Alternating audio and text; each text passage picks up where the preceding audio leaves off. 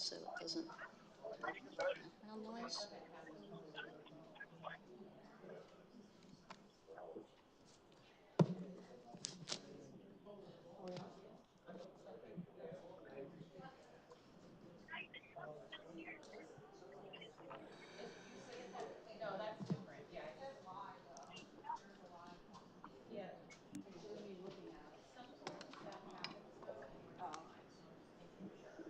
Live or no? Jessica. What do you mean go ahead? Hold on. Yeah, my mic is on. Hold on.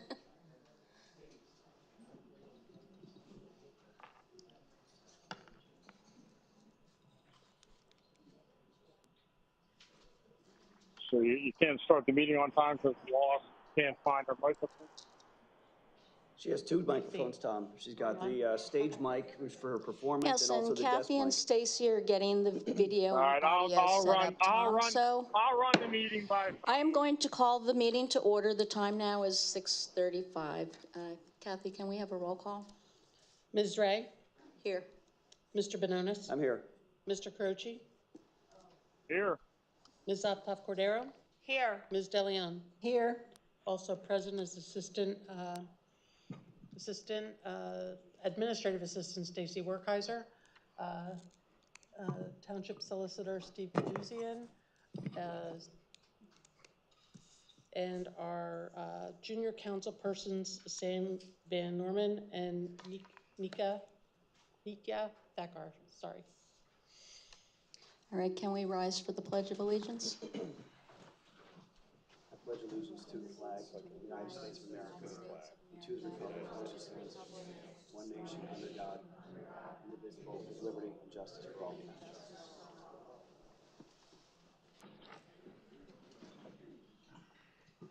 All right, so first I'll make an announcement that we did meet in executive session before the meeting started.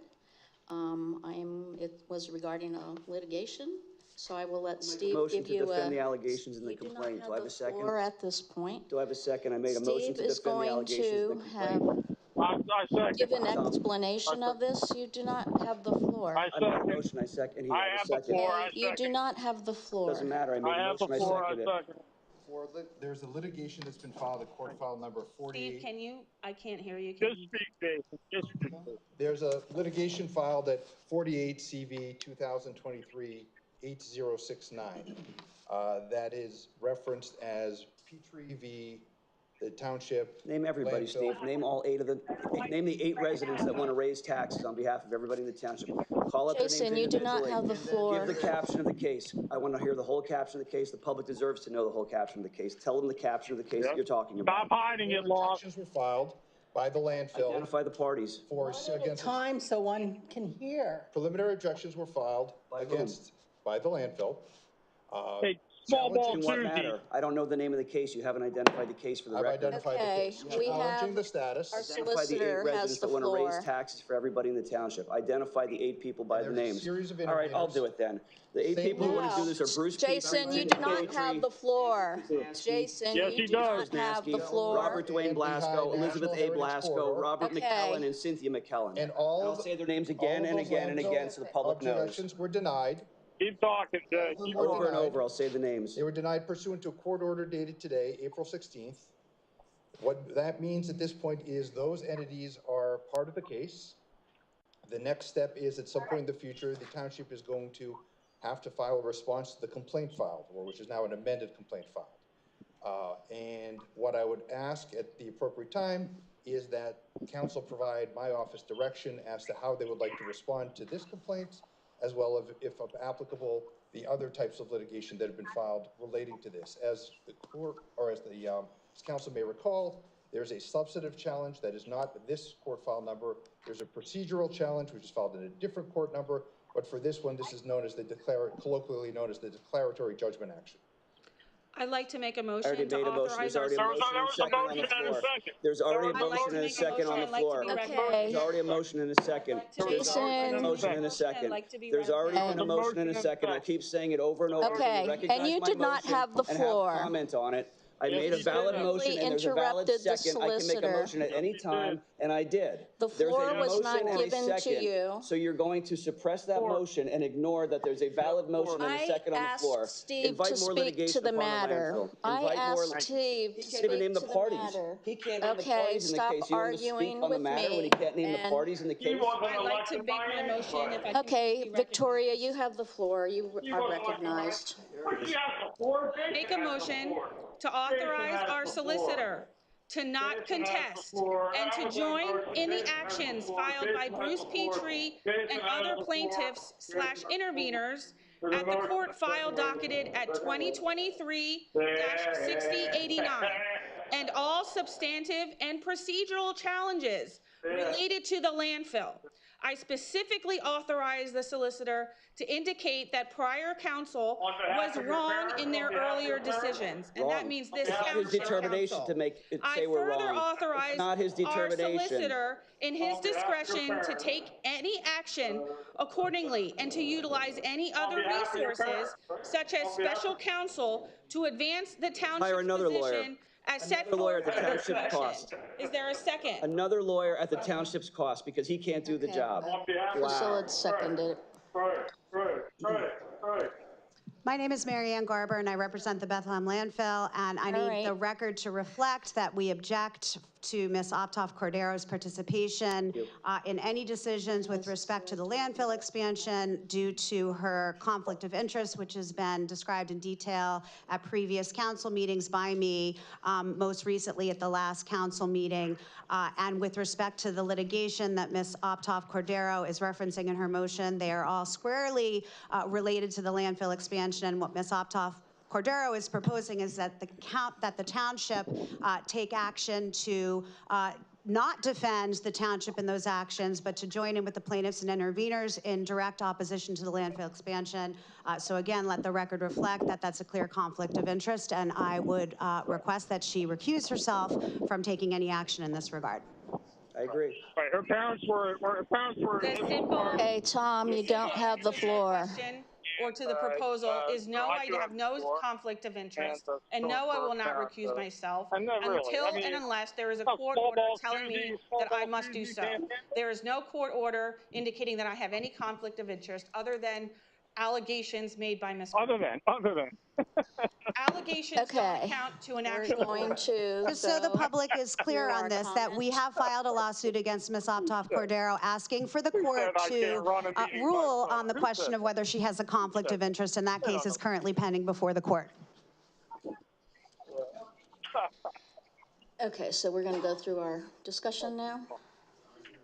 One person at a time. Okay. We had a motion. So What happened Jason, to our motion? Is this on my motion? We're discussing my motion that I made? no, we're discussing the one that was defend the recognized you won't even as let you us did take a not motion. ask So for there the was a motion floor. and seconded, so it was a valid motion, so we'll comment on my motion. So my motion is to defend the No. allegations against the township. This is the same fraud that you have been perpetrating upon the public for how long? It's been going on month after month since you became in the majority. This is the same fraud that you perpetrated with regard to the violations of the Sunshine Act when you supposedly directed the solicitor to reverse the township's position when there was never any discussion of it. There was never any vote on it in executive session. It was never brought forward in a public meeting in violation of the Sunshine Act. And the three of you have been sued for that. You've been sued by the landfill because of your corrupt, fraudulent activities. And here we are now, you're not allowing a valid motion to proceed forward, and you're directing the township solicitor to reverse the township's position with regard to this matter. And again, the 8 individuals that they want to help, folks, are the following: Bruce Petrie, Ginger Petrie, Andrew Krasnowski, Tina Louise Krasnowski, Robert Dwayne Blasco, Elizabeth A. Blasco, Robert McKellen, and Cynthia McKellen. These are the folks that have filed a lawsuit. Excuse me, do I have the floor? Do I have the floor? Would you gavel and get control of the meeting? Or are you just going to sit there like a plant, like you are? You're just going to sit there like a potted plant. I'm going to ignore your rude remarks. You're going to sit there like a potted plant and not Finish control the your meeting. comments. No, I'm not. I'll finish when I'm ready, so don't interrupt me, please. Those are the 8 individuals. Those are the 8. When you have control of this room, I'll continue, and I'm not yielding my time yet. When you have control of this room, I will continue. And until you get control of this room, I will sit here, and everybody will sit here in perpetuity until you have control of this room. Tell me when you're going to get control of the room so that I can continue my comments without interruption. Finish your comments, and Mark, you're going to have to wait. It's not public comment. You have to wait. It's not public comment. It's just a plea. Would you please have this gentleman stand up? You can't come up to speak now. You can't come up to speak now. I'm sorry. Now, you would have the police interrupt Mr. Belan when he's standing there, but you won't have the police interrupt this gentleman who's taking my time and speaking during my time. Why aren't you doing that? I'm trying to benefit you. Why are you selectively persecuting that individual, and you're not going to enforce it the same way here? May I ask Mark, you, can you please answer sit that down. question? Answer that question. Why would you persecute that guy but not this guy? Because he's on your side, because he's your I haven't mouthpiece? persecuted anybody, okay? You're threatening, you've had the police You're threatening. approach individuals at that I podium. have not had the police do anything. Can you just finish your comments? Can you get control of the room and allow people to sit down so I can speak my comments? I requested that. Very effectively. Very effectively. Yeah. You're lost. You're lost. So these repeated Tom, you violations, do not have the floor. the repeated violations have occurred. And here it is yet again, reinforcing those violations and the activities that you folks have done.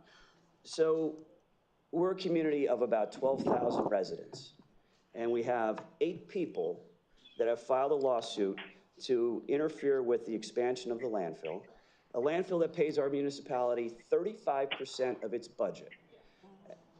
We have a new host agreement that's in place that, when approved by the DEP, will pay the township about $75 to $80 million over an 18 to 20 year period. And these people here cheer the raising of taxes. That's what you're doing. You're burdening for 8 people, and maybe they're a handful of like-minded people that show up at these things. The crowd's much larger today. I see that you've come out of the woodwork again when there's a landfill thing here. And there's maybe 30 or 40 people that are here, for those who can't see it, who are watching online. So these are the people that are going to raise taxes for the other 11,950 people that live in the township. So remember that. Remember that at election time. Remember that. Remember the names of the people that I told you. Remember those that have enacted all these things.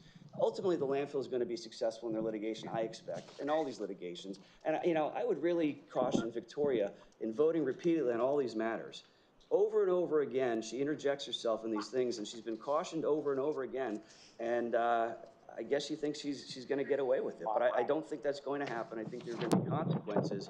And I look forward to the day that there are consequences, when these people are held accountable and that your actions are really exposed.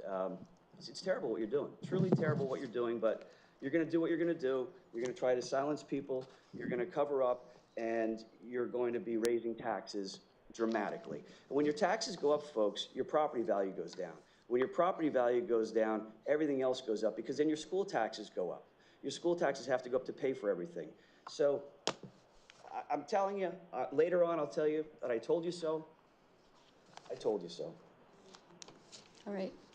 Tom? Yes. Now, well, not only is Victoria, she's making the most. Not only is she voting, she's making the most. And also, her parents were part of the original lawsuit. Am I not correct about that? Yes. I think you're right, Tom. I think they were, and I think that they substituted out. They were. So, she obviously has a conflict. It's ridiculous. And then we have Susie here, who told us when he was appointed permanent solicitor, he could handle anything. And what we're going to get outside counsel now at township taxpayer expense? Is that my understanding? It was tough to understand. I couldn't really hear the motion. Yeah, Tom, you heard that correctly. They want to hire another lawyer because the lawyer that we have and all the other lawyers that they hired can't handle this matter. So we have to hire somebody else, and I can only imagine who that's going to be. So now we're going to be spending more money of taxpayer money to have a lawyer handling this. The other part of it, Tom, is, and I don't know if you heard this part, an answer is not due yet. The court's order actually provides the plaintiffs in this case leave of court to file yet another amended complaint, because they couldn't get the first 1 or 2 right, to file yet another amended complaint. And when that second amended complaint is filed, that's when the clock starts to tick. That hasn't even happened yet. They haven't indicated, and I asked that in executive session, Steve, have you had a conversation with the plaintiff's attorney to see whether or not they're going to file a second amended complaint? And he said, I haven't had a conversation, I just got this in. But yeah, we can have a conversation about it here. We just got this in, but we can have this lengthy conversation about it now without having complete information or knowing that there's going to be a second amended complaint, at which time the clock starts to tick for our response of pleading. Right. And what's Fitzpatrick Buba Lynn's role in this? They represent St. Luke's, which is a party in the case, I believe. Caption identifies St. Luke's, and they have been, I mean, their attorney, Joe Buba, was here representing St. Luke's, Anderson campus. Spouting his mouth off. As an intervener, right? Yeah. You know, before his bedtime. All right. Well, it sounds like a conflict, and also sounds like a lack of transparency. But it's what you have to. It's what you get from the Democrats that run council. It's disgraceful. You'll see. We'll see later how they're probably going to treat Kathy Gorman on the way out the door. These are the scum that were elected by the council.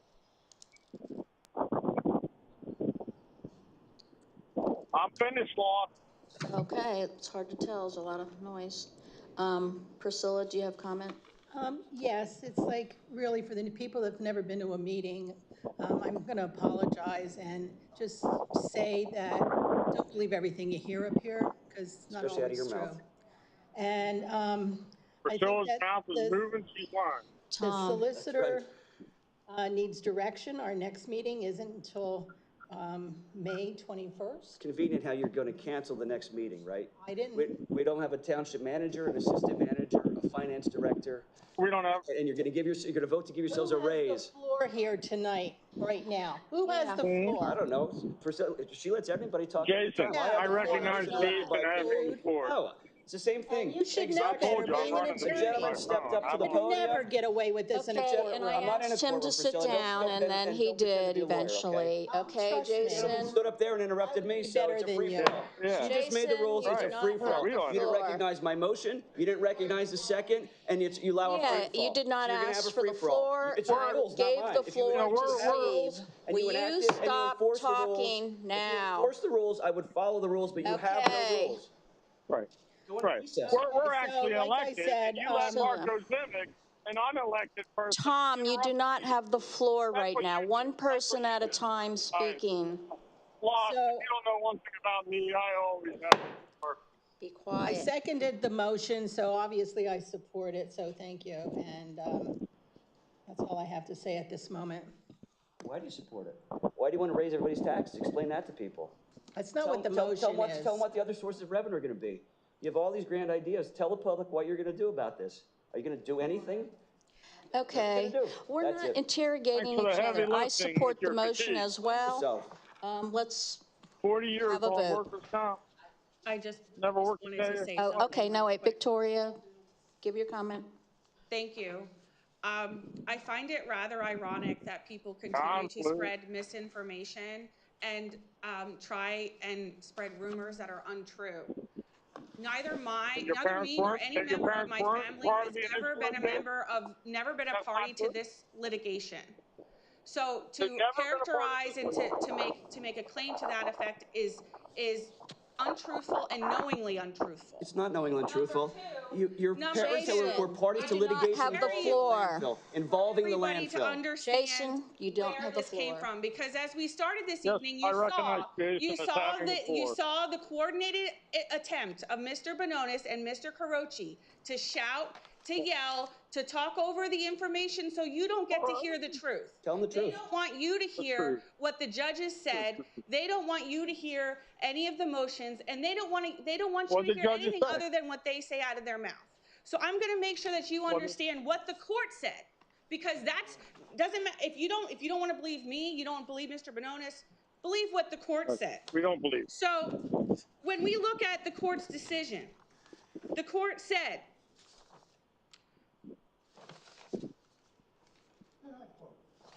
Why don't you tell them how you voted BOT's down, preliminary having a study done to assert tell the that public count what the 3 financial to implications will avoid the be? zoning ordinance and the preliminary land development plan should be stricken, okay?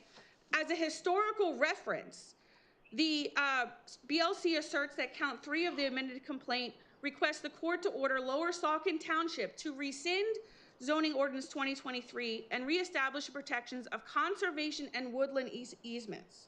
Okay, so this case involves approximately 208 acres of wooded area that sits over top the Lehigh River in Lower Saucon Township. In 1994, okay, well before I became of legal age, the township placed that property in a conservation easement with the then property owner, the city of Bethlehem. At that time, in the conservation easement, it specifically stated that the land was to stay in its natural state for the benefit of the Delaware and Lehigh National Heritage Corridor. It was to stay in that state. In August of 2023, the then Lower Saucon Township Council decided unilaterally with the landfill, who they had joined with in litigation. They were partners in crime, as I see it. Now there's a defamatory statement. Now that's defamatory. They said to everybody, we get to tell you what's going to happen to conservation easements that were recorded with the recorder of deeds in perpetuity for the benefit of all residents of Lower Saucon Township. So they decided that they were going to rescind those conservation easements to allow for a landfill expansion. Okay, so this is about conservation easements. So, and at that time, there was already an action filed in the Northampton County Court of Common Pleas indicating that there are numerous laws in the state of Pennsylvania that indicate that in order for you to rescind a conservation easement, you have to go through Orphans Court when it's for the public good. So instead of going to the Orphans Court and getting relief that they were entitled to that way, tell them the truth. Tell them that the act that you're talking about doesn't apply to this matter. At 9 o'clock in the morning, in the middle of a weekday, Donated and Dedicated Lands Act does not apply to this matter. So tell the public. You do not have the floor. Tell the truth that act that you're citing does not apply to this property. Township attended it doesn't apply to the property. You know that. At 9 o'clock on a Wednesday morning, during work hours, they attended that meeting. And they objected and didn't matter. That council wasn't interested in hearing from any members of the public. In fact, they tried to stifle the public's comment. They refused to allow people over a 7-hour meeting, we stifled the public. 7-hour meeting, stifling the public. And so at the end of that, they decided to just rescind those conservation easements because they thought they had the authority to do that. Well, shocker, they don't have the authority to do that. And the Donated and Dedicated Property Act says so. And I am proud that I am just one of many, many, many people who came forward and said what you are doing to the residents and taxpayers of Lower Saucon Township is an injustice. What you are doing to the conservation easements is a degradation to the Constitution of Pennsylvania. It's a degradation to our residents who put that land in conservation easement in 1994.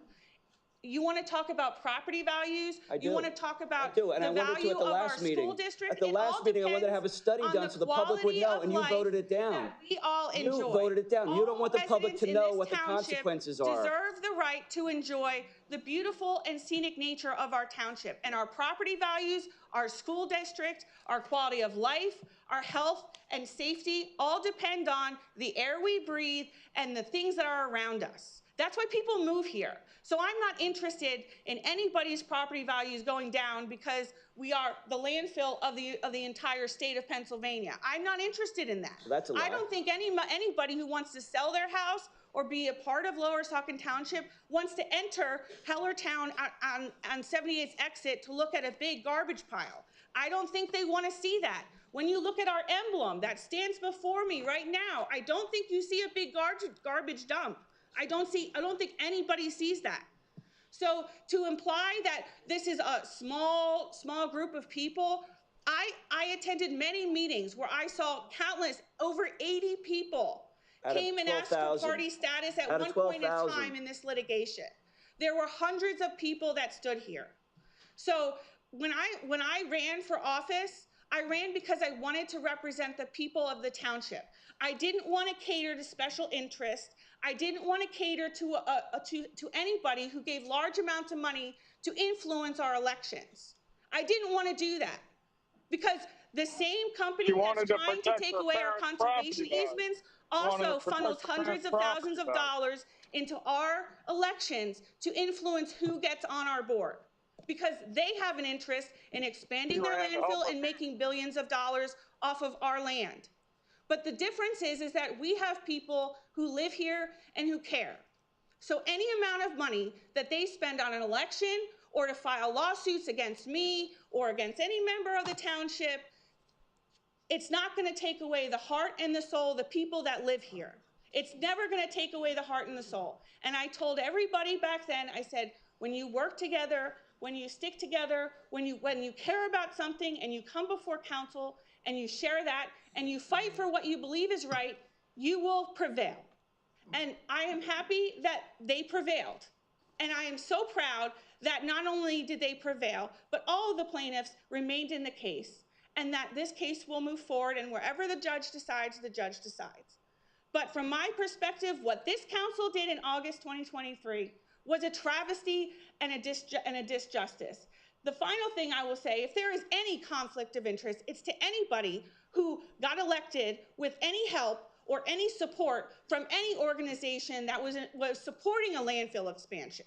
Because I certainly saw, and you all can go back to the council meeting, whenever it was in early 2024, I presented and laid out to you a fact pattern that started back in 2021 when there was an election back then, and when there was lots of money poured into that election, and then a course of conduct thereafter. The conduct of Mr. Bononis and Mr. Carochi currently, right now, continue to demonstrate to me that their interest is to allow landfill expansion at any cost to you.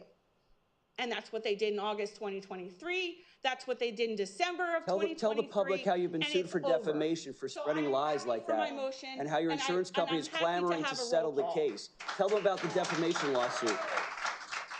Tell them the whole story, Victoria. Tell them about the defamation lawsuit. How you spread lies, knowingly, inaccurate statements, maliciously. Tell them about that. Your comment Tell them is about over, how you don't want the Jason. public to know what the financial consequences are, how you voted it down last time. Why don't you tell them about that Okay, too? so it's my Priscilla turn. was on council back in 1994 when those conservation easements were put in place. Okay, And she's the Jason. one who did not. Proudly signed it. Yeah, and Proudly you know what? signed it. And now you complain about it. You say that it wasn't good enough. Yeah, you do. Well, she's complaining about it on your behalf. No, I'm very proud that I signed Are it. you having All right, I will make a comment, and then I will have a roll call. So The political hack judges north. when we ran for election, this was one of the hotly To protect promoted ideas Victoria's that was parents. supported by many of the voters throughout the township. And that is why I support this. This was one of the main things that we were elected to work on. How do you know that? Did you talk Can we to have a everyone? roll call? Ms. Ray? Yes. Mr. Bononis? No. Ms. Cordero? Yes. Mr. Carochi? No, and it's disgraceful that Victoria is participating. Ms. What a Deleon? conflict. Yes. Motion passes 3-2.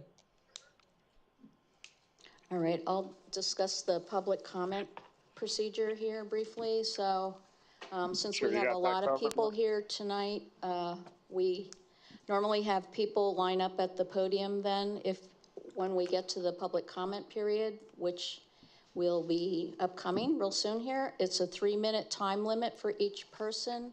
We ask that you address council and not the other audience members. So that will be coming up after our junior council reports. I'll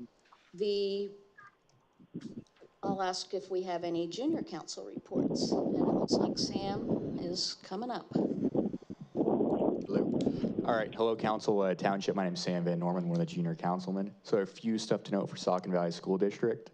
So starting first, they are participating in the Inclusion Week from April 21st through April 25th, which supports the Special Olympics. Some other things to note, the Special Olympics is May 2nd at Liberty High School, which we have a few students participating in. Prom is also May 2nd at Blue Steakhouse.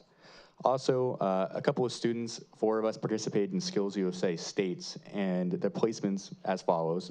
Jacob Kelly won first place in the state, which will be going to nationals in Atlanta, Georgia, the end of June. George Luckenbill placed 2nd for motorcycle repair. Me, Sam Van Norman, placed 4th for firefighting. Tess Wagner, 5th for action skills. Also, Skills USA is hosting a bingo night at Nancy Run's Fire Company. It is also Dispatch Awareness Week. That's all I have. Thank you. Thank you. Thank you. That's awesome. Do you want to give a report? Congratulations, Sam, on your 4th place. Thank you, Tom. Do you want to give a report as well? You're welcome. Idea? No? Okay. Well, thank you. Yeah, congratulations. That's great. Okay, so I will be making a motion to amend our agenda. We actually have a special item to add. I will add it as item 3AA. We'll start with that one. It's for resolution 42-2025. Can I have a second on that? Second. All right, a second.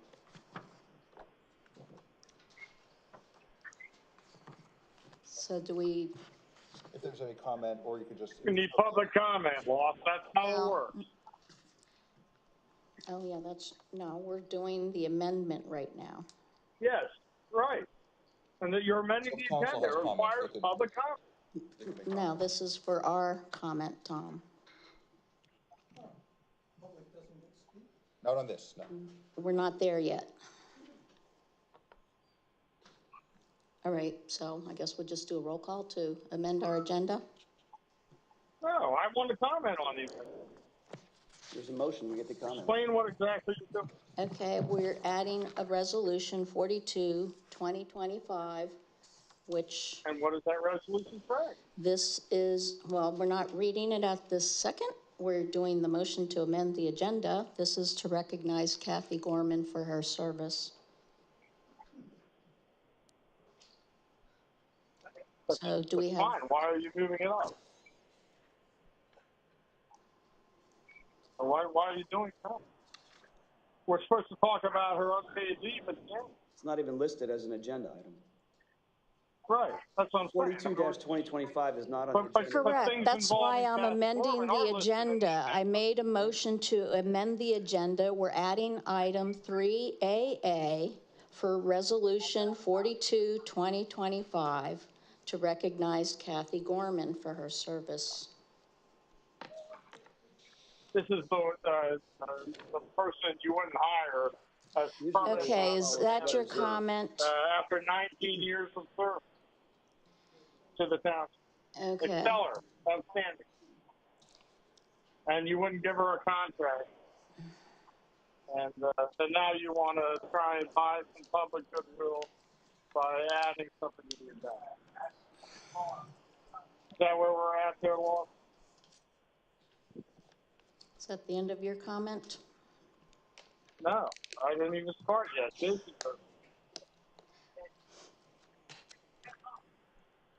So does anybody else have comments on amending the agenda for adding this item? No, The question I don't. have is, why was this not on the agenda to begin with? I mean, we've known since March. Well, I'll tell you that. Can I finish my speech? Well, you're asking a question, Don't so I'm interrupt. answering Don't it. cut him Let me off. finish my question, please. Don't interrupt me. We've known Jason, since you have the March floor. 18th, I think it is, that Kathy is going to be leaving us. You 3 fools had a month to put this on the agenda. We've had 2 meetings, and it's not even on this agenda. It's almost like it's an afterthought. And that's the way you treated Kathy for more than a year, as an afterthought. You know, now you're trying to honor her in the most apoplectic kind of way. It makes no sense that you're doing it. Like, put it on the damn agenda.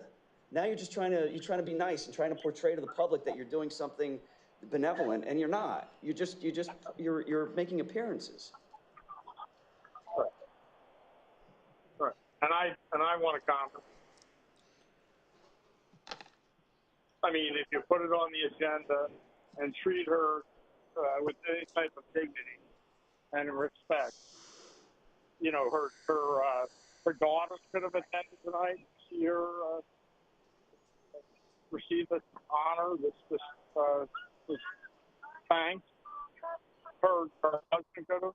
You didn't want to do that. You don't want to. You want to humiliate her or the payout. It's a disgrace.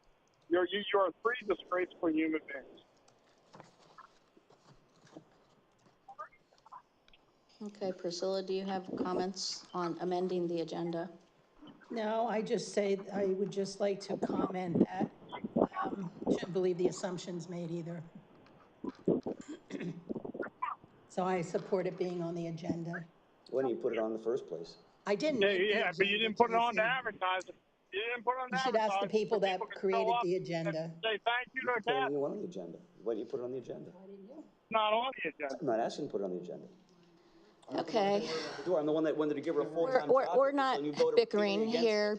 Victoria, do you want to make comment? Yeah. Oh my gosh.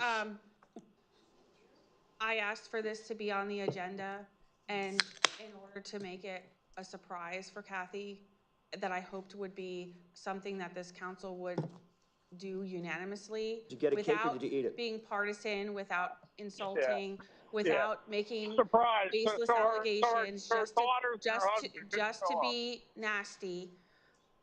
I thought it wouldn't be an issue, and I was guided by our staff to do it in this way, so that she didn't have to prepare it, she didn't have to see it, she didn't have to do any work for it, and it was meant to be a thank you. So that's why it's on in this fashion. Yeah, I'm sure she's thankful to get away from you. All right, let's do a roll call on amending the agenda. Mr. Bononis? Yes. Ms. Optoff-Cordero? Yes. Mr. Carochi? Yes. Ms. DeLeon? Yes. Ms. Ray? Yes. Passes 5-0.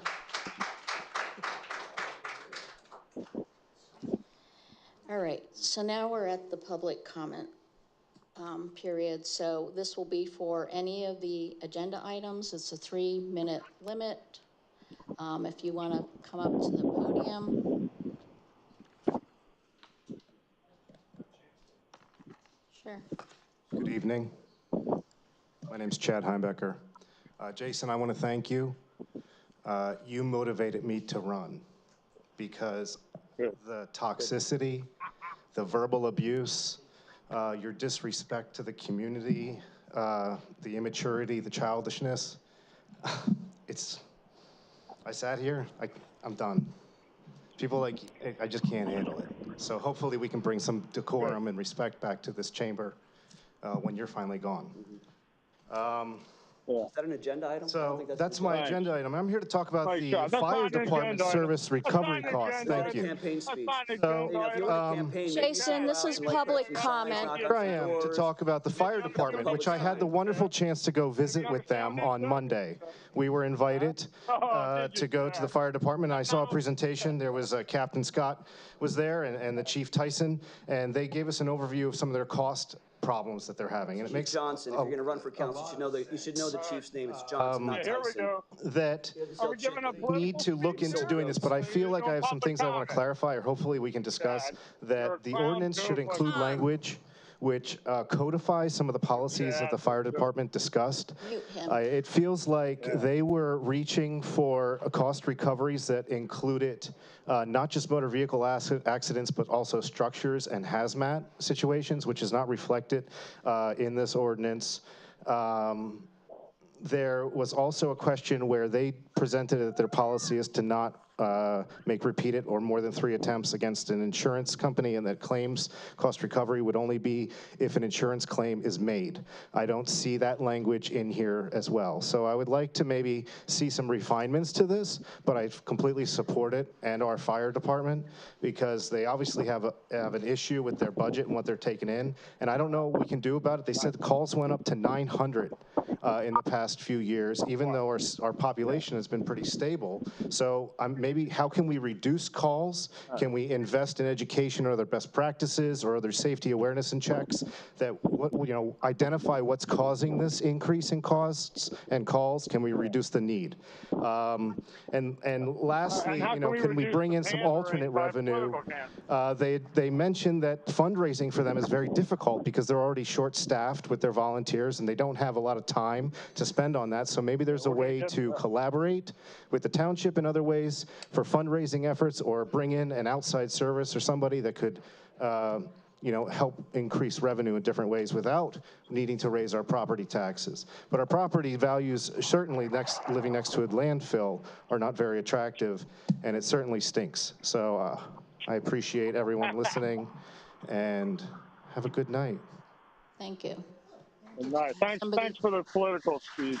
It's called public comment. Tom, this is public comment, not your comment. It was a political speech. He stood up and gave a political speech. He talked about fire services. Started an attack on There we go. Talked about fire services. Okay, can we line up at the podium, please, so that we have everybody, so we can keep this moving a little quicker? Thank you. Take your time. Oh, yeah. You're doing a great job. That's all I got is time. So, Donna Louder. Mr. Finnegan, welcome to Lower Saucon. I look forward to seeing all the great things you're going to bring, and I appreciate you. Ms. Scorman, don't make me cry. I just want you to know that, again, you're going to be sorely missed. Thank you. And you did a phenomenal job. Like, nobody could hold a candle to you. So, Thank you. God bless.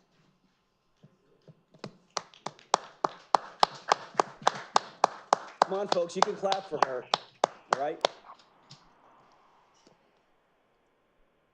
Nobody else? Do we have anybody else? If not, we're moving on. Are you speaking for public comment? There's a gentleman coming up in the back.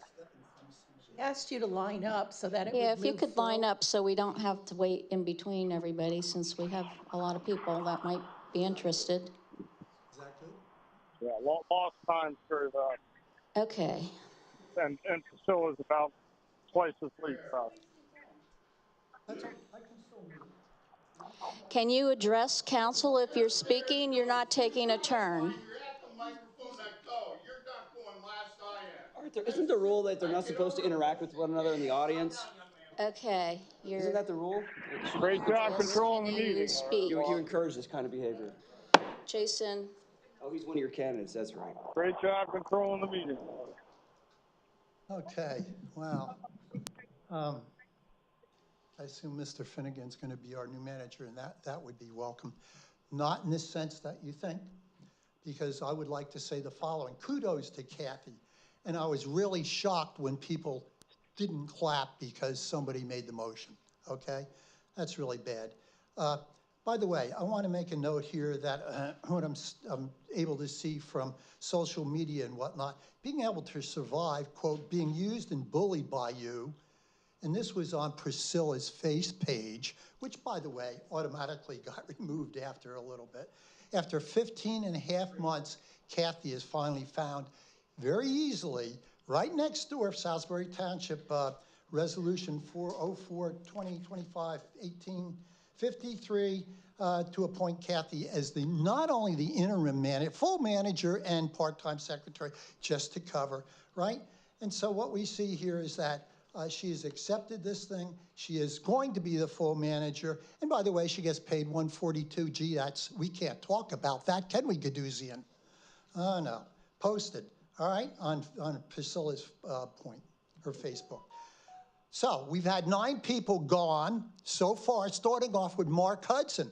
Remember Mark Hudson? Absolutely the worth of any manager that we've ever had. And Kathy follows right in his footsteps. Okay, so we got rid of 9. And so the Democrats are still working on this thing after 15 and a half months. So anybody left? Gee, I'm not sure. We know the truth according to this post. And I'm going to read that, by the way. The post says, and I won't put names in there aside from it's Priscilla's post. Thank goodness she's leaving. I don't blame her.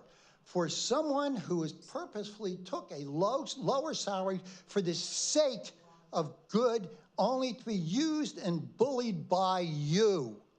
I never wrote that. Yeah. You say you did. Excuse me. Say you did. Don't interrupt. All right.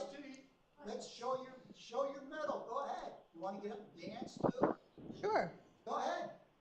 There's no music playing. Okay, we have public comment now. Continue the clock and we're going. All yelling and screaming, and Ray does nothing about it. That's how you run it. Let me finish, if I may. And would you be good enough to give me a little extra time for the discourteous council member? And yes, it was on your post. Do you deny that? There it is. Oh, I forgot. Could you possibly add more on the agenda? Yeah, you could. All right, so there's part of it. Let's see if I can finish without getting interrupted by Priscilla again, a typical Democrat tactic to shout everybody down like VOC, who just spent 9 minutes. See? I don't hear you, Laura Ray. You asking the people not to speak out and yell in the back. I noticed you did that to us, and you had Mr. Gadouzian threaten some of us with action if we didn't comply. But I noticed you don't seem to care about people that are not associated with your party.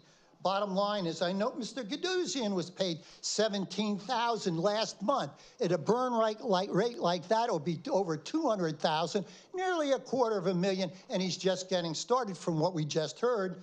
And so he's really quiet when we ask him questions, but the bottom line is, all right, here we go. You're going to shut him up? No. Okay. Your followers with a green hat. Your time is up. That works? Oh, isn't that lovely? Your time is up. Mr. Boulan, your time is up. Laura Ray's follows. You're interfering with the people's business, and so are they. But you shut me down, and you won't shut your followers down. That's how it works. You get in power, you turn 180 degrees. Instead of running for 30 minutes, you could talk. You can only talk for 5, and you can't even do that because you have Priscilla, who denies the truth. Okay. You want to see that, Priscilla? I'll give it to you. It was on your post. Oh, I know. You don't know anything. Okay, can you sit down? We have people waiting. You took it down, Priscilla. Ginger Petrie, Reddington Road.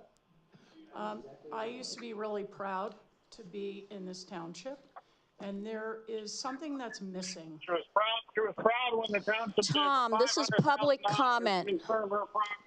She received $500,000. Oh, Tom, I think there's a thing called reciprocity, so maybe we should increase what I should be paid. How about that? You want to talk about that? You want more money from the township? Is that what you're suggesting? What are you saying? Asking him to stop talking about this. You got $500,000. My turn to talk, and he's talking. They gave you $500,000 for your property. What are you talking about? What would you like me to do, Jason? I don't know what you're talking about. Sign across. Tom you received $500,000 for your property. For being in the open space program. I'm in the open space program because I was proud, and still am proud, to have a beautiful piece of property across a mountain that was supposed to be kept intact. What are you talking about, man? I'm not fussing about the reciprocity because he's chatting in my ear. Well, why don't you just explain that when I asked the question Okay, first Jason, this isn't time to grill. It's my turn. It's not Tom's turn. It's my turn. May I please speak? It's not your turn either, I haven't been here for months.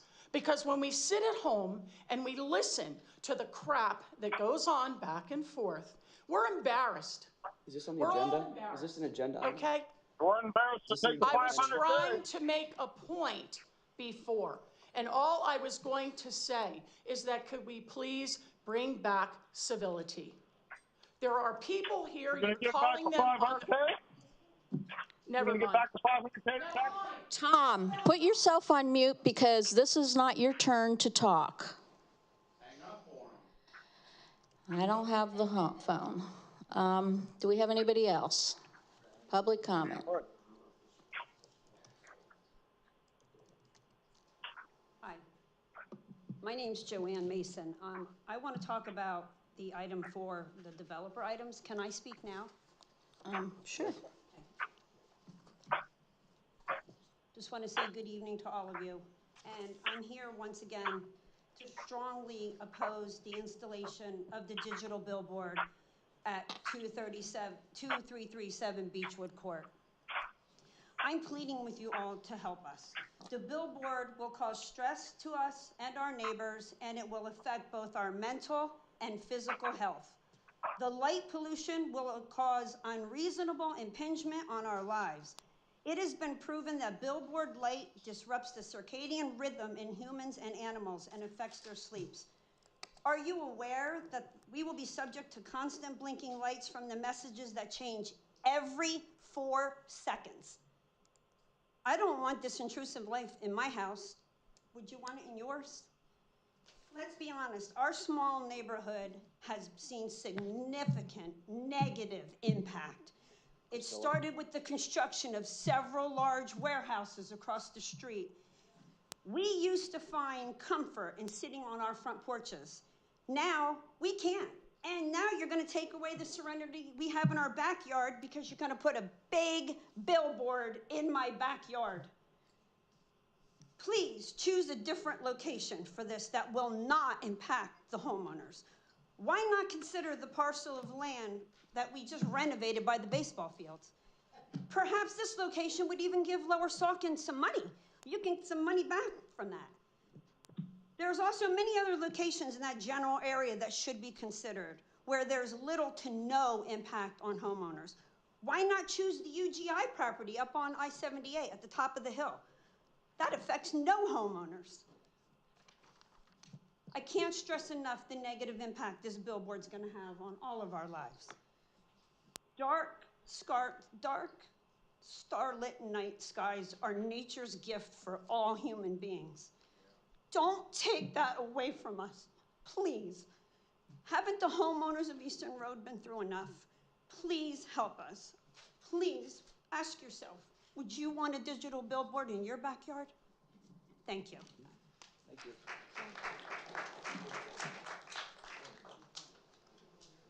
On the same basis. All right. You have the warehouse. My name is Michael Yelovich. I live on 306 Easton Road. Tom, we have public comment, please. He can't see that there's a man at the podium. He doesn't know that. Yeah. He's on a phone. He's not on video. He can listen with his ears. We have public comment. We did not move on to anything else. Okay, Go my ahead. name is Michael Sorry. Yelovich. I live on 2306 Easton Road. The sign she is talking about is going to be directly behind my house, and I oppose it also.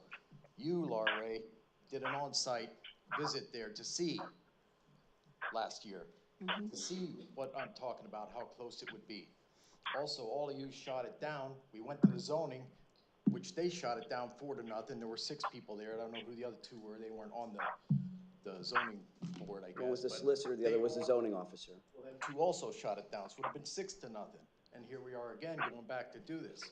They want to make the sign smaller. Before it was going to be 36 foot, now they want to make it 26 foot, something like that.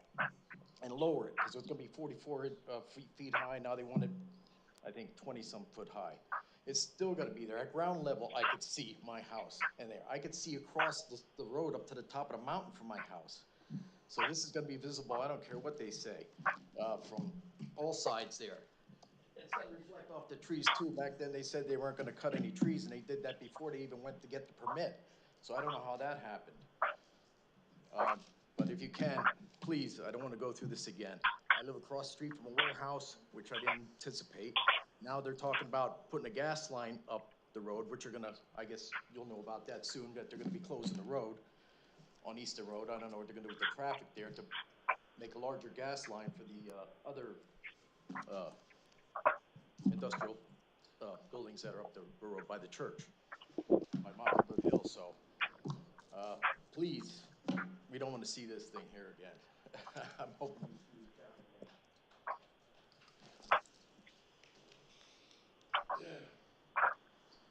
Hello, my name is Jim Mason, 2310 Easton Road. This billboard will be right directly behind mine and my neighbor's house. Is anybody familiar with this picture? It's the sign that's on 78. It's for Wawa, Turkey Hill. This sign is 11'6" from the concrete base to the top of the sign. The proposed Sir, billboard not is to 22 interrupt, but feet. could I ask you to, from there? From the base of the concrete to the top of the sign is 11'6". The proposed billboard is 22 feet high, which would be double that. I can see this from my backyard. I really don't want to see a billboard light in the sky at night in my backyard. I mean, we've been through so much on Eastern Road with these warehouses, traffic, truck traffic. We have a train that comes out every night, 9 o'clock. I mean, I get up at 4 o'clock in the morning. I don't want to hear this train, but I have no choice now. Try to sell my property, good luck. Thanks for your help, appreciate it. All right, do we have anybody else? Public comment?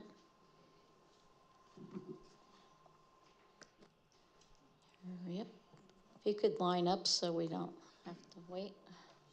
Ladies first. Ladies first. You're on your feet.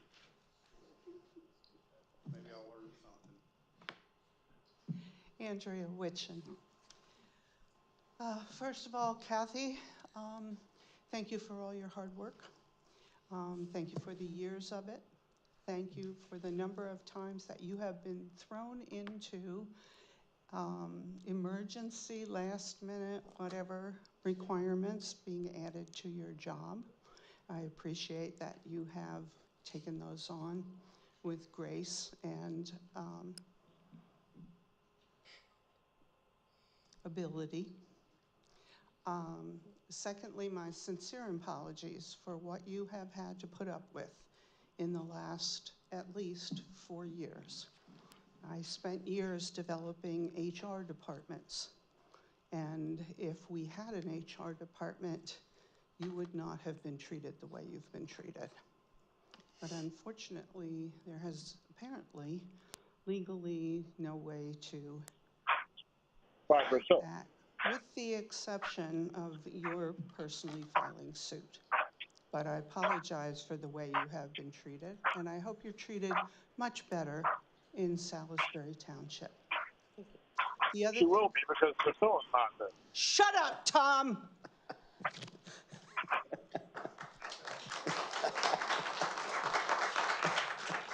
You think that's funny? I think it's hilarious. I think it's hilarious because it's the truth. Yes. It's the truth. Priscilla and her cronies. Okay, we're on public comment, not Jason and Tom Rude Show. And you're trying to tell the public that these people didn't. I would also like to comment on the ruling that we received from the court today. I am extremely happy with it. There are a lot of us who have been working for a long time to move this forward, and we've had quite a while now before we have actually had some direct action because of all the hearings that have been required. And so I appreciate that the council has stood by those things that you said you would do when you were running for election. Like transparency? And that you are continuing to pursue the attempt to prevent this horrible devastation of our beautiful forest area and the environment and the air that we breathe and the water that we drink. This has helped us in Citizens for Responsible Development to continue to press on with what we need to do in order to see that this township is a great place to live. Thank you very much. Thank you. Point of Thank order. you, Mr. Wood. Laura, I don't know what Tom's doing in the background, but I hear a clicking noise. I don't hear anything. Very It's annoying. quite annoying. Everybody hears it? Yes. So if he could mute the background and Until you need to speak, until it's your turn to speak, yes. I'm if gonna he could grab the mute. phone and do it. Well, we can't do it from our end, but he can mute. Sorry, Mark. There we go. Okay. Tom, Am I muted? Tom, I don't know what you're doing with your phone, but, No. you know, do something with it and shut up, because you're very annoying. And I'm sure it's going to show up on the camera and the recording. Keep looking at the clock, but Presenters for on the meeting? well, Kathy, I guess it's hasta la vista. Kiss it off, baby. So long. And here's what, you know what? I was gonna write you a letter and I didn't, and it involved my daughter. Because I went on your husband's page when I found out he was running Not for office. mention my husband, please. Thank you. Oh, okay. But if this is your last council meeting, now's your chance to dispute a truth no matter who it's against. You have a right to do that and the public deserves it. And I want to know. Because I know what happened between our phone call, a personal phone call between two people, me and you. I didn't forget it. Okay, So, good luck. thank you. Don't do the same thing over there. They might not tolerate it. They make her a manager. They wouldn't make her a manager here. Big difference. Right. I remember the conversation me and Kathy had. It's got nothing to do with it. Absolutely nothing. They're making her a manager. Sure. Probably deserves it. She doesn't have to deal with it. Anyway, this is my time. You tell me to shut up when you're talking, you know, not give everybody else the same thing. As far as Tom, shut up. You did your time. You see what you're coming into. Looks like you're giving me dirty looks, and that's good because I'm not up for taking people's crap. So as far as the fire company, there's 3 papers out there. Does that mean that we as the public are going to be able to comment on each of those topics out there that are on the table that we signed up to talk about? Mm-hmm. Okay. Yeah. So I guess when the fire department thing comes up about collecting money from other things, I seen Chad mention some things that are not listed in whatever he was referring to. But I would like detailed information because I pay fire tax. Every citizen in the Lower Saucon Township pays a fire tax already. If they want to collect a charge from accidents on 78, other accidents in other townships or cities, wherever they go, that's one thing, that's fine. But don't try and come back to my homeowner's insurance company and charge me a fire tax. As a matter of fact, I'm hoping I never need them.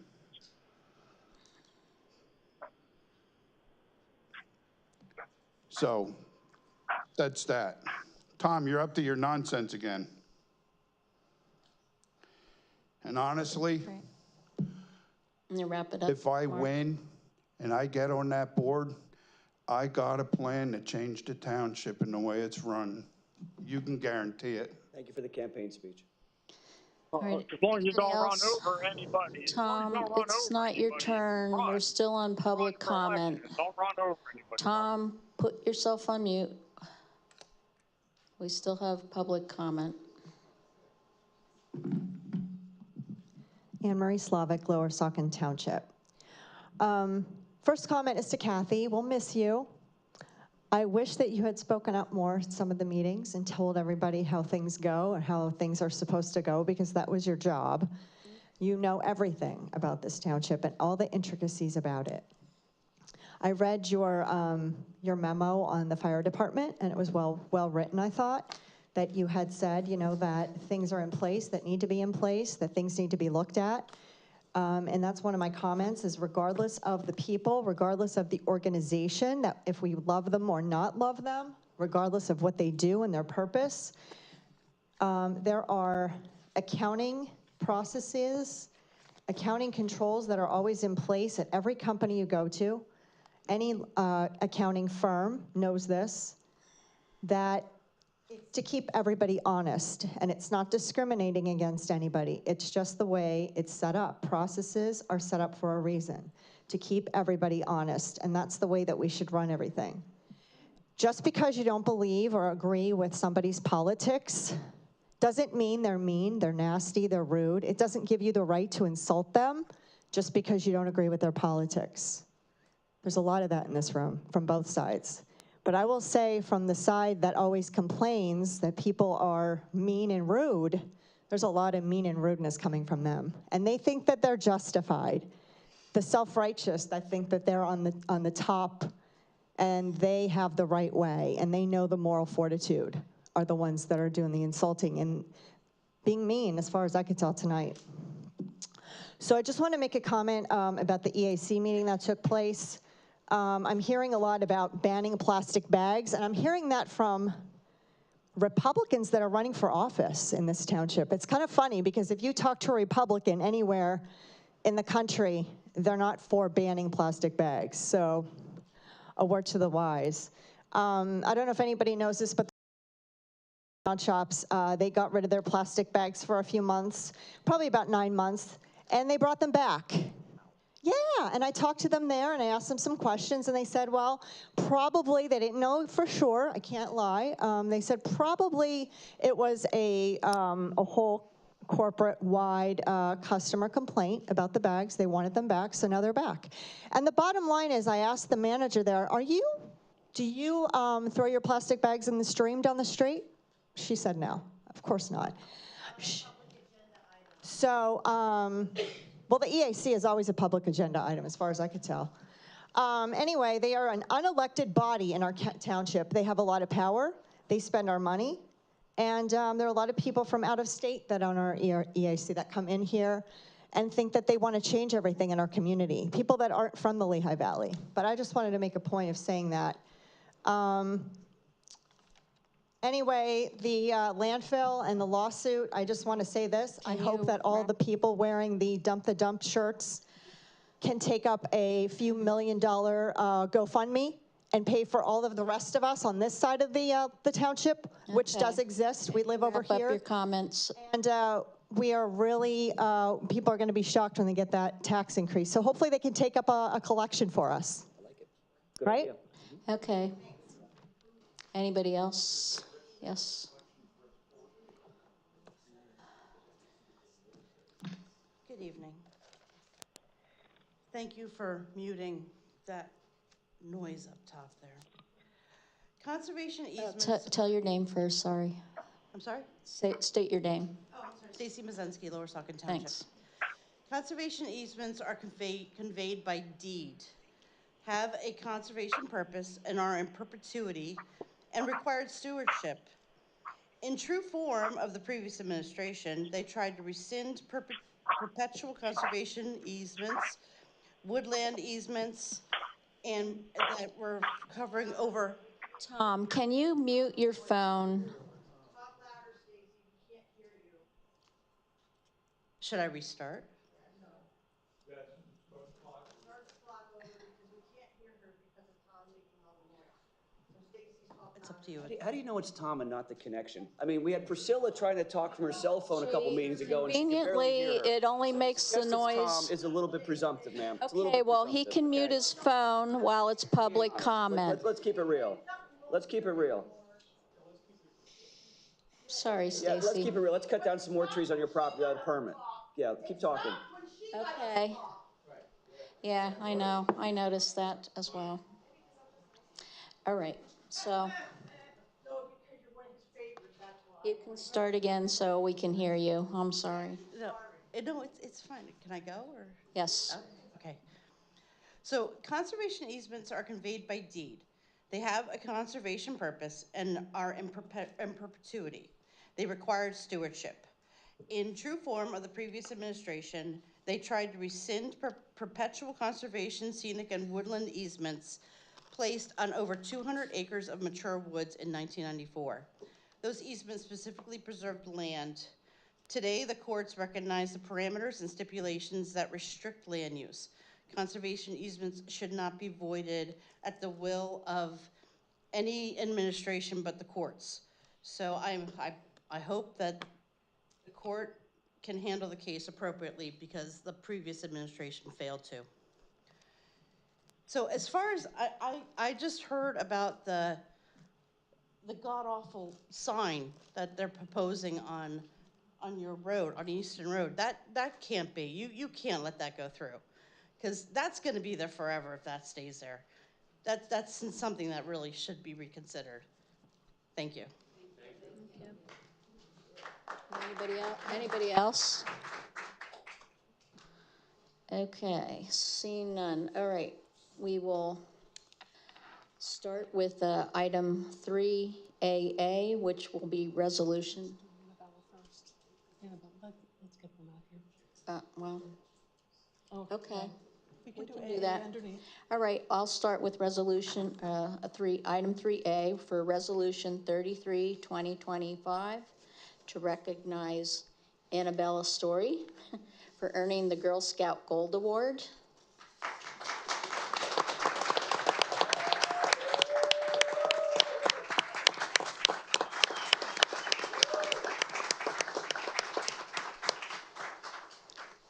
I have a whole long spiel to read for you. I don't know if I should read it first or you want to speak first. You can, go ahead. Okay. Well, so a resolution was prepared. It's 33-2025 to recognize Annabella Story for receiving the Girl Scout Gold Award. Whereas Annabella Story has been a dedicated member of Girl Scout Troop 8948 for the past 13 years. And whereas for her Girl Scout Gold Award project, Annabella's goal was to support individuals recovering from traumatic brain injuries, an issue close to her heart as a stroke survivor since the age of 6. She led members of the National Honor Society in developing brain injury prevention toolkits for students in grades K to 12 and for faculty members of the Saucon Valley School District. And whereas through educational presentations, Annabella shared her message with health and physical education classes at Saucon Valley Middle School and high schools, as well as at community events for elementary students and their families, ultimately reaching 343 students. Whereas Annabella has earned numerous badges during her time in Girl Scouts, including the Girl Scout Bronze and Silver Awards. She has also served in various leadership roles, including Service Girl to the Scouting Bar, Community Service Bar, Leader in Action, Girl Scout Program Aide, Girl Scout Camp Intern, and Counselor in Training. And whereas Annabella has excelled at Saucon Valley High School, where she has been a member of the National Honor Society for 2 years, participating in the Leo Club, and contributed to the Saucon Valley High School Marching Band for 5 years, serving this past year as both color guard, section leader, and uniform manager. And whereas outside of her school and scouting commitments, Annabella enjoys horseback riding, a passion she has pursued for the past 9 years, and works at a local grocery store as a cashier. And whereas Annabella will graduate from Saucon Valley High School in June and plans to attend Elizabethtown College, she is motivated to become an occupational therapist and strives to make the world a better place to help one individual at a time. And whereas in recognition of her outstanding accomplishments, leadership, and service, Annabella will be awarded the Girl Scout Gold Award, the highest honor in Girl Scouting, on April 25th, 2025. Now, therefore, be it resolved that the Council of Lower Saucon Township, Laura Ray, President, Victoria Optoff Cordero, Vice President, Jason Bononis, Thomas Carochi, and Priscilla DeLeon, Council members, does hereby recognize and commend Annabella Story for her extraordinary achievement in receiving the Girl Scout Gold Award. Sorry about that. And that's adopted and enacted the 16th day of April 2025. Congratulations.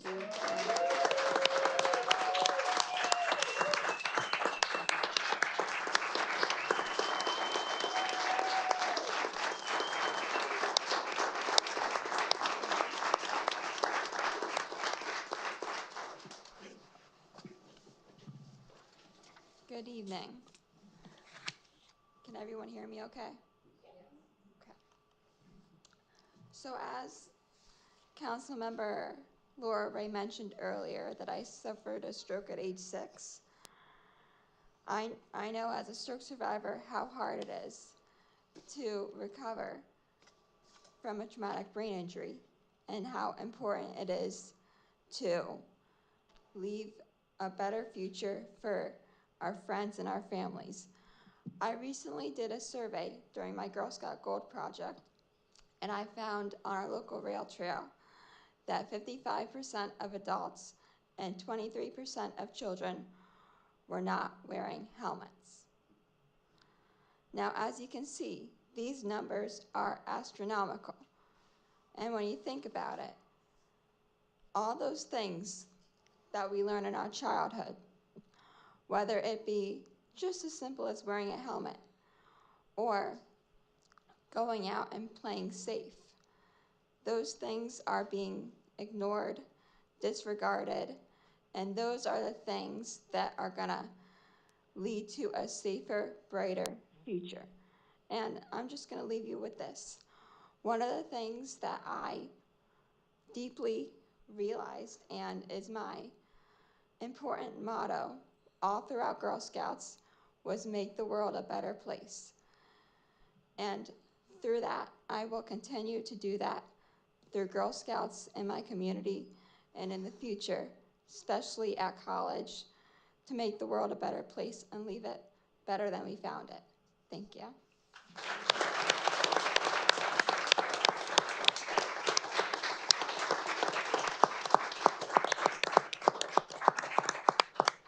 If there's no other motion on the floor, I'll make the motion to approve Resolution 33-2025, recognizing Annabella's story. Second. All right, we'll go through for comments. Jason? We've had a lot of inspirational people that have come in here for various reasons. We've had Boy Scouts, we've had state champion athletes, we had police and emergency services people who have saved lives that we've recognized for their accomplishments. But I will tell you that you are the most inspirational of all of them. Truly are. You've overcome so much, and to receive this award and your attitude, how you approach life and your goals, and I have no doubt that you'll make the world a better place because of how you hold yourself. You don't consider yourself to be a victim. You're willing to share your story, and you're trying to make the world a better place. Your parents obviously love you very much. They've supported you and they've gone through a lot with you, and they will always be there for you, and you're a reflection of them. Thank you for sharing your story with us. Thank you for having that ray of shining light in all this darkness that we deal with so often. I wish you the best in college. You will be very successful in life. Congratulations.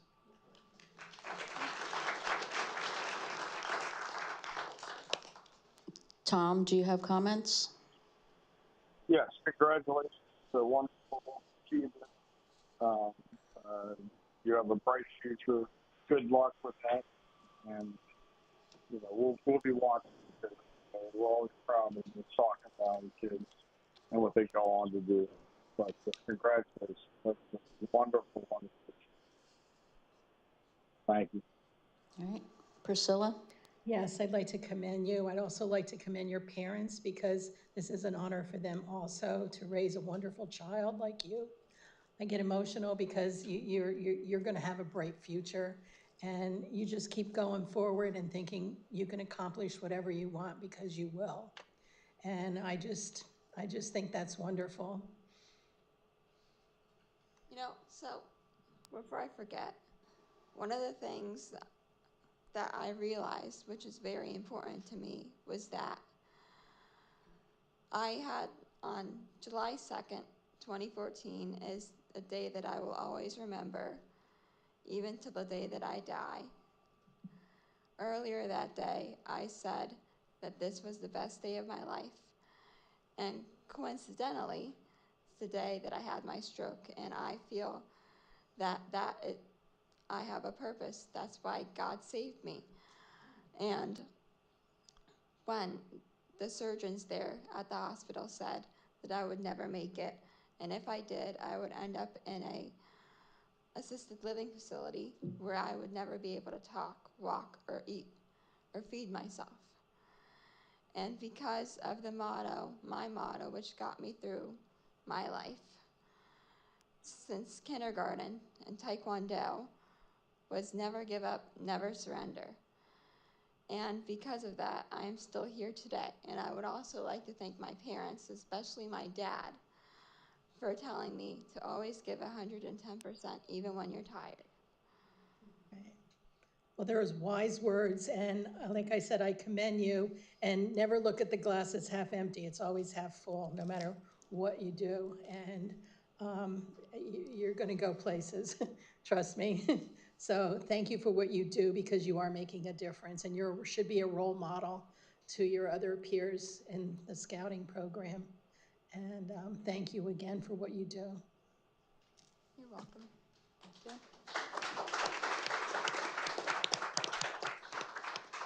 Victoria? I want to echo the sentiments by my other council members tonight. I also want to say that you are an inspiration to, I think, not just everybody sitting here, but anybody who had to overcome any type of challenge. To go from a place where medical professionals are telling you things and telling your family things, and for you to persevere and to get through all of that and not only prove whatever statistic they were going off of wrong, but to come here and say that your life's commitment is to leave the world a better place is truly inspirational to me, and I hope everybody else out there. Anybody that suffers a disability or any kind of impairment can certainly look at you and your example and what you have done for your community, what you have done for Lower Saucon, and what I know you will do in the rest of your life is tremendous. So congratulations to you. Thank you for being a part of our community and for everything that you have done. I am proud to be sitting here today, and I'm honored that I have the ability to honor you today. Thank you.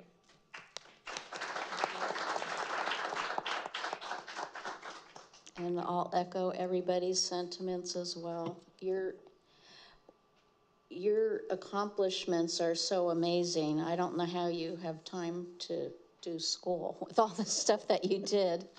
And then you're on Honor Society as well, so that's wonderful. I know you're gonna do great at college. They're lucky to be getting you as a student, and I wish you well. I know you're gonna accomplish whatever goals you set out to make, because you are amazing. Thank you.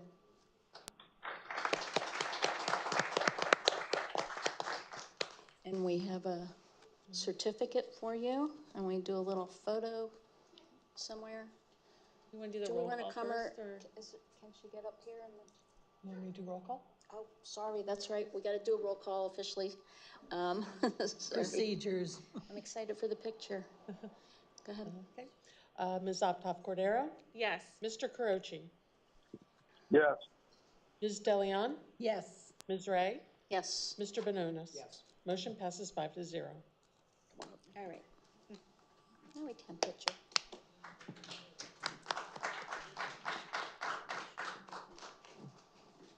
Stacy's our photographer here, so there's your. Here, just if you want to look here.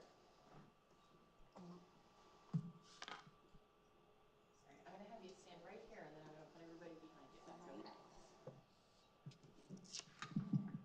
Get in the picture, Kathy. Oh my gosh.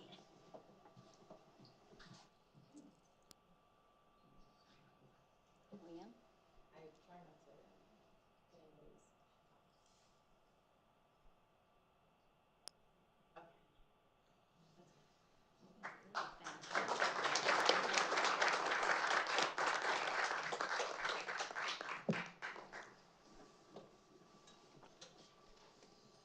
All right.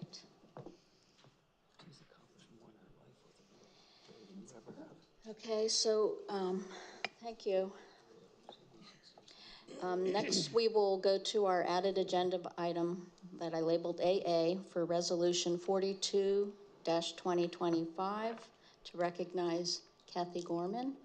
I'm going to ask Victoria to read this one. We have so many of these resolutions tonight. I'm going to ask others to share reading them for me so I don't lose my voice. Yeah, because I've noticed you need a phonics voice. You need a phonics voice. I make a motion that we get the phonics voice. I'll second. I would, if I'll pay for it. If I can go forward and resolution without interruption. This is resolution 42-2025. As I indicated earlier, it was an idea that we had, but we didn't want to alert Kathy because we didn't want her to have to create it, since she is the acting manager and helps develop the agenda. So we worked with staff in developing this resolution as a surprise for her, to thank her for everything that she has done for us. So it's a resolution honoring Catherine Gorman for her dedicated service to Lower Saucon Township as acting township manager, assistant manager, and finance director upon her departure. Whereas Kathy Gorman began her employment with Lower Saucon Township as a full-time finance director on May 1st, 2006. And whereas over the course of her 19 years of dedicated service, Kathy has carried out her duties with exceptional prudence, professionalism, and commitment, earning the admission and gratitude of the residents, township council, and staff. And whereas Kathy began her career with the township as finance director in 2006, was appointed to assistant township manager in 2022, and has served as the acting township manager since April of 2024. And whereas during her tenure, Kathy and her husband Gary welcomed their children, son Nicholas and daughters Alicia, Maggie Lynn, thank you, and Caitlin into their family. And whereas a proud Boston Celtics fan and former college basketball player, Kathy carried her passion for sports into the community by serving as a youth basketball coach and took on many roles as a supportive parent, marching band mom, soccer mom, basketball mom, future problem solvers team chaperone, and concert enthusiast. Can I add council mom? And whereas Kathy always made time to support and volunteer at township events, such as Movies in the Park and National Night Out, demonstrating her dedication to community involvement beyond her professional role. And whereas Kathy consistently approached her responsibilities with integrity and placed the interests of the residents, business community, and township staff at the forefront of her decision-making. And whereas her departure leaves a significant void in the township due to her invaluable institutional knowledge and deep commitment to public service. And whereas Kathy's career stands as an inspiration and example for those who follow in her footsteps. Now, therefore, be it resolved that the Council of Lower Saucon Township, Laura Ray, President, Victoria Optoff-Cordaro, Vice President, Jason Bononis, Thomas Carochi, and Priscilla DeLeon, do hereby commend Catherine Gorman for her outstanding service and unwavering dedication to Lower Saucon Township, and extend its heartfelt best wishes for success and happiness in the future endeavors. Adopted and enacted the 16th day of April, 2025. And I'll make that motion. I'll second that. Thank you, Kathy. Thank you.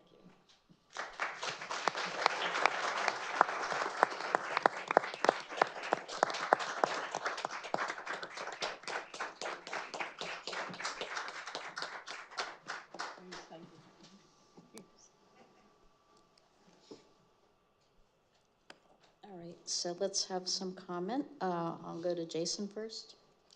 I'll defer my comments for the moment. I'll reserve my comments until everybody else goes. Okay, Tom? Yeah, I would like to thank Kat for the wonderful years of service. Leaving, I wish she was thanked. All she asked for is my understanding with the contract, and she could not be fired unless there was just cause. And Priscilla wouldn't do that. And the other two Democrats wouldn't do that. And that's why, unfortunately, we're losing one of the most valuable assets in the township. And, you know, it wasn't, Jason and I are the ones that put on the agenda to give her unpaid leave. They didn't, the Free Democrats didn't even want to do that. We'll see how they vote. They vote later. But, you know, it's not that. And they didn't want to honor her. I'm the one, and we can talk to Jay Finnegan. And I made a phone call to Jay last week with suggestions of this and something else. And that's why it had to be the agenda had to be amended. And Jay knows. I'm not going to put him on the spot as far as having to speak. He knows. He knows. And, you know, it's just, Kathy, I wish you the best. It's so much better for you and your family to be away from Priscilla and these other two clowns. And you'll Southbury Township's lucky to have. They're getting a great township manager. Should have been our township manager. But what can I say? The voters last time elected 3 fools. So thank you for everything you've done, and everything you've done for me personally, and explaining things to me in the past. And I appreciate it. Godspeed. Thank you. All right, Priscilla? Yes, I'd like to wish Kathy the best in all her endeavors. Thank you. We had some fun times. But you wouldn't hire her. And so I hope you remember some of those fun times we had. Okay. Yeah, like you're not hiring. Tom? Are you done? Okay, Victoria? I am proud to know you, Kathy. I had the pleasure of meeting you and learning everything that you get to do when I came on council in 2024. And you've definitely helped me tremendously in understanding budgets and going through everything and working through the various things that we had to work through. I appreciate everything that you've done, and I just wish you and your family just the best of luck and congratulations. And thank you. All right, and I would like to thank Kathy as well. Her years here at the township have, I mean, you've added so much to what goes on here, your knowledge, ability to answer questions. It's really appreciated. I'm sorry that it had to play out the way it played out in the last year plus. It's not what anybody wanted. You could have done something about it. Exactly Yes, what you wanted. Tom, and so could you, so. I did. I made 3 motions to hire as township manager. 3. All right. And you voted against every one of them. We had all the comments. Can we No, have I want to comment. I reserve the right to comment. No, I'd like to comment. Jason, okay. Yep. I'm running this meeting. You're not. There have been a lot of despicable, underhanded things that have been said from up here over the past long period of time. Today takes the cake. You have these 3 ignorant people falling all over themselves here to congratulate Kathy and put on these smiles, and how fake and fraudulent it is utterly despicable. She is a fine human being, and you make a mockery of honoring her through this concocted process. Here's the truth. This is in response to something that Priscilla posted on social media and took down. And this was posted by Kathy's husband, Gary Gorman. Thank goodness she's leaving. I don't blame her. For someone who purposely took a lower salary for the sake of the common good, only to be used and bullied by you. Yeah, you're disabled. Oh, I forgot. Can you possibly add more to the agenda? Well, that was that tells you everything you need to know about these 3 people and what is happening in this instant right here. And I'm not doing this to make a political statement. I'm doing this to point out how important and valuable this person. Sir, don't shake your head. Don't clown around like that. How important this woman is. We've been without a township manager for a year. We've had an assistant manager / finance director who has stepped up into that role, has served that role 3 capacities, has done 3 jobs for a pittance more than what she made before. And finally she said, enough is enough, the hell with this, and I'm out of here. And like her husband said, thank goodness. It is horrible for this township for her to be leaving. She is the last semblance of institutional and historical knowledge that we have left here. I congratulate Priscilla, Victoria, and Laura on fully dismantling any inkling of credibility and decency that this township had, because they have recreated it and recast it in their own ugly, ignorant, miserable existence. Kathy was the last piece of the puzzle that held things together, and they have forced her out. I recognized her value to the township. I've made motions after motion after motion to hire her full-time. The taxpayers are going to get what they deserve. Those that showed up and voted a certain way, and those that failed to show up and vote. And the consequences are going to be dire. We don't have anybody we don't have any finance director. In fact, when you look, there's on the agenda, they don't want to have the next meeting. They want to cancel the next meeting. So now you don't have anybody working in the township staff. Godspeed to Jay Finnegan for having to be here and jumping into this dumpster fire, literally a dumpster fire. Kathy, you were a tremendous person for this township. You worked here for a long time. You worked under different administrations. You worked under different councils. You worked under different conditions, good and bad, and you always handled it very well. You were a resource to me. You had patience and kindness and intelligence in a way about you. I know that the staff supported you tremendously, and they admired you, and they were, you know, it's telling what kind of a leader you are when you have people that are willing to jump into that fire with you, and they were willing to do that. I deeply, deeply regret that you're leaving the township, and I deeply regret that you're leaving it under these circumstances. I'm happy for you. I think you're going to be happier, and you deserve to be happy. You truly deserve to be happy and not dealing with this dysfunction and misery. You went above and beyond to try to keep things together, but enough is enough, and good for you. Thank you. Congratulations to you, to your family. I hope that you have happiness and only success there. And I hope that you get to spend more time with your family, get to use your vacation like you're supposed to, be able to use it, have less stress and anxiety and angst, and find some peace in all of this. But from the bottom of my heart, thank you very, very much. And I regret that you're leaving, and I regret that these people have created the situation and caused it.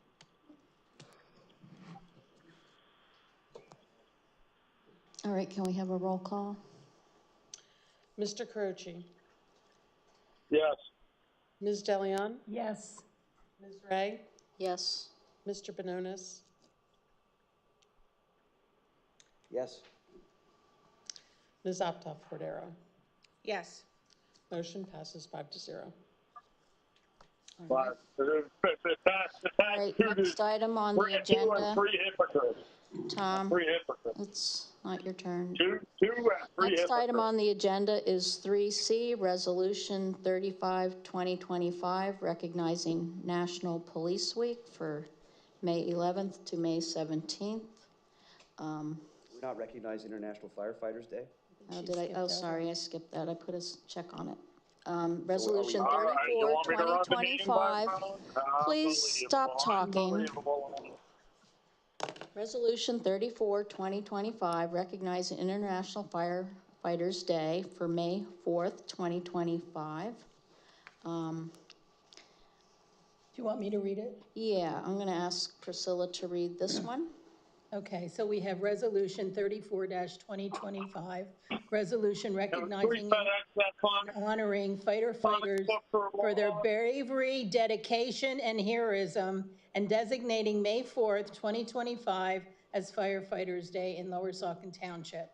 Whereas in 1736, Benjamin Franklin founded the first volunteer fire company, Union Fire Company in Philadelphia, making Pennsylvania the birthplace of the volunteer fire service in North America. And whereas Lower Saucon Township has one volunteer fire department which operates a total of 4 fire stations. And whereas firefighters perform selfless tasks quietly and often without the recognition they deserve, risking their lives daily to protect the lives and property of the residents of the township. And whereas changes in society and in the environment have increased the dangers of these individuals, that these individuals face daily in the performance of their duties as protectors of the residents and property of this township. And whereas the increased number of motor vehicle crashes, brush fires, and general calls for service have placed firefighters in greater danger than ever before in the history of firefighting.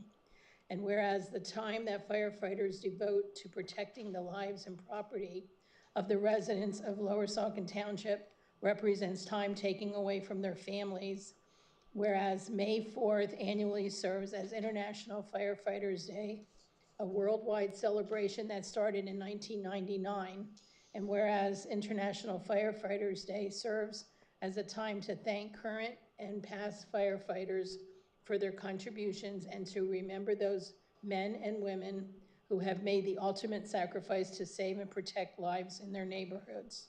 Now, therefore, be it resolved that the Council of Lower Saucon Township, Laura Ray, President, Victoria Optoff Cordero, Vice President, Jason Bononis, Tom Carochi, and Priscilla DeLeon, council members, wish to recognize and honor firefighters for the bravery, dedication, and heroism, and that May 4th, 2025 be designated as Firefighters Day in Lower Saucon Township, adopted and enacted the 16th day of April 2025. And I'd like to make a motion to approve Resolution 34-2025.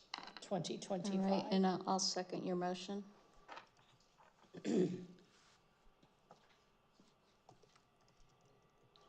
Comments? Jason? Kathy, did you ever get the survey results from Mr. Ozog? No, I did not, and I did ask.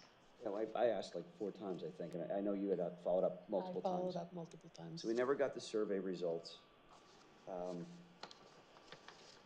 Did Lower Saucon Fire Rescue ever give you their social club and their fire rescue financial records? The social club? Yeah. No. All right. That's all I have. Thank you. Tom? Tom, do you I would like to thank our volunteers. You know, especially the rank and file guys. They ground the calls, do all this. Yeah, they do a lot of work, and it's really great for the township. And it's great that they're volunteers. You know, they're really committed. And we have others that want to draw large salaries and be appointed to a board that want to pay themselves for salaries. You know, everybody knows who that is. The leadership, which we will get to later on in this meeting, is much to be desired. The township could do much better with the leadership. But the volunteers, the rank and file, that show up for all the training, for all the calls, we can't thank them enough. And they really make the township and the fire services that we have special and really unique because they're volunteers. So thank you. All right, are you done, Tom? Sounds like it. Yes. Okay, Priscilla? Yes, again, I'd like to thank each and every one of you for all you do and all the sacrifices in your personal life for the benefit of our community. We can't thank you enough, so thank you. Thank you. Victoria? Firefighting is, I think, a unique gift that our volunteers have in not only dedicating themselves to the training that's necessary to become a firefighter, but to be there and to be the first responder, oftentimes trying to save families and their pets and their lifetime of memories in structure fires and rescuing people from accidents. It's just, it's a tremendous gift that anybody has to have the fortitude to do that and the bravery. So I'm happy to recognize all of the volunteer firefighters for everything they do in our township. The recent events in our township alone are a reminder of how important it is to have a great volunteer fire company, which I believe that we have, but also a reminder that we should all be supporting those brave men and women who are out there protecting us and saving us when we're watching our life just be destroyed in a fire. Yeah, you want to pay them for both, shouldn't it? Are you done? I'm done. Okay. Yes, I am proud to support this resolution to recognize our firefighters, the men and the women that volunteer. They spend so much time and energy with all the training that they do, all the meetings that they go to, all the extra work that they put in on top of their regular life, you know, their jobs and school.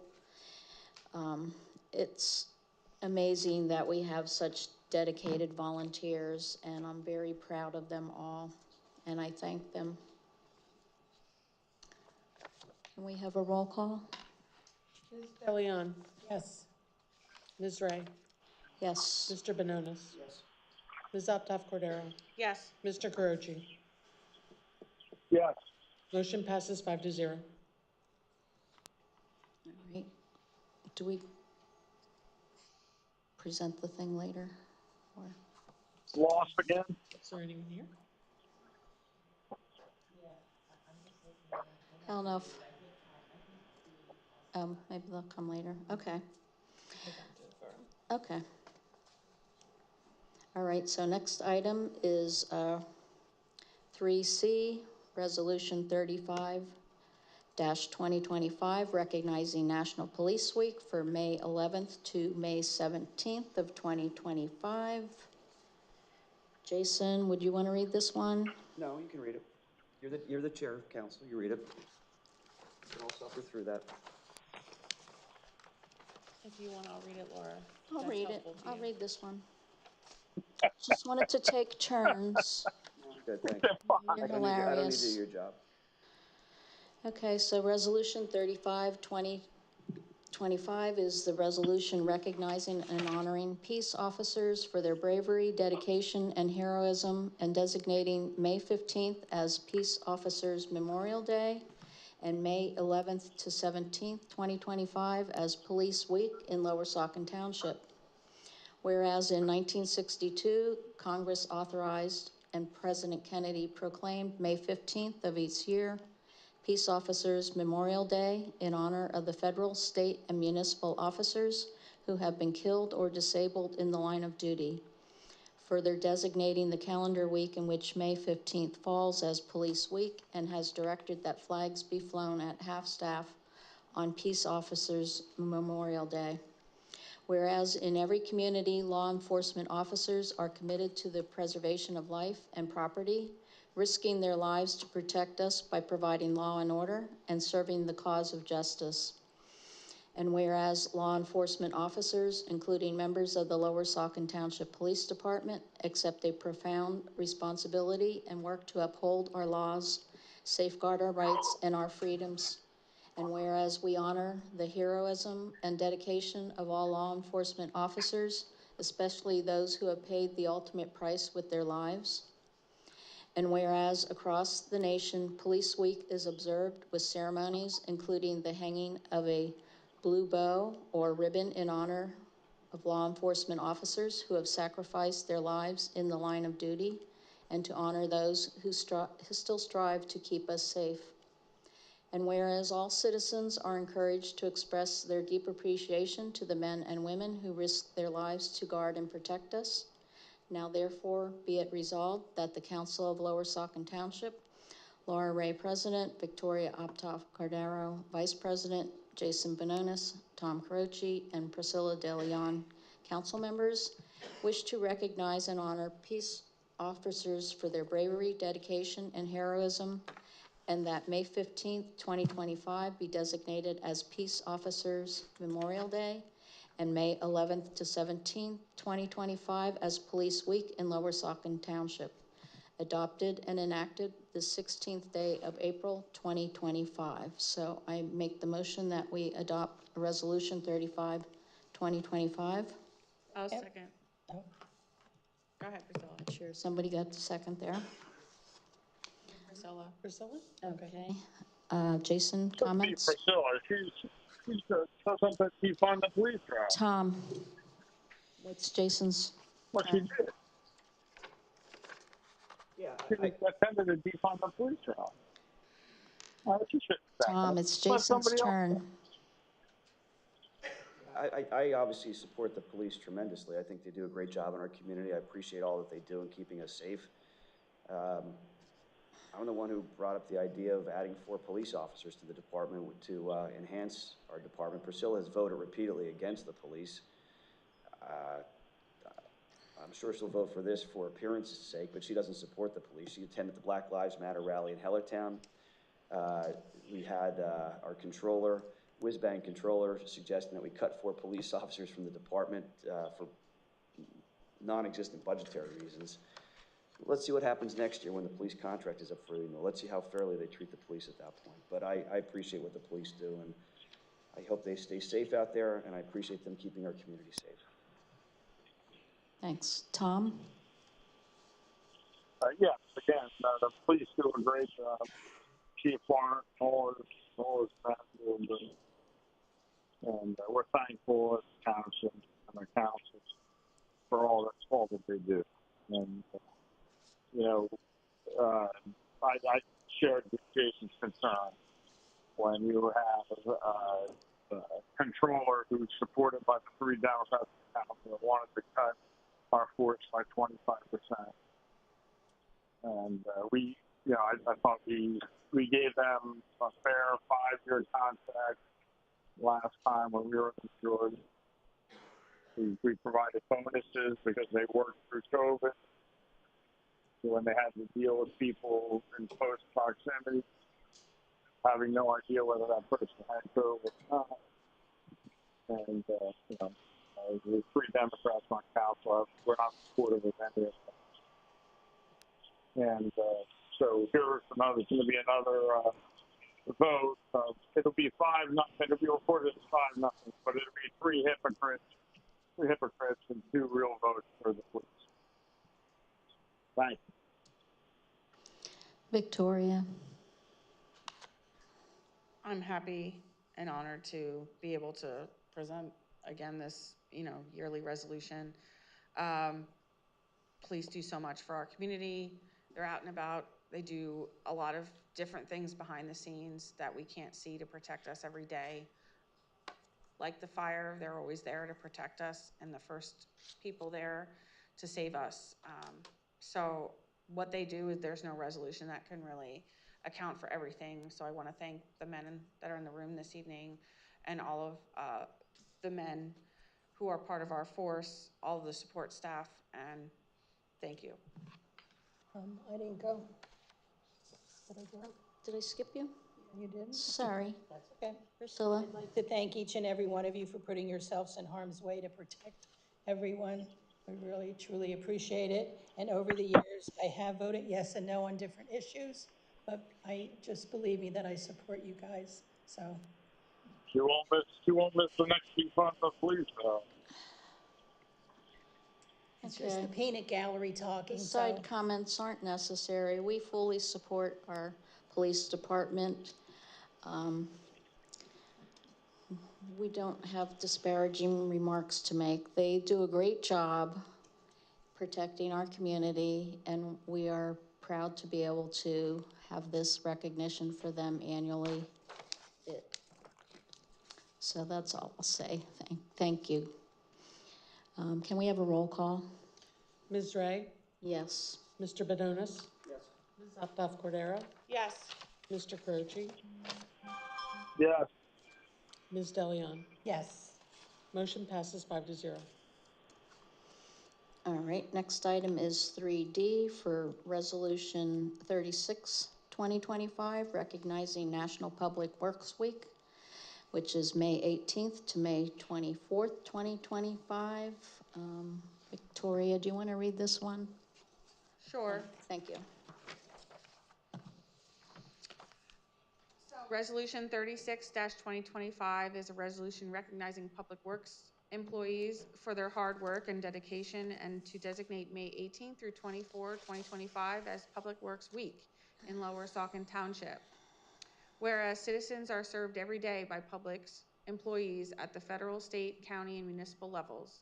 And whereas the efforts of these dedicated employees directly enhance the quality of life in our communities across the nation. And whereas Lower Saucon Township is proud to be served by a team of hardworking and committed public works employees that provide essential services to ensure the safety, health, and well-being of our residents. And whereas these responsibilities include maintaining township roads, paving streets, and keeping roads safe and passable during all storms. And whereas the public works employees in Lower Saucon Township not only maintain our road infrastructure, they also maintain our parks, our public pavilions, and the Saucon Rail Trail, keeping these shared spaces clean, safe, and beautiful for all to enjoy. And whereas the Public Works Department continues to cost-saving projects such as culvert installations, park development, and stormwater mitigation efforts. And whereas these employees are on call during emergency events to ensure public safety. And whereas the value and importance of the work performed by the Public Works Department often goes unseen, yet their contributions are essential to the daily operations of our community. And whereas all citizens are encouraged to express their appreciation to the employees of the Public Works Department and for the contribution they make every day to our health, safety, comfort, and quality of life. Now therefore be it resolved that the Council of Lower Saucon Township, Laura Ray, President, Victoria Optoff-Cordaro, Vice President, Jason Bononis, Tom Carochi, and Priscilla DeLeon, council members, wish to recognize and honor the Public Works employees for their hard work and dedication and designate May 18 through 24, 2025 as Public Works Week in Lower Saucon Township. Adopted and enacted the 16th day of April, 2025, and I'll make that motion. All right, I'll second. Jason, I'm glad Priscilla didn't second. Jason, do you have comments? She hasn't worked for you. I have a question for you. Can you confirm or deny the existence of a policy that prohibits Public Works employees from entering firehouses while on the clock for Lower Saucon Township? There is no policy. There's no written policy or no policy? Is there an oral policy? It was a directive, a one-time issue and directive. Can you explain what the directive was? The directive was, at the moment in time, use of the kitchen area in one of the stations was utilized by our Public Works Department, and our Director of Public Works advised staff to heat their lunch at the municipal building. Okay. It was a one-time event. One time. So that they haven't had to follow up and enforce it in any way that you know of? No. Okay. All right. Thank you. My question is, how do we know it was a one-time use? Okay, Tom, here. And was there air conditioning and sleeping going on when Public Works employees were supposed to work? I'm not aware of that. Okay. All right. Well, I would like to thank our Public Works and Roger. They, I think they do a great job, especially plowing the snow. I think the roads are always in great condition after the snowstorm.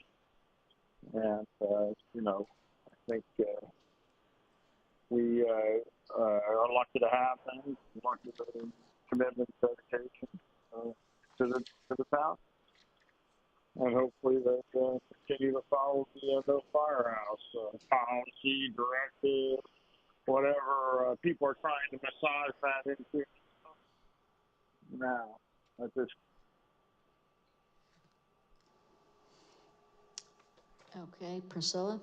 Yes, I'd like to thank them for their hard work during all of the seasons, because we all know we appreciate their snow plowing and all the work they do on the roads and the public properties. And I'm looking forward to the finishing of the new building that we're working on. And that's all I have to say. Thank you. Victoria? I'm sorry to the Public Works Department that in the process of trying to offer a resolution thanking them for all they do for our township, we have some members of council who take the opportunity to insinuate and imply and question their integrity and the work they do. I don't think any member of our staff deserves to be placed in a public meeting and discussed in the way that's happened. But I'm gonna talk about why I like the Public Works Department and why I think they are part of our township that is sometimes overlooked in years past. I know for a fact that at least in the time that I've been a council member, any time that there has been an issue that has to be dealt with related to public safety on roads, public safety on our rail trails, any issue that I have seen, the Public Works Department has been exemplary in its ability to respond. Anytime you see a dead animal on the road, a pothole on the road, any kind of debris, any accidents, any down trees, down wires, aside from the normal snow plowing that happens at night, early in the morning, so you can get to work on time. That's all your Public Works Department coming and working overtime, getting up early, and staying awake continuously to make sure that those things are taken care of. So I am grateful to all of them for what they do. I'm proud, like Priscilla said, that we're moving forward and getting the Public Works building upgraded to a standard that I think matches the other buildings in our township and is respect to those men who do the work. One thing that they also do is they maintain all of our trucks for the police cars also. So they do so many things and they cover so many parts of our township, not just the parks, but every place. They are there behind the scenes. So thank you to them. And again, I'm honored just to be here and be able to present this to them this coming month. Thank you. Yeah, I appreciate the hard work that all the Public Works employees do as well. They are up early. They're out in the rain, the snow, the hot, the cold. They're out there doing work all over the township, fixing things. When I got to tour through their facilities last year, it was kind of sad. So I am very happy. It's a long overdue thing to get a new building for them to upgrade the conditions of how we even store our equipment. So I am proud to support this recognition. Can we have a roll call? Mr. Bononis? Yes. Ms. Optoff-Cordero? Yes. Mr. Carochi? Mr. Carochi? Did he say he was going to drop Service. Maybe you dropped. Ms. DeLeon? Yes. Ms. Ray? Yes. Mr. Carochi? Motion passes. Yeah. Oh, there you are. How do you vote? I think he said yes. Okay. Yeah. Motion yeah. passes. Would you mute me? Yeah. I said yes. Motion Help passes Priscilla 5-0. I apologize. I heard you call my name 3 times. I'm sorry. I didn't hear you. Tell Priscilla not to mute. Okay. Nobody has a mute button for you. We wish we did. I don't. Don't speak for me. Next item is I'll run the meeting over here. 3E, Resolution 37, 2025, to recognize National EMS Week for May 18th to May 24th of 2025. I'll read that for you. Yeah, thanks. Resolution 37-2025, Resolution recognizing Dewey Fire Company Ambulance Squad for their hard work and dedication, and to designate May 18th to 2025 as EMS Week in Lower Saucon Township. Whereas Dewey Fire Company was founded in 1897, located at Durham Street, Hellertown Borough, and whereas due to, excuse me, maybe I shouldn't be reading this. Whereas due I'll second that. to need for paramedic services, Dewey Fire Company Ambulance was created on June 27, 1947, responding to their first call on June 29, 1947 at the Hellertown Pool. Whereas Dewey Fire Company Ambulance started paying staff for day coverage in September 1988, and whereas they began coverage of Lower Saucon Township in 1998, providing basic life support services when Saucon Ambulance closed its doors. Whereas as the demands of their services increased, Dewey Fire Company Ambulance expanded service to 7 days a week in 2001, adding the second floor to their building in 2004, increasing service to 24/7 coverage in 2005. And whereas Dewey Fire Company Ambulance received certification to provide advanced life support services in January 2010, and whereas currently they are staffed with 47 employees, of which 20 are paramedics, 27 are EMTs, and 2 are volunteers.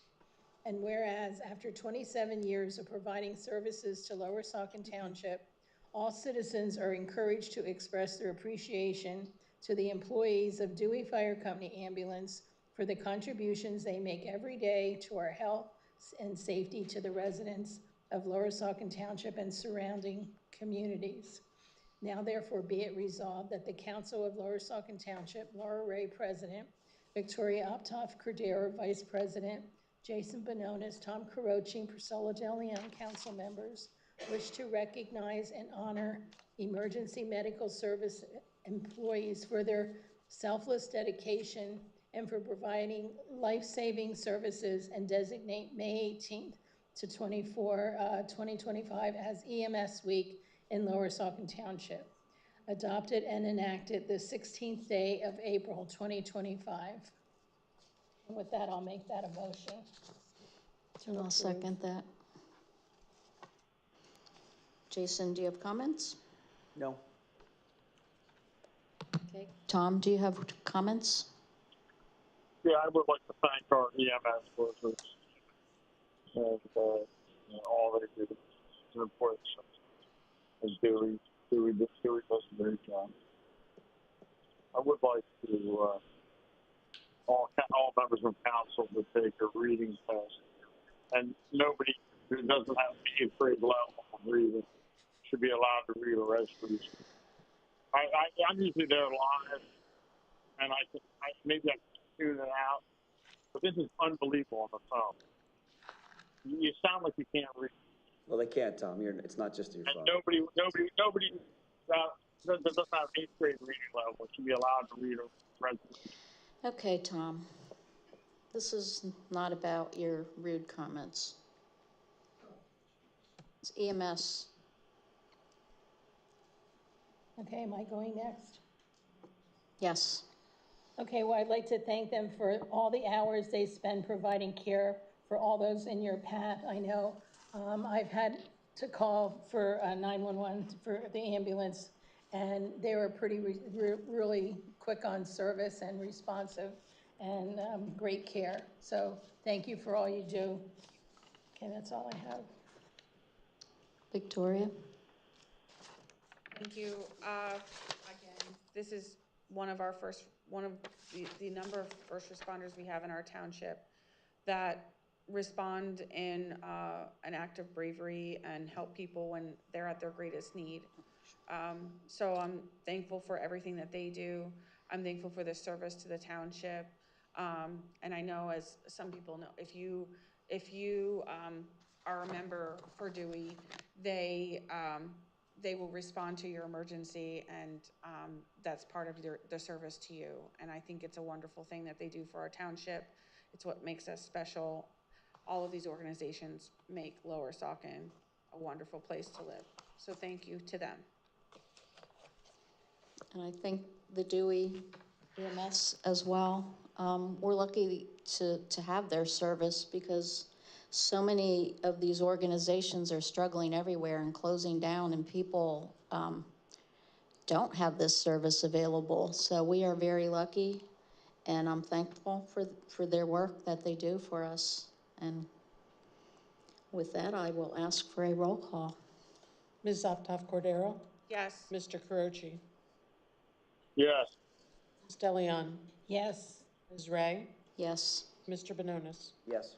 Motion passes 5-0. All right, next item is 3F. This is public hearing to consider the adoption of proposed ordinance 2025-01, establishing compensation of township council members. This was advertised for a public hearing. With that, I will make a motion to open the hearing. I'll second. We just do a roll call. Mr. Carochi? Yes. Ms. DeLeon? Yes. Ms. Ray? Yes. Mr. Bononis? No. Ms. Optoff Cordero? Yes. Motion passes 4-1. I make a motion that no council pay be received ever until we have a full-time council. I'll second that. I didn't hear what he said. No township pay. He said he's making a motion. Until we have a council manager. He said township council should Permanent. no pay until we have a permanent township manager, and I seconded it. No pay until we have a permanent township manager. And I would add to that, Tom, No if you would amend your motion to also include a finance director, because I think that's a very important role as well. And I would even will amend my motion. Yeah. No pay. And I amend my second. Township manager and a full-time finance. Permanent. Okay, we'll go through council discussion. Jason? Well, are we going to go through the motion on the floor or the count? I think I've been recognized as having the floor. Discussion on the. She's been recognized having the floor, so just stop interrupting me. Thank you. So here's how the hypocrites operate. They just did resolution 34, 2025, 35, 2025, 36, 2025, and 37, 2025. All of these paper recognitions that are worthless. I think that our firefighters, our police, our public works, and our EMS personnel would prefer to have financial support and other support in this township, not 4 damn pieces of paper. These are the same fools that will vote against the police. They'll vote against giving bonuses to township staff, including the police, the public works. I mean, you got Marie Antoinette over here, let them eat cake. And now she wants to give herself a raise, or future councils a raise. And instead, she won't pay for the staff that keeps this township operating. She doesn't even have they don't even have a township manager. They haven't had a township manager for over a year. It's been 13 months since Mark Hudson resigned, regrettably. Kathy was the acting manager. She was the assistant manager and the finance director, and they wouldn't hire her full-time. Everybody's jumping, like the rats are leaving the ship because the ship is sinking. And what are they working on? They're working on giving themselves a raise. Put that in context, all right? They want to give themselves a raise. I supported the firefighters. I voted to buy all sorts of expensive fire trucks, over $1 million, apparatus, grant writing funds, retention money, and it goes on and on. I voted for the police contract, which I thought was a fair contract, and they did too. We increased the police ranks by 25%. The canine, that's important to keep the drugs out of our community. Pieces of equipment and training and everything else. Public Works, I voted for equipment and staff. EMS, I voted for grants and financial support for the EMS. And what do they want to do? They want to give out recognitions that aren't worth the paper that they're printed on. And then on the back end, immediately after giving these fake recognitions, just like they gave Kathy a fake recognition as they're kicking her out the door or making her life so miserable that she's got to leave. What do they do on the heels of that? They have a hearing to consider increasing their compensation. Think about that. Where else in the world can you be the most incompetent, dumb, corrupt person and somehow think that you're entitled to a raise? You shouldn't even have a job. You should be fired and eliminated from that role and somebody with some competency put in. And instead, they are now going to try to give a raise. Every day, I think it can't get crazier than it is, and it does, and they keep doing these things. Public is paying attention, and the rebound effect that's going to hit them squarely in the face, I can't wait to see it. I cannot wait to see it. God help our community in the meantime. Oh, and one other thing. Well, I'll save it for later. I'll save it for later. And it has something to do with you folks, but I'll save it for later. All right, Tom, do you have comments? My motion is simply that no council pay until there's a full-time manager firm and a finance director firm.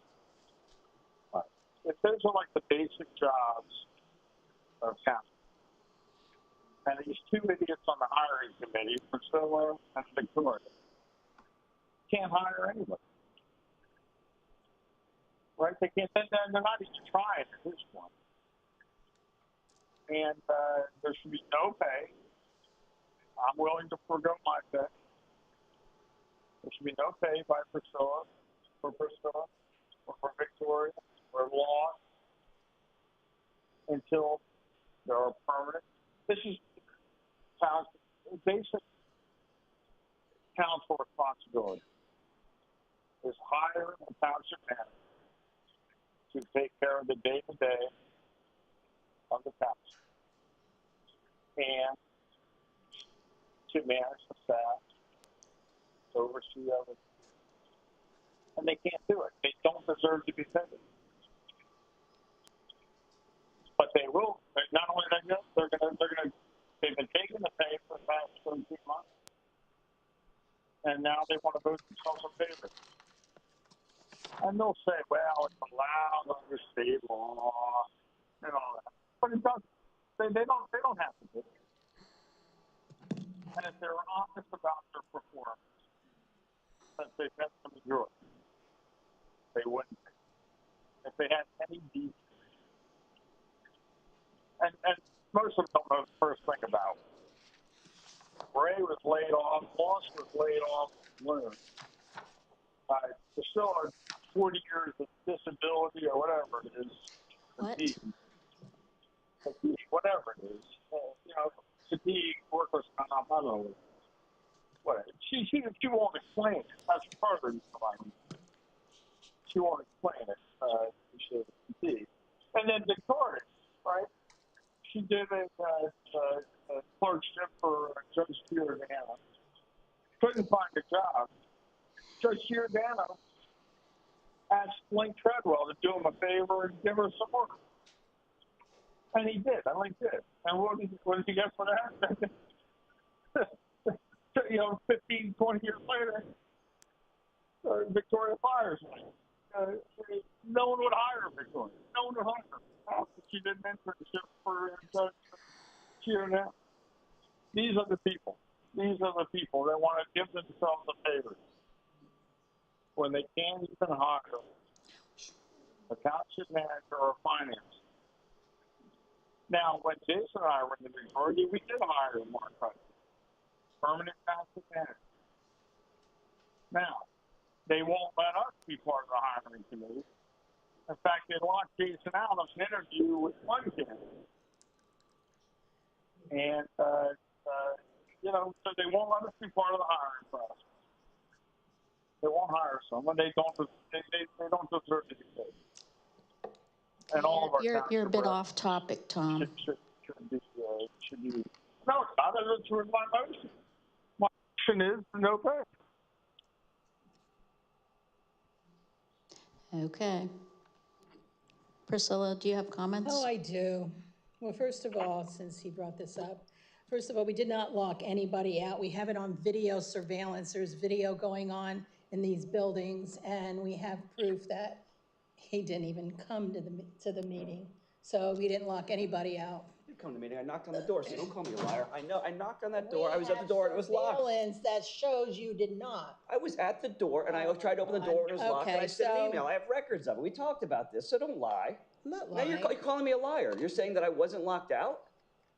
The door was locked, I wasn't allowed in. I'm gonna respond to you because you're lying about me. What am I? You're lying about me. Don't come close to me. Because I'm in my distance. This is the line right here. No, you're on the other side. I don't think so. Whatever. Go on. Okay, so first of all, what's on the agenda, this agenda item is public hearing, consider adoption of proposed ordinance establishing compensation for township council. And this was advertised, and it was not to stop our pay. This has nothing to do with our pay. Topic is compensation. And you're interrupting me, Mr. Rudeness. Oh, Mr. Rude. That's a good one. Okay, you're showing everybody how rude you are, so whatever. Yeah, you can laugh. You're showing everybody how ignorant. So anyway, the state legislators, every now and then, they change the compensation of township councils. And they did recently, and they said that townships that are populated over 10,000 to 14,999, that the pay jumps to 5,450. But it doesn't take effect until the next election. So none of us up here are going to see that until our terms are expired and we run for office. If we run for office and win, we will be getting that amount, but that's not going to happen to the next term. So don't be misled out there. That's not what we're talking about. Commit to not running again. What's that? Commit to not running again. I'm not going to commit to not running again. Okay, Tom, it's not your turn, one at a time. Two more chances to run for re-election. Two more elections, that's 8 more years. She's not talking about the motion. So I do not support his motion, and that's all I'm saying at this time. Victoria.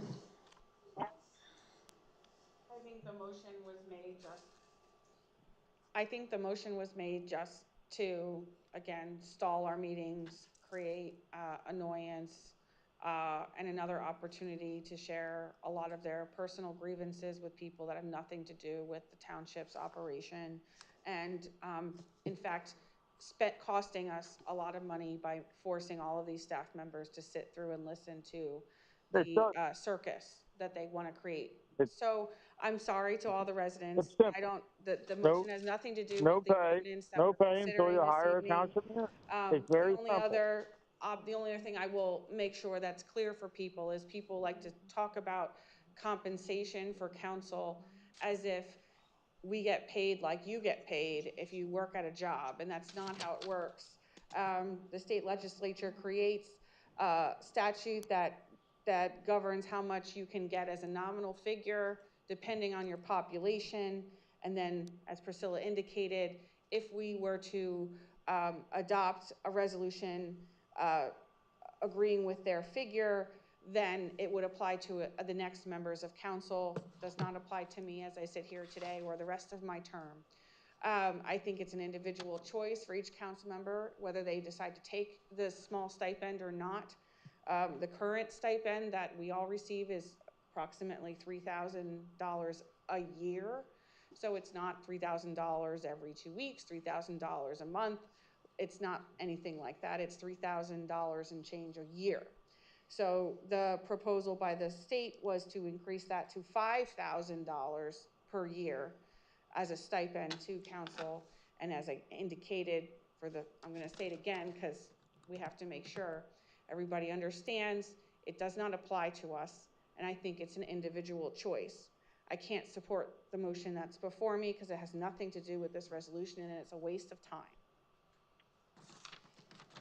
It has everything to do with not doing our job as a council and hiring a council. It's not your turn for now. 13 months. And if you don't do your job, you shouldn't be paid. You are not recognized. I recognize you, Tom. I recognize myself. You do not run the meeting. Doesn't matter, I recognize you. Of course I run Yeah, the meeting. that does matter because you don't run the meeting. Clearly don't either. Okay. Yes, I do. And I'm not going to make my comments now on this particular motion because I do not support this motion. Trying to make something contingent upon something else is not correct. Right. So at this time, we can open it up to public comment. We only had one person sign up. Where's Mark? So you're going to prevent other people from talking because they didn't sign up? Where'd you hide the piece of paper? I don't know if he... Where'd you have the sign-up piece of paper? There is the sign-up sheet right here. It has Mark Ozimak's name on it. So can they come up and sign it? Gentlemen where did you hide it so they didn't see where to sign? The gentleman at the podium, are you going to recognize him? On the paper? You're going to recognize this resident taxpayer at the podium? My name's Mark. Okay. My name's Mark. Is that good enough? No. State your correct name. No, wait, Mark's here. Here's Mark. I'm a stand-in. Mark, you Mark. Go too far, Mark. We're on the... I recognize Mr. Mark Boulin. We are on the public hearing comment for the first hearing, which is the compensation.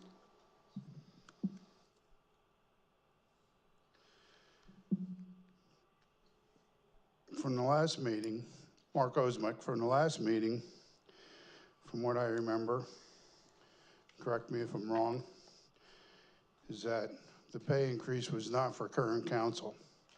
It was for future council that comes on board. Mm-hmm. And if I'm lucky enough to get one, I'll take it, because I'm owed. I'm owed for what Jason Bananas pulled in this township with Chief Bart in the Northampton County Court. Have a nice day. Did we have... He's still on parole? Yeah, we're still doing comment. I guess I have to acknowledge I'm not Mark. All right, so the bottom line is, I don't know. Yeah, can you state your name, though, for the record? Can I? Yes, I can. And you know good and well who I am. I'm Dave Boulin. But they can't... I'm Dave Boulin, okay? Hear that. Is that okay? You want me to spell that? B-O-U-L-I-M-N? Is it M or N? It's, I don't know. I never looked, did you? Okay, can you make your comment? Sure. I have 3 minutes, right? Oh, good. Wow. Whew. Go. Okay. I'm looking at the clock, right? Because we have a clock. Okay, there we go. Yeah, gee, wow. So let's see here. My understanding is that the current council is going to vote on future raises for potentially themselves, because they're going to run again for 4 or 5 times. So they're just laying the groundwork for that. Maybe they ought to all abstain, right? Because you're voting for yourself in the future. Gee, that's really pretty clever. How about we have the population vote on that in some kind of referendum instead of you guys who are, Virginia, are you listening? No, see how she does it? She bloviates and then she fills her eyes with tears so she can look sad during the appropriate time. Bottom line is that you shouldn't be voting on this, and I'm really surprised Mr. Gaduzian hasn't said something about that, but he doesn't. All right, so the bottom line is no, I don't approve of it. You don't shake your head, Priscilla, I see that. The bottom line is you should be working on getting a manager, getting all of the other people, the 9 people that have left before you take a cent. And the thought that you're going to think about putting out a pay raise for yourself in the future while you haven't even done your job today is really, really pathetic. How about we think about maybe firing you for not doing your jobs? Because that really is your job. Who's going to run this when Kathy's gone if there is no manager? And right, how does the manager come on board? She only has 19 years of experience. And as a matter of fact, there's a really good pattern here. Everybody from Mark Hudson through Kathy, who had any knowledge, has automatically quit. But now we see a little crack in the Facebook page, and now we know really what happens. They run into somebody in this council who's been here way too long, and they're all of a sudden, gee, I'm going to quit. No, they just can't stand it anymore. And neither can a lot of the public. Gee, you really look bold when you have the dumpsters here, but the bottom line is you shouldn't be asking for a raise when you can't even do your job. And people that sit there on this council dais and sit there and apologize to the public for doing these crazy things is ludicrous. And now there we get the automatic, really insensitive part of Priscilla, who talks endlessly along with VOC. Maybe we ought to have the public have a red card for VOC over here because she can never shut up. I'm sorry. Did you have something to say, Priscilla? Did you raise your green book? Huh. See? Why don't you be quiet, ma'am? Okay. Why don't you get control of the person go. and tell her to not interrupt the gentleman who's at the podium while he's speaking? Won't stop the public from chatter when I'm up here at the dais, but you do a good job. You do a good job, Miss Dictator. In the audience because Miss Dictator, when your people are up here and you just let them run rife. Okay, do we have anybody else? This is a motion. Yeah, we're still on the motion to Mr. Carochi proposed. have no council pay increase until we have a full-time manager and finance director.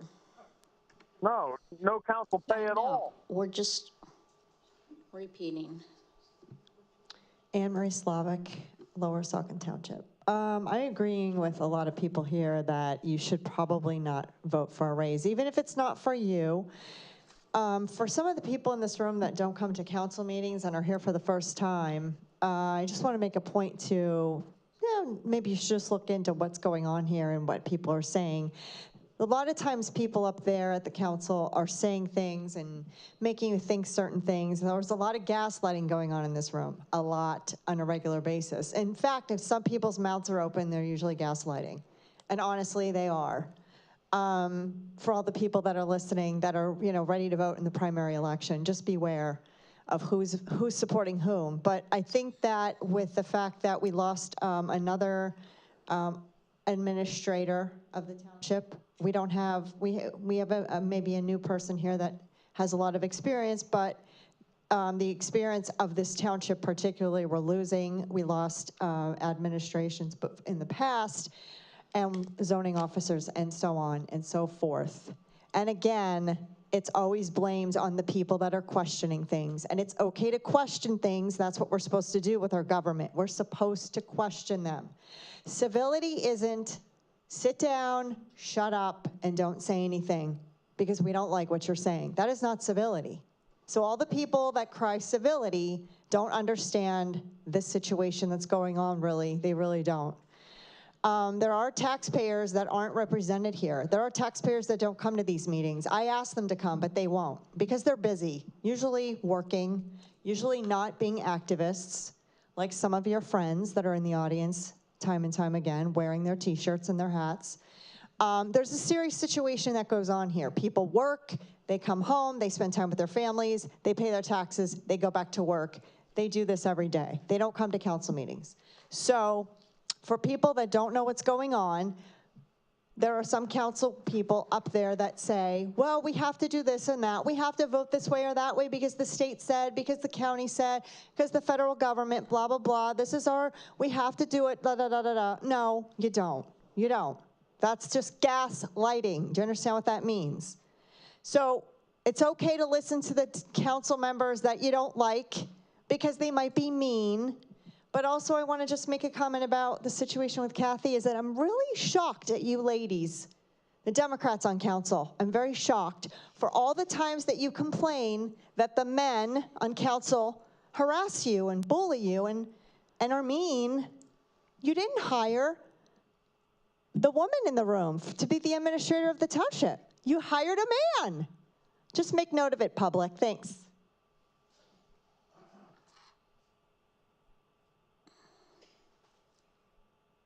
Hi, Stacy Buzensky, Lower Saucon Township.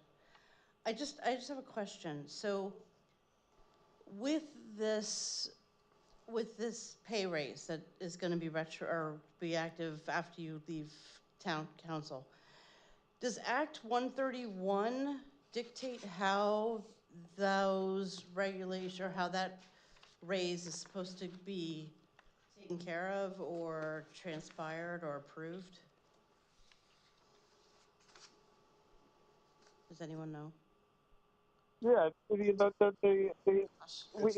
we're having this hearing is so not question. because you have to vote on it. It's not, just because the state said you can do it doesn't mean you we're have on to do public it. comment. So we're having a hearing to say, do we want to do it?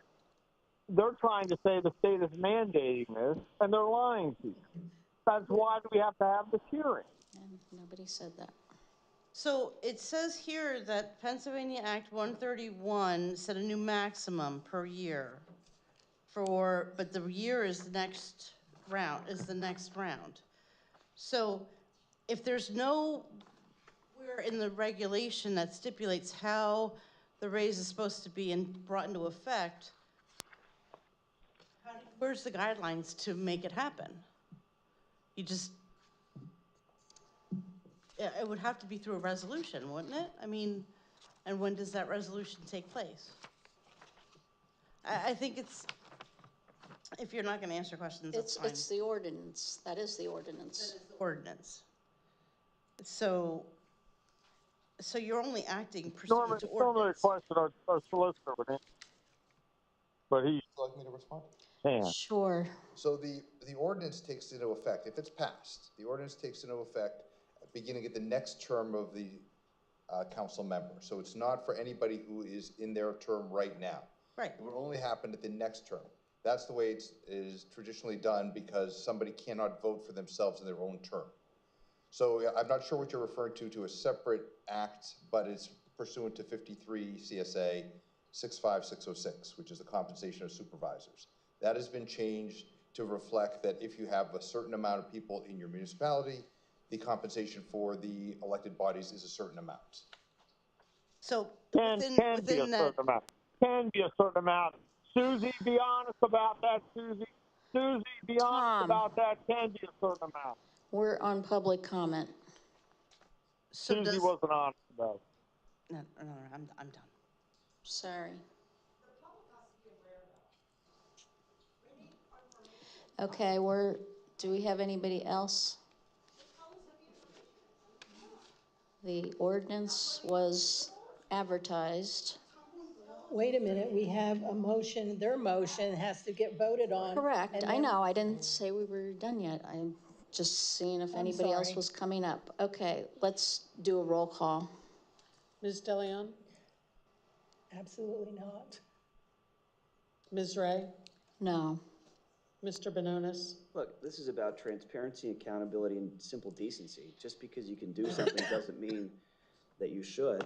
So I'm voting yes. I mean, there's no reason you should be paid when you're not doing your job. Ms. Optoff-Cordero? No. Mr. Croce? Yeah, I mean, again, you're not doing your job. Motion fails 2-3. At anything. All right, I make a motion that we adopt ordinance 2025-01. Close the hearing. It was never opened. No, we're still in the hearing. It was never opened. Right. You never made a motion to open the hearing. I make a motion that we put any pay raise on a referendum. I already made a motion. We're still in the same hearing. Motion to open it. The general election. Mr. Croce made his motion. I'm sorry. his A motion. A motion that any pay raise be put on a referendum before voters in the November election before it's enacted. Tom, I was gonna make that same motion for a referendum. I agree. Let the voters decide. Laura was in the middle of making a motion. So that's the motion. He got his in. No, we made a motion. I second him, Tom. I agree that the voters should have a referendum and let the voters The decide voters how should these people, decide. let them decide if these people deserve to get paid what they want to get paid. Yep. Just because you Yeah, can't for doesn't not mean hiring that the you should. town. If the hearing wasn't open before, I don't think any It is motions open. before it was It was actually open. opened could be. Was It is open. open. Kathy clarified it is Well, open. then what, I think what she was making a motion. I just made a motion and it was seconded. Yes, I, for a well, referendum. that you were recognized, Tom. For a Doesn't matter. It referendum. wasn't- She was in the middle of a motion and you were interrupting her. No, I Which is wasn't the in the middle. intent of this I whole was thing is to supposed waste to Tom, will you time. stop talking over everybody? Got his motion and I It's just an seconded intent it. I'm not talking frustrate the over anybody. I process of can't the hear government. anybody. I made a motion to open the hearing at the beginning of all this.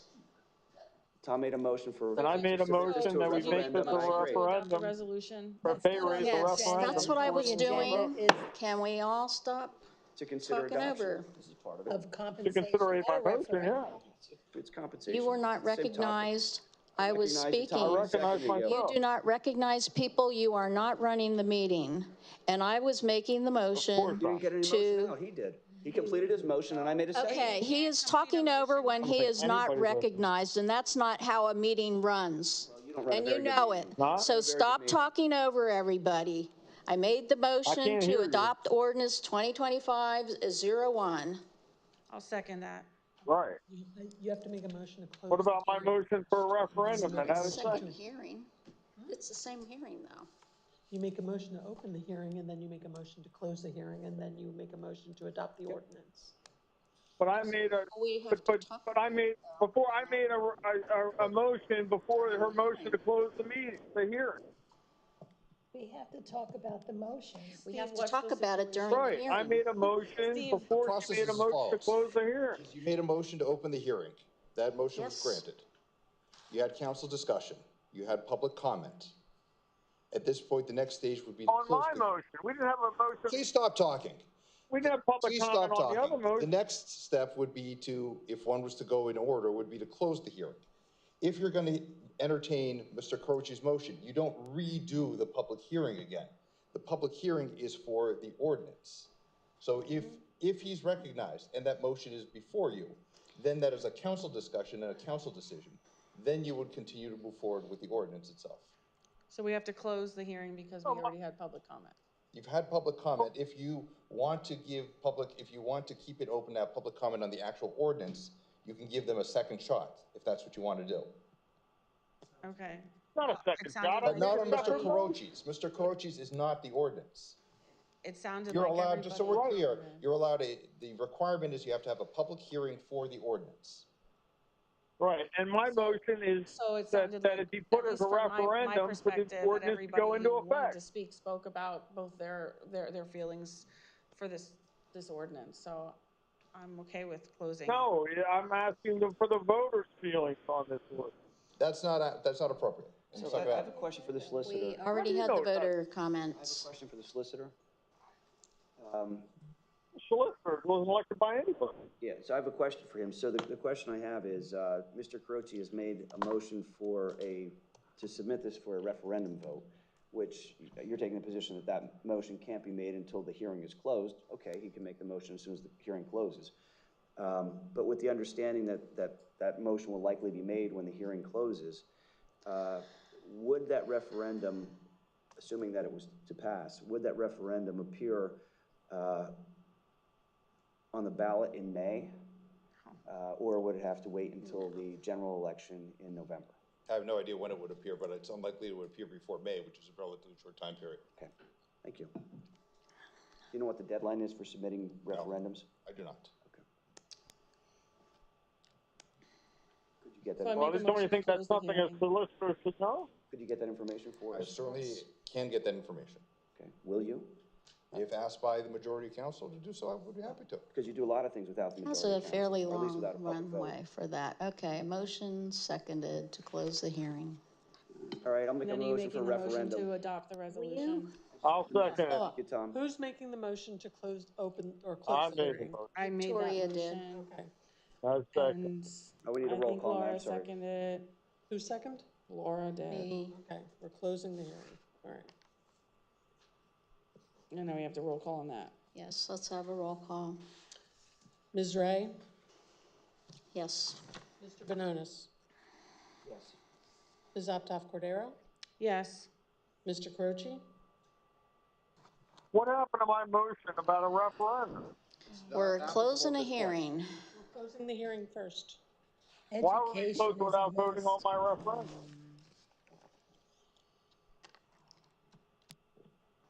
I'm sorry, I think we're at the roll call stage, correct? Yes. Correct. I'm waiting on Mr. Croce's motion. His vote. And I'm waiting for a roll call on my motion. Okay, you weren't even recognized and we're closing the hearing. But there was a motion and a second.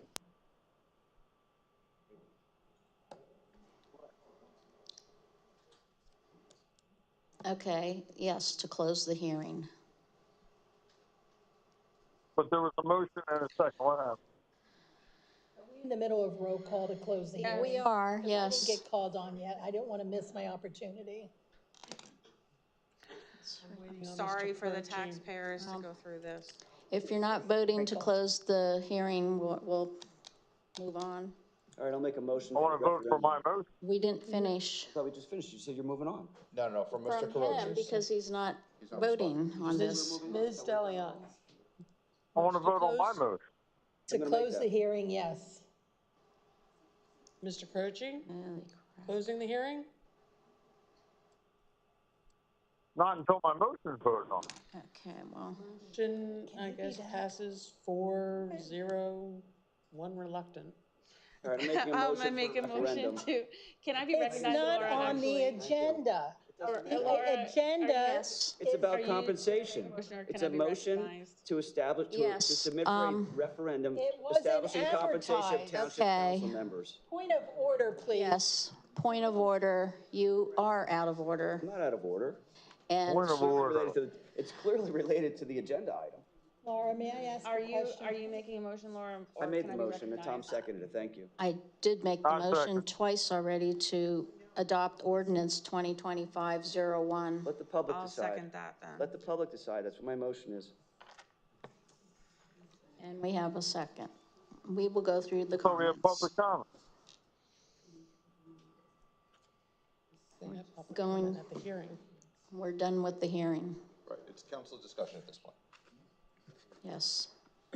So, Jason, Yeah, I mean, I think my motion is to submit this for a referendum, consistent with the language that's contained within the proposed ordinance, and that is that it shall be submitted to the residents of Lower Saucon Township, that a yes or no vote in accordance with 53 PACSA 65606 as amended, the maximum compensation for supervisor, township council member in municipality, the population ranging from $10,000 to $14,999 shall be increased to $5,450. I think it makes sense to let the voters decide. Why should you vote on something that is in your self-interest? You've already said that you will not agree to not run again. You also said that you will not agree to not accept township pay, but yet we don't have a township manager, we don't have an assistant manager, we don't have a finance director. So let the voters decide. Why should you be deciding what your potential pay is going to be if you choose to run for re-election, or commit today that you're not going to run for re-election and that you will not take advantage of what you're trying to put into place here to line your own pockets. It's self-dealing, total self-dealing. You ran on transparency. It's not transparent. You should be transparent, you should be accountable, and you should be decent about this. Just because you can do something doesn't mean that you should do something. You should not do this. You should let the voters decide this issue. There's nothing that requires you to vote on this. There's nothing that requires you to increase the pay from what it is currently. This is self-dealing, and it's self-dealing in a way that is reprehensible considering the state of the township because of your acts. I yield the floor. Thank you. Tom. Yeah, it's very similar to when Priscilla voted against the term limits. She knew that voters would overwhelmingly support that, and they know they would overwhelmingly reject this pay raise. She doesn't want voters, she doesn't want township residents to have this say. She because she knows it'll go against her and the lining of her own pocket. And that's what's disgraceful about it. You know, It's funny. It gets funnier. Would you stop interrupting him? Who talked? Priscilla interrupted you, Tom. I told her to stop. Please don't interrupt. We've lost interruption. I mean, that's you claim all this. I interrupt all the time, and you're interrupting me. So, I mean, for people that can't hire a township manager, and again, the people that are in charge of hiring the township manager are Priscilla and Victoria. They appointed themselves to the hiring committee. They don't deserve to be paid at all. And certainly if they want a pay raise, that should be the decision of township residents and taxpayers, not them themselves, the line in their pockets. So, you know, no. Okay, Priscilla? I guess I'd just like to go back in history a little bit, because when I first served in 1988, it was $25 a meeting. So if you had 2 meetings a month, it was $50. That's what our stipend was. And over the years, the legislature, by population, increased it, and we never did a referendum. We always voted on it by ordinance. And then the next time, it says here, it was 90.-6, and then it was further amended by ordinance 95-5. That might have been when it became the 3250. So I'm in support of this ordinance. It's not going to affect me. I have another 2.5 years to serve on council. If I decide to run again, then that's the income that's there. The people that are getting elected and starting in January 2026 will benefit from this. It won't be me, won't be any one of us. I think this is fair. This is the way it's set up. The legislators didn't say do a referendum, so I'm comfortable with the way we're doing it. I'm not lining my pockets. Lining your pocket. Okay, Victoria? I said my piece before. I think we need to move on and get through our agenda. I'm hopeful other council members will stop delaying the meeting and just let everything move forward. Okay. Yeah, only Victoria would say that it's having not your township turn, residents Tom. vote on something is delaying. I'm going to speak now. It's my turn on Having this township motion. Stop talking, Tom. voice their concern at the ballot box Stop is talking. somehow delaying a meeting. That's Victoria. Okay, great. So I will speak a little bit about this whole thing that came up. This came from House Bill 2288. The prime sponsor of the bill was Representative Jim Marshall, who is a Republican. This passed in our state Senate by a vote of 46-2, so it's a bipartisan supported thing, recognizing that pays should be adjusted. The maximum compensation hadn't been adjusted by our state since 1995. Now, if you do the math, that's 30 years. 30 years, it has not changed.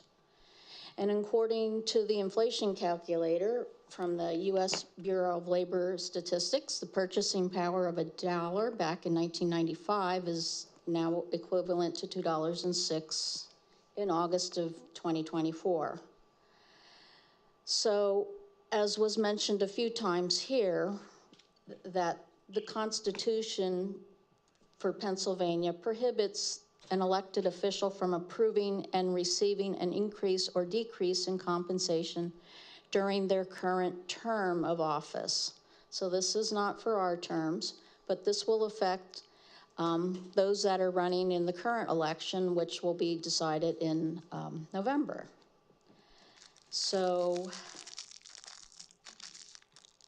the fact that this hasn't been increased in 30 years, I know last time everybody was going through the roof about how it's, 70% increase. It's actually 67.7%. However, if you divide that over 30 years, that's a little bit less than 2.3% per year, which is usually about inflation rate. So it's a fair adjustment. It's not ridiculous. Most townships and municipalities do it through the vote. The council or board votes on this for their future boards. To imply that all the elected officials should be a volunteer position is a bit ridiculous. It would discourage some people from actually running in the future because there's a lot of work that goes into this. Some people that may do this are older people, maybe semi-retired, and they may not be able to work a part-time job to do this. So, discouraging, having some sort of compensation is reasonable.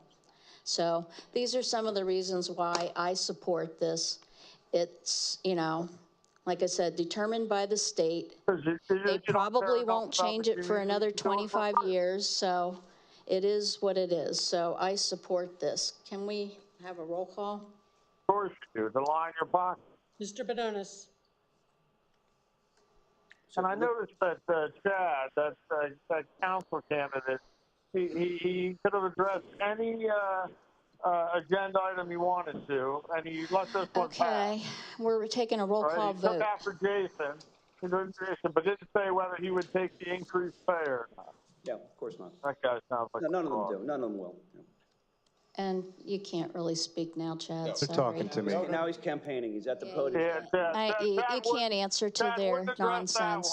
Tom, no, you can't. Sorry. Chad wouldn't address that one. Tom. He could have addressed any agenda item he wanted, but he let that one pass. Okay, we're doing a roll call vote. Tom, stop talking. Mr. Okay, I'm just letting you, because you said you're doing it to get me out of office, but I'm not running for office. Mr. Benonis. Doesn't make any sense.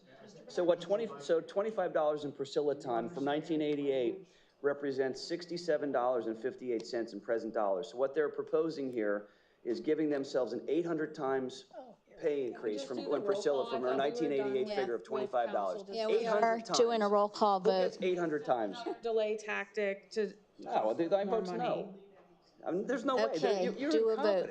You're incompetent and you're trying to line your pockets. Mr. Benonis? No. Ms. Cordero? Yes. Mr. Carochi?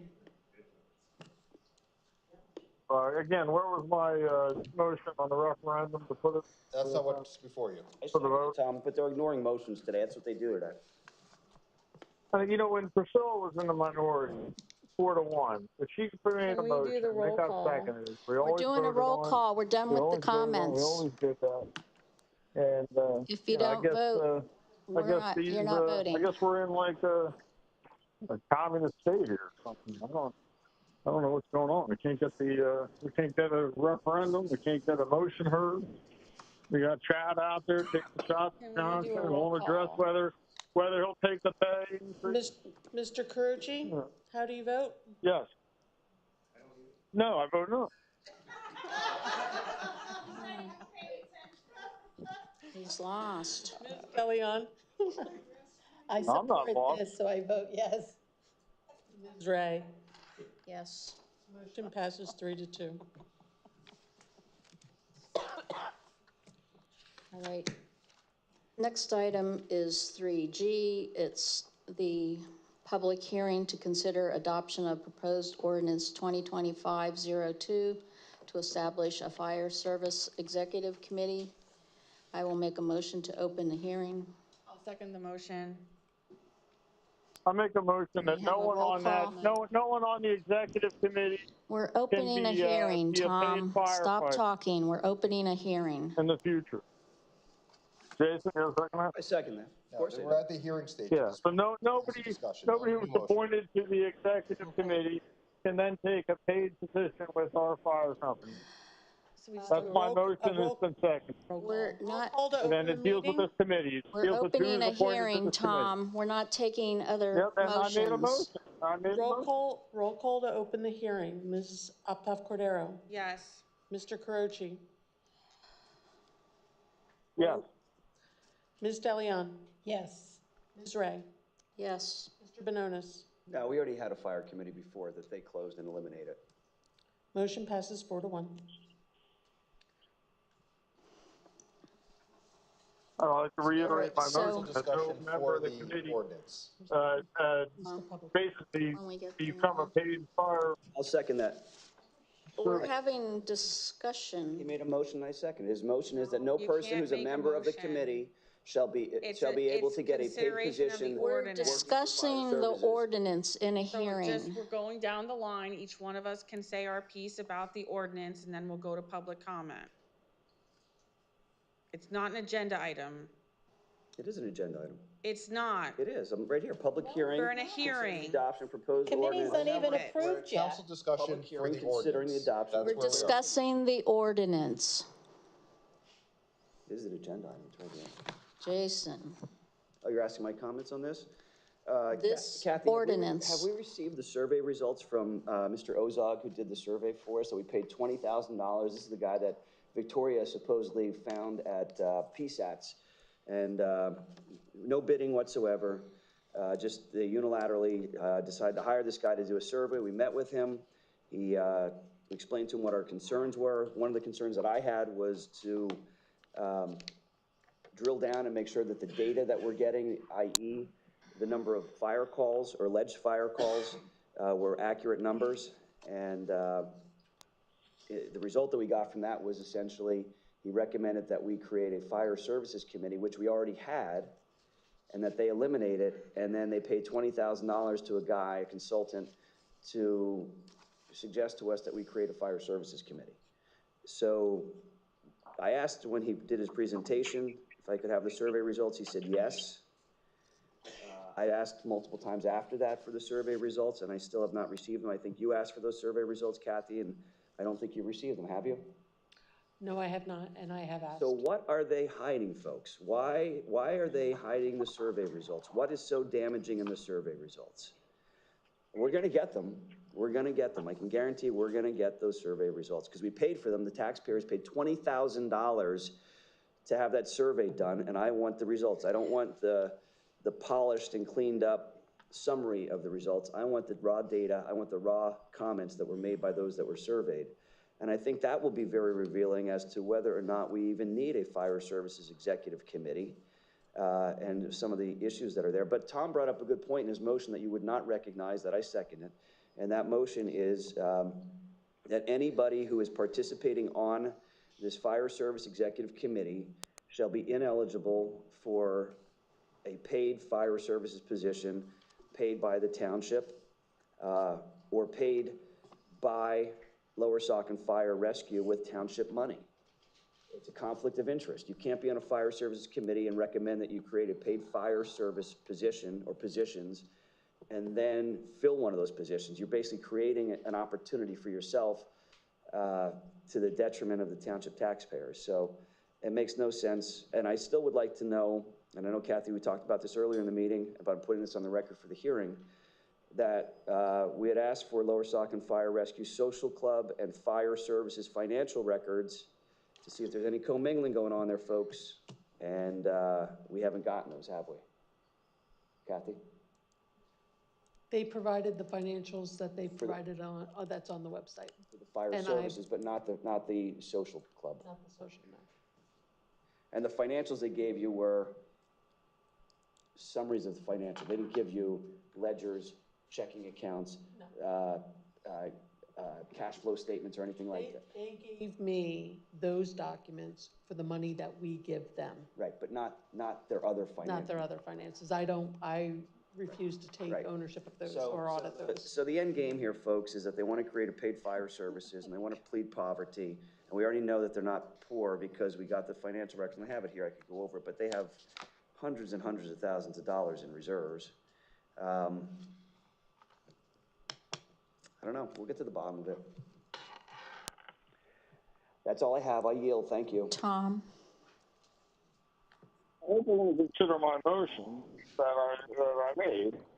I think it's very reasonable. I think it is a conflict for someone to sit on a committee to create a job, a paid full-time job for themselves. It's ridiculous, and it's a complete conflict. You know, the other thing is, you know, like Chad, the candidate, stands up and says, "Oh, they had 900 calls." He has no idea if you've done any research whatsoever, but he doesn't. He is. Some of those calls are like from the county, last 5, 10, 15 seconds.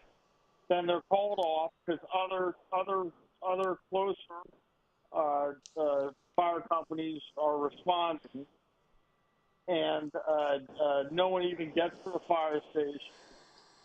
But our guys count that as a call anytime, even if it lasts 5, 10, 15 seconds. And that's what the breakdown we were looking for from the consultant that we paid $20,000 for, and that's what they won't turn over because they know that 900 number, the 800 number is a fraud. They got Chad suckered because Chad's a sucker. He's a sucker. He doesn't know. He doesn't. But anyway, beyond that, this is again the way for the Democrats on this council to try and take care of these guys. They're political allies, but the real conflict is they want to give a job to a guy who's already on the township payroll, and they want to let him sit on that committee to create a job for himself and a salary for himself, and they don't want you to know that. There's no reason why they can't appoint a committee that has people from the community, that has Republicans, Democrats. They won't appoint a Republican. If they were appointing a Republican, it would be someone in name only, not somebody that disagrees with them in any way, shape, or form. They won't even appoint Jason or us. They'll do it same as the hiring committee for a township manager, all Democrats, and they can't get it done. Like, here you have people who can't hire a township manager, can't hire a township zoning officer, can't hire a township financer, and you want them to be on a part of a committee to hire a paid fire chief and all that. Why don't we have this much urgency for a township manager or a financer? I mean, this is a separate nonprofit to volunteer fire. People let them do their job as they've been doing. And we provide plenty of financial support. But this is about getting somebody else on the payroll who supports them politically. And the worst thing is they want to put this person on the committee. Because they can't do it themselves. I mean, they can't even hire a township manager or a finance director. How the hell would they know how to hire a fire committee? I'm saying the same things over and over. We ask him to stay on topic. Just It's move on topic. on. You can't hire anybody. I think it's I'm sorry it hurt your feelings that you're incompetent, but he's telling the truth. You can't hire anybody, and you're wasting time. Okay, but we're having a hearing for a fire service committee. So I made a motion. I mean, I would like to say some things, but I also feel it's I made a motion that the person can't accept the job if they're on a committee. Just he's on repeat. Why don't you put Jason or I on the committee? One of us. Just one of us. You watch. All right, Priscilla. Well, I support the establishing a fire services executive committee. We have to. Ty Johnson's mother. Explain how Ty Johnson's mother. Tom, it is not your turn to speak, so put yourself on mute. He's not telling the public that Ty Johnson's mother was a very good friend of hers. So I do support the ordinance establishing a fire services executive committee. We have to set the committee before we can even talk about the participants or the appointees on the committee. So like I said, I support it. And can I just ask, I know it's not appropriate, can we have a bathroom break when this Yes. agenda item's over? Please, thank you. Do that.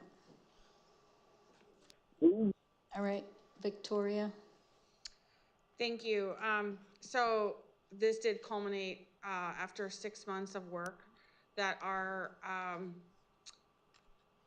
fire services committee that now meets sort of ad hoc, that has met for many years ad hoc, decided that this is the next best step in order to formalize a relationship between the township and the fire company so that we both work together in establishing priorities and needs in the township as it relates to developing fire stations and also buying new equipment so that whatever the fire company needs, the township can prepare for.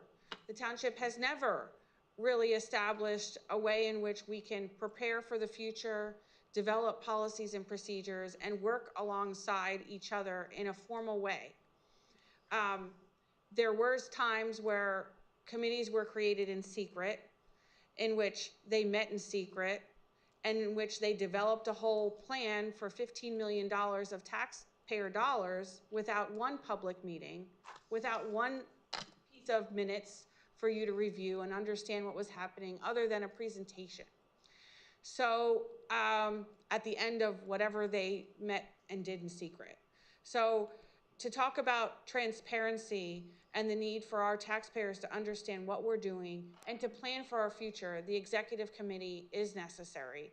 It establishes a way for you, the public, to participate and to hear what happens. It also allows our township to plan budgets and work with the fire company in handling things that need to be addressed that cost millions of dollars. That includes fire stations and fire trucks and handling budgets for regular costs that incur and that go up every year. So I'm in support of this. This is what was recommended by a very highly respected professional that's a professional nationally and does this for a living and is now an employee of PSATS. So I respect all the work that he did, and I feel that it's important that we move forward in this way so that we can plan appropriately for the future. I also find it highly troubling that there is an attempt by council to disparage and discredit his work and to imply that he's somehow hiding something when every single member of this council received redacted versions of whatever it is that he collected in surveys. I don't find that trying to dig up whatever his professional work product is in order to smear people through the mud, which is what I've watched happen, is productive or a good use of your taxpayer dollars, especially since these people volunteer. So if we want to smear people and drag them through the mud in a public forum every opportunity we get, guess what? People aren't going to volunteer, and then your taxes are going to end up having to pay for paid people to do what your volunteers do and what we honor them to do. So your goal So is...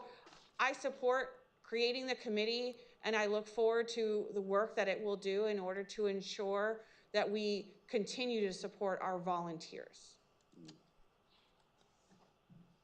Again, Kathy, we didn't get the information from the consultant. It's not your turn. So since it's been repeated over and over, the $20,000 fee for the consultant was not just to conduct a survey. It's part of it. It's one piece of it. And he didn't provide it. We met with him. He did provide the survey results, and they had to be provided anonymously, and that's how people participated so that they could make their comments. It was... Tom, stop speaking over me. He's telling the truth. Stop. I know the truth hurts. Talking. The truth hurts, Laura. And you too. The truth hurts. So we got a lot of good advice from Jerry Gave us And one he piece of advice, to met create with us committee. many times. Well, we got a lot of advice from him. We did? The main purpose of the executive committee is not to specifically hire a paid fire chief. That's not the main purpose of the committee whatsoever. Did you tell them that? They do need to look at doing long-range planning for both our equipment needs, our building needs, and the personnel needs, and how they all fit together. They will be public meetings that are open to the public, and there would be minutes provided. And this is the big difference between this committee that they said they had before, which was meeting without any public notice or public input, and nobody knew what was going on at their meetings. So, and the committee would also help with the budgeting process and how the township works with the funding for the firefighters, so that we make sure we have this service moving on. So that is why I'm supportive of establishing this executive committee. It'll make it more formal. There were so many things that have been said of over the years. Things have been started by this manager, that manager, somebody else, and then dropped. It just gets lost between, dropped between the cracks somewhere and never followed through on. So this is to try to make the process more cohesive. So with that, I'm going to open this to public comment, and I had the sign-in sheet given to me. I have Anne Marie Slavic. Do you want to speak on this? It's water? Thirsty? I have 2 bottles right here. Okay. Anne Marie Slavic, Lower Saucon Township. I would just be aware of the fact that the consultant is not giving us kind of what we needed. If they did a consulting and they charged us $20,000, I think they should probably give us what we want. Even if it's something that maybe some people on the council don't think we need it, whatever, we paid for it. It wasn't free. So we have to consider that.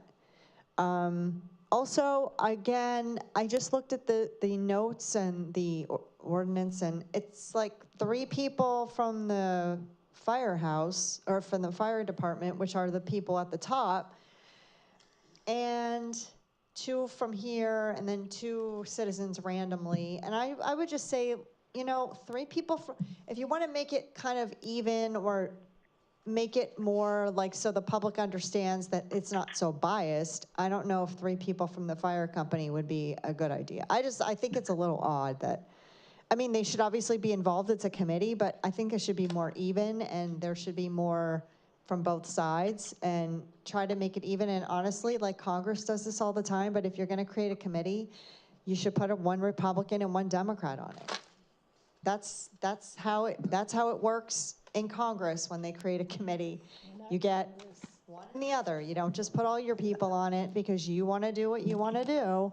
And remember, there are people who are complaining and screaming that one side is too loud and they're bullies and we don't like the way they talk, and then the other side, there's a reason why people are fighting here. Just remember that. Anyway, again, please make it, it's not about fairness. I don't want to sound like a little baby. It's not about fairness. It's about, there are Republicans in this township and there are Democrats in this township. It's not just about the council. It's about the taxpayers. So when you make decisions up there, please consider what you're supporting, or who you're supporting, who you're backing. You're not just working for your Democratic friends. You're working for everybody in the township, so please consider that. Thank you.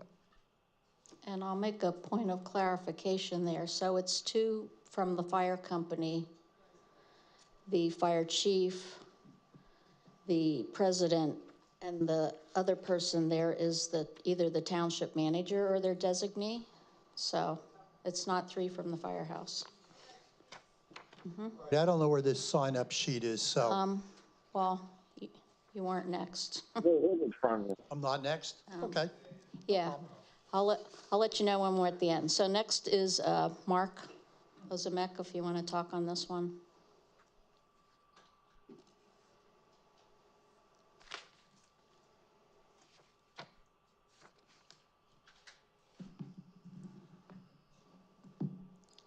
Mark Ozamek, I'm still here. I heard reference to a paid position.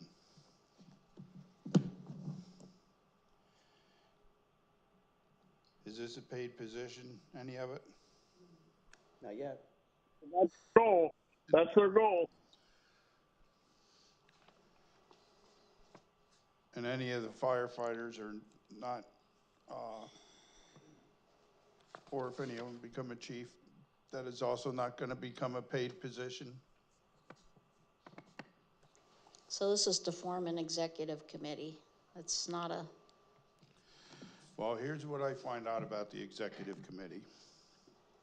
Here's what I find out about council and every person that serves on any fire services in any capacity.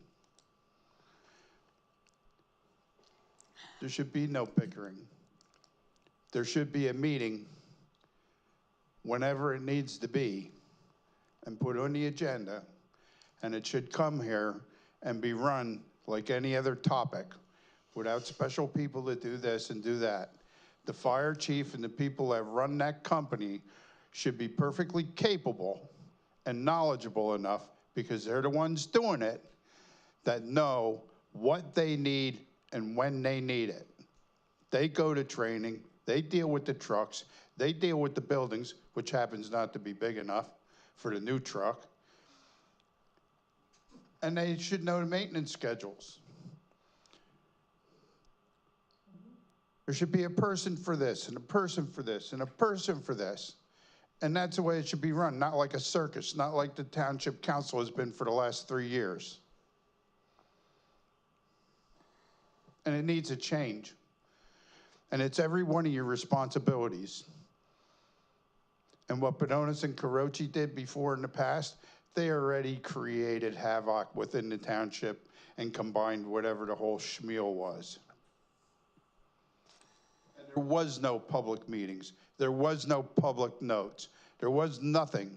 So if the fire people want something and the council wants something, you put it in this room in front of the public, in front of all of us, when it's needed. All right, and the next person on the list was Andrea Witchen. We could hire a township man.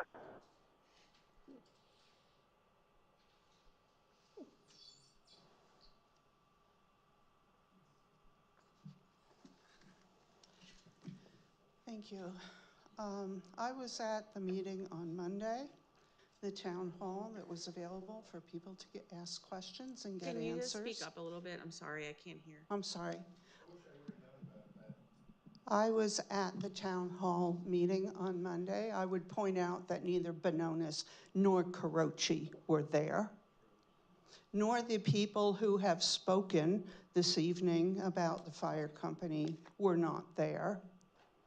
I'm glad that someone pointed, thank you, Laura, for pointing out that there are 7 members on that committee, only 2 of whom are from the fire department. So let's straighten that out. There is nothing in this ordinance that says there should be compensation for anyone on this executive committee. I'm getting pretty tired of the deliberately partisan blather that comes out of certain commenters' mouths.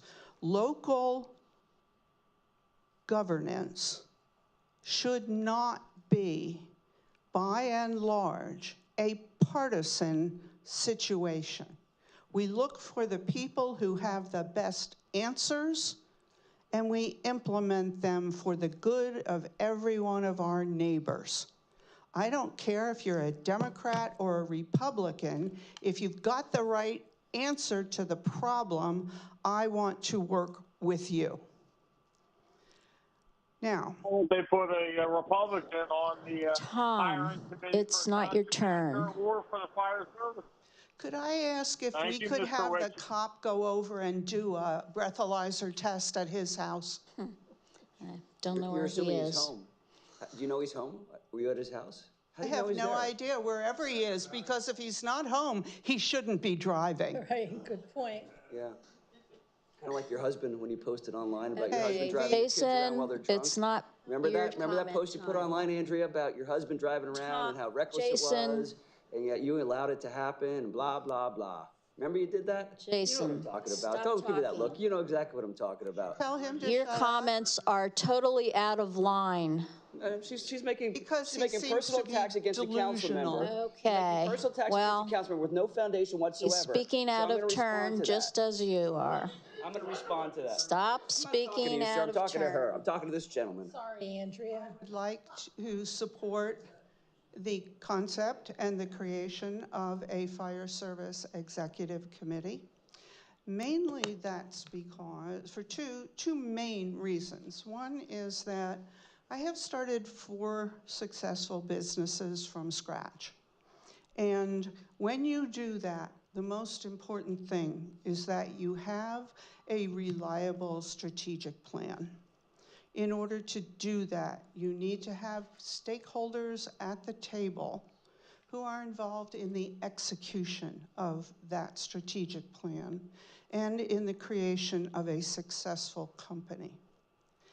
This fire company and this township are facing long-term challenges as to how to maintain a viable fire company that can provide the kinds of services that are necessary to keep our citizens safe.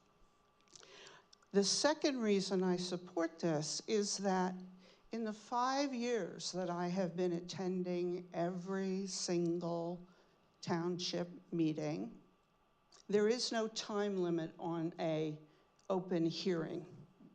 It is not a public comment period. You know, if you knew anything about how to run a government, you'd really be dangerous. Secondly, Hear that, Laura? Hear what you said? I agree with that. Secondly, in that time, which was when I first started keeping an eye on these meetings, which was right before the start of COVID, what I saw was a completely disorganized relationship between the fire companies, plural at the time, and the council. And that there was, what became apparent over time was that there were attempts being made to force these 4 companies into one entity. And there was obviously some groups that were not as happy about it as others. And I knew nothing about the history of that, and it seemed reasonable to me that we should, in fact, combine all of the fire companies into one. You're welcome. Mainly because of the savings in administrative costs that were involved in that, which is very important when you're doing combinations of companies, which I have done mergers of companies before. But what I also noticed happened over that period of time was that there was a concerted effort on the part of the 2 gentlemen who still, and I use that word very broadly, who still sit on this council, to belittle and demean the fire companies. And at one point, actually to try to force them into combining with the other companies. I sat through many meetings where I heard them treat the fire company as if they were poor, unfortunate beggars who were coming for money, but then they would turn around and claim that the fire companies were ridiculously wealthy. And I'm quite sure I could go back and actually find the words that were said, because I've kept all those notes. But what I watched over that period of time was that there was no coordinated, cohesive plan for how to move forward. The only thing that eventually burped its way to the surface was some result from some unknown committee that never held public meetings or never had reports to the actual council that came up with an extraordinarily ridiculous plan of a multi-million dollar new fire department building. And along with it, no understanding of what the strategic plan would be. So I would point out that in this ordinance, it includes the requirement that the committee create a 5 to 10 year strategic fire services plan to address and include recruitment, retention of fire personnel, development of a staffing model, development of a facilities plan, development of an apparatus, and major equipment replacement plan, and a financial stability plan. These are all crucial to creating a fire service that will have long-term viability for the township. The peculiar multi-bazillion dollar building that we were presented with included none of this in any detail. And as far as I know, I don't know who the stakeholders were who were on that committee, but I don't know, which means I don't know whether they represented the stakeholders who are going to have to implement a 5 to 10 year strategic plan. This is what well-run townships do. They put together a group of people who are knowledgeable about the needs of a particular problem, who meet and report visibly to the community as they do their work, and then turn their work over to the council, which is the only body which can actually approve spending money on these kinds of plans. If we don't do something like this, we're not going to have fire services in a couple of years, and that's wishful thinking, because we don't have the personnel and we don't have the support to continue as a volunteer fire service township. I have more to say about that when we get to the next ordinance. So I encourage you to set this in motion. It is long past due. In fact, 5 years ago when I first started watching what was going on here, it was already overdue. Thank you. Thank you. All right. How does this gentleman get to speak for 7 minutes? Okay, we're in a public Other hearing. people only get to All right, speak so for we were 3, at the end of the people that signed up, so if you want to come up. The meeting.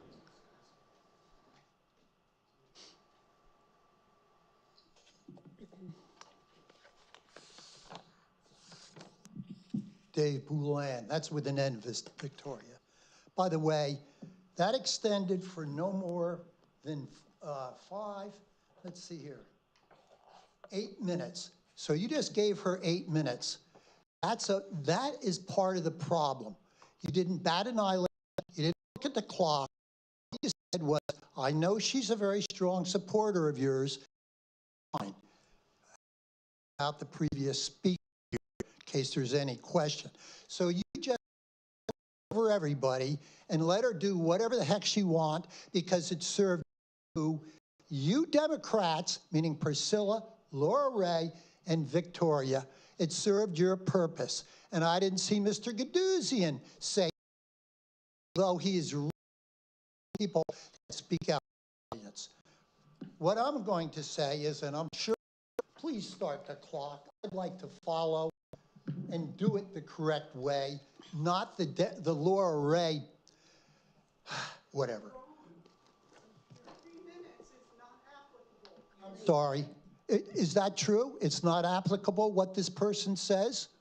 Or are you running the meeting, Laura Ray? If you speak to the ordinance, you can speak. Oh, okay, Go good. off topic, So- we'll move on. Okay, and you decide that, okay. Well, on a public topic, and now you tell me you can. Boy, I'll tell you, isn't it funny how the ground shifts according to who's wanting to talk? All right, so let's see here, because I was going to say it's real simple. You got 30 items. We get 3 minutes to talk at the beginning. That's 6 seconds an item. That's the way you run it. Okay. Now all of a sudden we have endless amounts. Okay. My question was the same was when it first came up about fire services and when the chief sat here, and the question was, we want to see the raw data. Do you know what raw data is? It's not a bar chart, a pie chart. No, it is the list of data, maybe in a spreadsheet, maybe in a comma separated sheet, doesn't matter. That's what was asked for by a councilman here, and that was asked for several times, including the consultant who was here, a professional, high-paid, super-duper, whatever not, and he said, sure, I'll get that. I can look at the videos, okay? It appeared. I can take the data, I can throw out what I think is greater than 3 sigma data and plot anything I want or you want to justify my point. The raw data is what counts. And you, Laura, you say you're a techie and you're all this. You ought to know that. So you should be supporting the fact that this councilman gets that raw data so we all can see it. So where is the raw data? You know what? It's just like Hal. You ask for it, you don't get it. Finally, you take it to court, you get it in front of Judge Daly, who rules you must turn it over. And the data, we can't give you the data. Oh, wait a minute, I thought that was a public procedure, all right? So that's why I say it's just like Hal, and then all of a sudden this ruling comes in, got a new attorney on the board, and bingo, Judge Daly's ruling and the contempt if you don't turn it over just goes away. Is that what's going to happen here? I hope not, right? That's why I'd like to see what this lady back here said. Let's have people randomly chosen. And again, maybe it ought to be the little balls in the thing you pull out just like they do for voting, instead of getting your buddies in there who say they're this party or that party, but they're not. That's my opinion about getting who should be on the fire services, because I've had several people who have been in the fire department for years. They're not there now and haven't been there for a couple years, but they know what they're talking about and they want to be on it, but they laugh when I say, all you have to do is apply. Oh, they laugh and say, yeah, I'm the wrong party. I'm not a Democrat. As far as the open public meetings go, we found out here in this council meeting what the candidates who were running said, 5 minutes for each and every topic. That vanished from 5 minutes to each and every topic to 3 minutes to each and every topic to 3 minutes for the agenda item of 30 items. We're talking about the executive committee. I'm talking about what you say and claim it's going to be an open public meeting for fire services, and they're going to do all these good things. I'm sorry if I'm a little jaded, but I've already heard that story from you three, and it doesn't hold water unless you put that in some kind of writing and lock it down. I think it's a good idea. Certainly, I am stunned that the fire department doesn't have a long-term plan and doesn't have it out there every day and talk about it. But again, I'm also stunned that the chief and the assistant chief were here and walked the meeting, walked out of the meeting so nobody can ask them questions about what was asked for. I'm not saying they do or don't do a good or bad job. Actually, I think they're fantastic. I hear them all the time. But I'd also like to know the real data. How many are false starts? How many go to some other town and whatever not? And I'm not hearing that. So that ought to be part of the plan too. And I'd like to have people that ask the hard questions about, well, let's see the real, let's all see it. Okay. What else? I'd like a point of clarification. It's public comment. spoke about Tom. a fire services committee. Still in public comment, Had Tom. nothing to do with this agenda item or this public hearing. And Ms. Ray didn't do anything about that. Didn't say anything that she was off topic. That's okay. Ms. Ray's got a few things going on here, but that's exactly what I'm saying. So this sounds good, but we see how some of these subcommittees work. People on the subcommittees do illegal things. Run around in front of the council with boards screaming about trees getting cut down. Then they go cut down trees illegally and nobody stops them. There is no fines and they don't get kicked off the committee. So I don't think there's a long way to go if you're going to seek across the aisle people who have a different opinion or ask for data that should be trivial to come by and we don't get it. And you stonewall it, you walk it out, no good. You're never going to get cohesion amongst the parties, and I heard we should all work together. I'm tired of kumbaya, okay? I want to see results, and I'm not seeing them. That's my opinion. Do we have anybody else that wanted to speak during the hearing? The fire committee? Okay, seeing none, I will. I'll take a moment if you got one. All right, just state your name. State your name first. Chad Heimbecker. I think the committee is a good idea for continuity and open discussion and transparency in this township. I think that there's a lot of false information and it sounds like misinformation or misunderstanding being spread around about what's available or not. And I feel like not just a random lottery of random citizens, but people who are actually concerned and educated about the topic should be pulled together to make decisions. To clarify some issues before with the into the next topic, but yeah, I think it's a good idea, obviously. I think that this would help us. I'm concerned in the public safety sector here for the wildfire risks in our township, considering the number of trees that we have and the dead ash and fir and things like that. You know, we had a fatality on the rail trail, unfortunately. So we have some things that we could be taking care of, and to properly support our fire department and the plan for that would be really beneficial. Thank you. Hey, Chad, do we have anybody else? Where are our firehouses located? Tom. Where are our firehouses? Tom, stop your comments. Irrelevant. It's relevant. Do we have anybody else? Stand up there and campaign at the podium. I think it's relevant. You need to answer some questions. Does he know the history? No idea. That's a basic Here piece to of campaign. information. Okay, I see nobody else. I'm going to make a motion to close the hearing. Second. Firehouse. Can we have a roll call? Mr. Croce. What happened to my motion about having no individual serve on the committee? We're in the middle. We're closing a hearing. Motion to close the hearing. Vote on my motion. You can't make this stuff up. I know, you've been on it for 38 years. Isn't that amazing? Can't make it up. 38 years, people voted. Okay, you roll called them, right? Can't make it up. Ms. DeLeon? Yes, to close the hearing. Ms. Ray? Yes.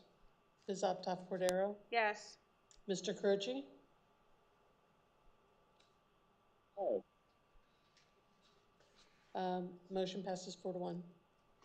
All right, so I would make the motion to adopt ordinance 2025-02 to establish a fire service executive committee. I'll second. All right. Do we need more discussion? Yes, we do. From council? Yes, we do. Okay, Jason. Absolutely. As we discussed during the hearing, we do not have the survey results, which I would have liked to have seen. I think it helps to validate what's being proposed here. I think it's foolish that you're establishing a fire service executive committee when you should be establishing a township manager hiring committee and a township finance director hiring committee, and a township assistant manager hiring committee, and a township zoning officer hiring committee, and whatever else staffing positions that we need, but instead you're spending time and energy on this kind of stuff, which is not critical right now. You've got a house on fire, and you're trying to pay for a fire company here instead of having the people inside the house to take care of the fire, to prevent the fire from happening in the first place. Doesn't make any sense.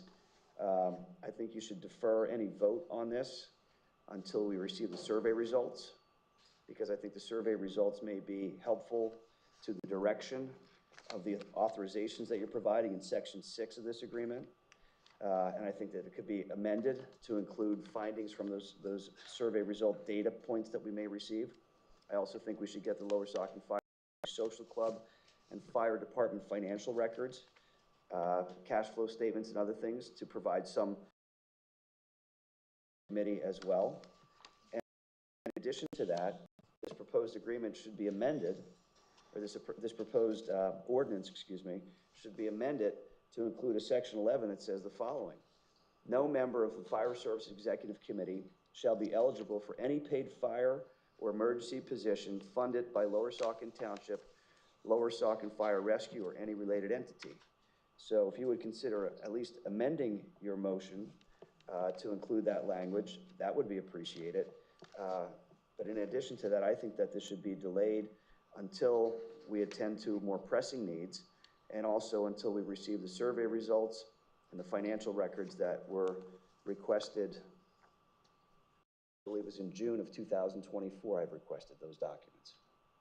And then I believe it was in August or September when Mr. Ozog did his presentation, and I asked him for the data, and we haven't received it. So that would be my recommendation here. I think it makes sense. I think the taxpayers would appreciate that you're not wasting more time and money on things that are not Lower Saucon Fire Rescue. To respond to Ms. Witchen here about the merger, to clarify what happened, because you apparently are ignorant to it, that is, efforts were underway for how many years, Kathy, to merge the fire departments before we got on council? 10, 15, 20? Probably close to 15 years. 15 years. There were efforts underway to merge the, but they never finalized the mergers. And it was only through the efforts of the prior council that we were able to persuade them to complete what they had started. And the 3 fire departments, for Mr. Heimbecker, who's here, who may not know where the fire departments are, I'll clue you in. The fire stations that we have were separate fire stations. We had fire stations at Southeastern, fire stations at Lightsville, Steel City, and Seawyco. You missed one, Seawyco, sir. Seawyco's right down the street here, the big one, okay? So there were efforts underway for those 3 to merge. I'm not having a conversation with you, sir. I'm just speaking to you. I'm not having a conversation. This isn't conversational time here, okay? If you want to have a conversation, go find a friend, okay? So I'm responding to what you said, so the public understands what I'm talking about and what you were talking about. No, I'm not asking you to clarify, sir. You don't need to talk to me. I'm not asking your permission. I would never ask your permission because I really don't care about you, okay? So to be clear, no, I don't care about you. I don't care about you. I don't care about what you're saying. Okay, Yeah. okay. I don't care about you. I don't care about you. We have to stop the banter. So there were 3 fire companies that had agreed. Would you stop? Could you get control of the meeting and allow me to finish my comments? Because this gentleman wants to continue. And you can stop insulting people in the audience as well. I said I don't care what he has to say. There you go, Ray. This gentleman wants to campaign and stand here and do a stump speech and interrupt me when I'm trying to clarify for the public what the history on this. So I'm going to continue to talk, and we'll be here longer because you can't run a meeting, you can't control the crowd. So to clarify for Mr. Witchen here, Miss Witchen, I'm sorry. Efforts underway for 3 of those fire companies, Southeastern, Lightsville, and Seawyco, to merge their organizations, but those were never finalized. And there was one additional fire company, Steel City, that was hanging out, that was not part of that, or advanced along that path of the merger. And it was through the efforts of the prior council that we fulfilled that. And I think if the 2 of you would go and talk with Lower Saucon Fire Rescue, or actually go back and just look at some of the old meetings that we had and the minutes that we had, that Lower Saucon Fire Rescue, what it is now, is appreciative of the efforts of this council to encourage the consolidation, to encourage the collective resources among those fire companies to maximize their membership to the benefit of the council to deal with. We had one. Instead of having 4 different fires to deal with, we have one. Instead of having to send funding to 4 different fire companies, we have one. So there are benefits that came from that process, and to suggest that the end product of that process is somehow improper. Was there some resistance along the way? I expect there probably was. There's always resistance to change, especially among certain people. But ultimately, I think that they were very satisfied with it. And I think the rank and file fire people will say that they're happy with it and that there's been a very good integration among those fire companies. So I just want to clarify the record on all those things. And I would hope that, and I would request that you at least amend the motion to include what I said in section 11. And if you don't, then it's very clear you're just confirming what we've been telling the public all along, is that you want to create paid fire positions for certain people and certain people that you're politically aligned to. If you included that language, I would suggest to the public that maybe this purpose of this committee is actually not already predetermined. The outcome's not predetermined. But we'll see. I don't think you're going to do that. I think you're going to tell the public by voting for this, because you 3 vote in lockstep and you're closed-minded people who have no vision, that you just want to create a fire service executive committee with a preordained outcome to create a paid fire service position for somebody that you want to put. Thank you. I have nothing else. I yield the floor. Tom? I agree that with Jason's amendment is perfectly reasonable and should be added. The other thing is, I mean, I'm sure that Chad had time to look up the location of the firehouse by now, and next time he stands up, he'll tell us to it. But, you know, as far as this committee is, I'll take care of myself. Let's have an elected Republican. Put Jason or I on the committee if you have nothing to hide. In it? No, I thought you looked thirsty. And also, you know, when we talk about the township being well, and you know, we're gonna have this committee to plan fire services to benefit, and the township manager or the township manager designate should be part of this committee. We don't have a township manager, and that's the point. Like, why don't we wait till we have a township manager? Maybe we'll hire a township manager that has a lot of experience dealing with fire service, and can serve on this committee and be a real asset on this. But no, you know, you're so in a rush to take care of these guys politically before the election, if you can, that you're willing to do all this before you hire a township manager who should really be in charge of this. Because the fact of the matter is, if you do hire a paid fire commissioner or fire payer chief, that person would report to the township manager. And that township manager just have a say in who that person is. And sit in on the hiring of that person. But you don't want to do that. You want to hire this person. You want to make sure this person is hired prior to a township manager so you can control that. But that's not how council is supposed to operate anyway. The township manager is supposed to be.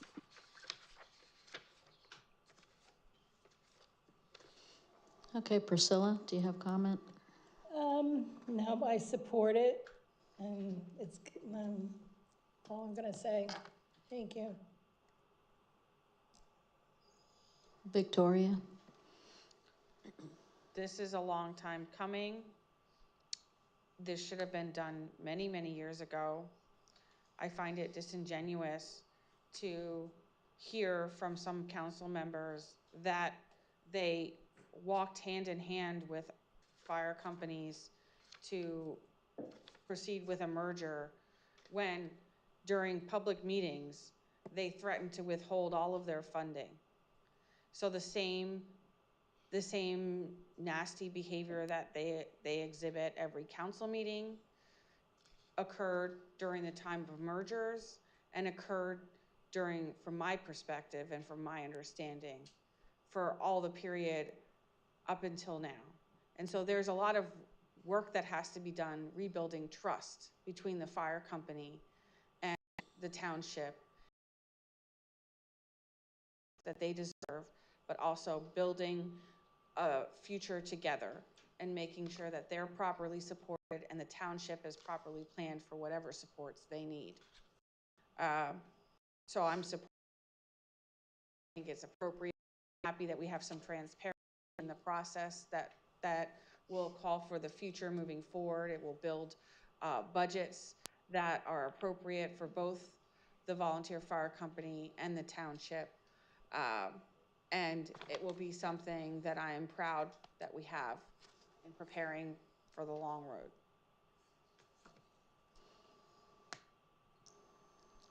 Are you done? I'm done. All right. So I will say, yes, this is long overdue. The reason that we need this is because, like I said, over all these years, there's never been a formal recognition between the fire company and the council. It's, you know, disjointed information, and things would get started and dropped. And we need some cohesive and long-term planning.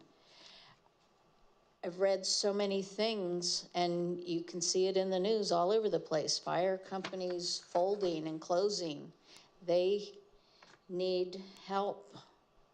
We are very lucky with what we have right now with all the volunteers, but financially, things are moving in the direction of the costs of everything escalating so quickly. I mean, they could buy for $100,000 before is now $1.6 million.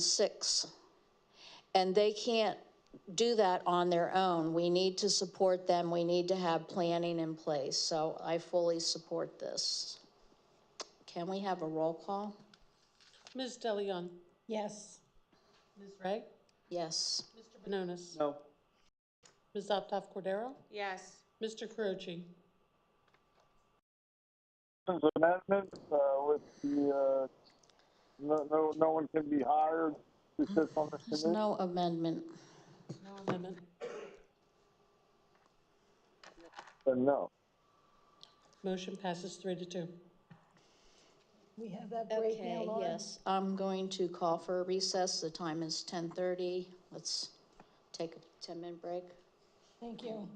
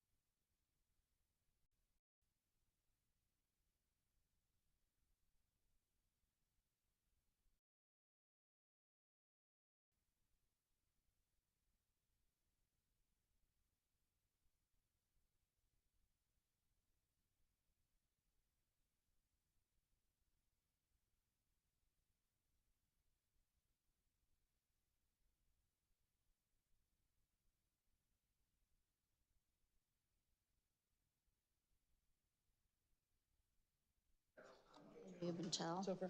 Tom, are you still there?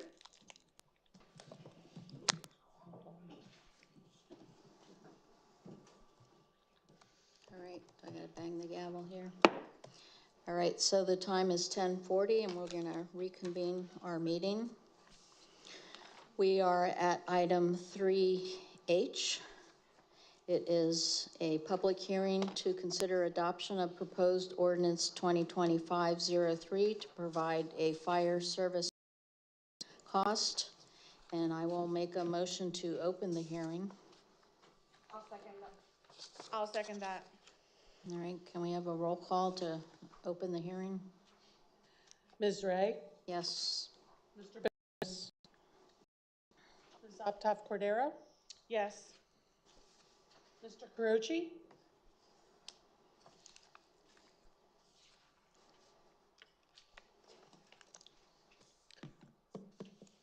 Okay. Ms. DeLeon? Here. Okay. Motion passes 4-0. Mr. Carucci is absent. Okay, so we will open this up to council discussion for the ordinance. Jason?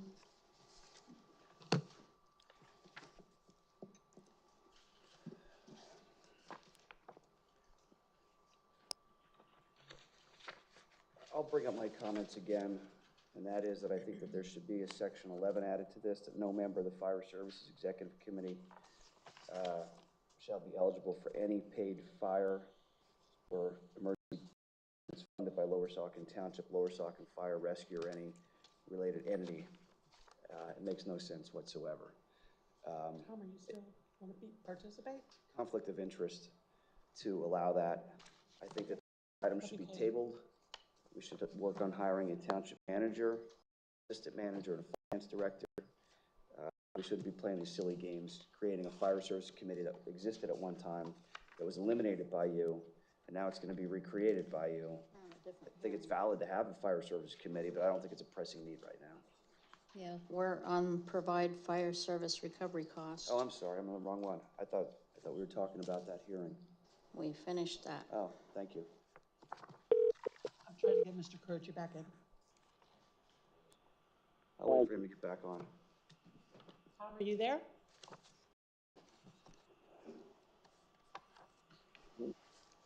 Tom?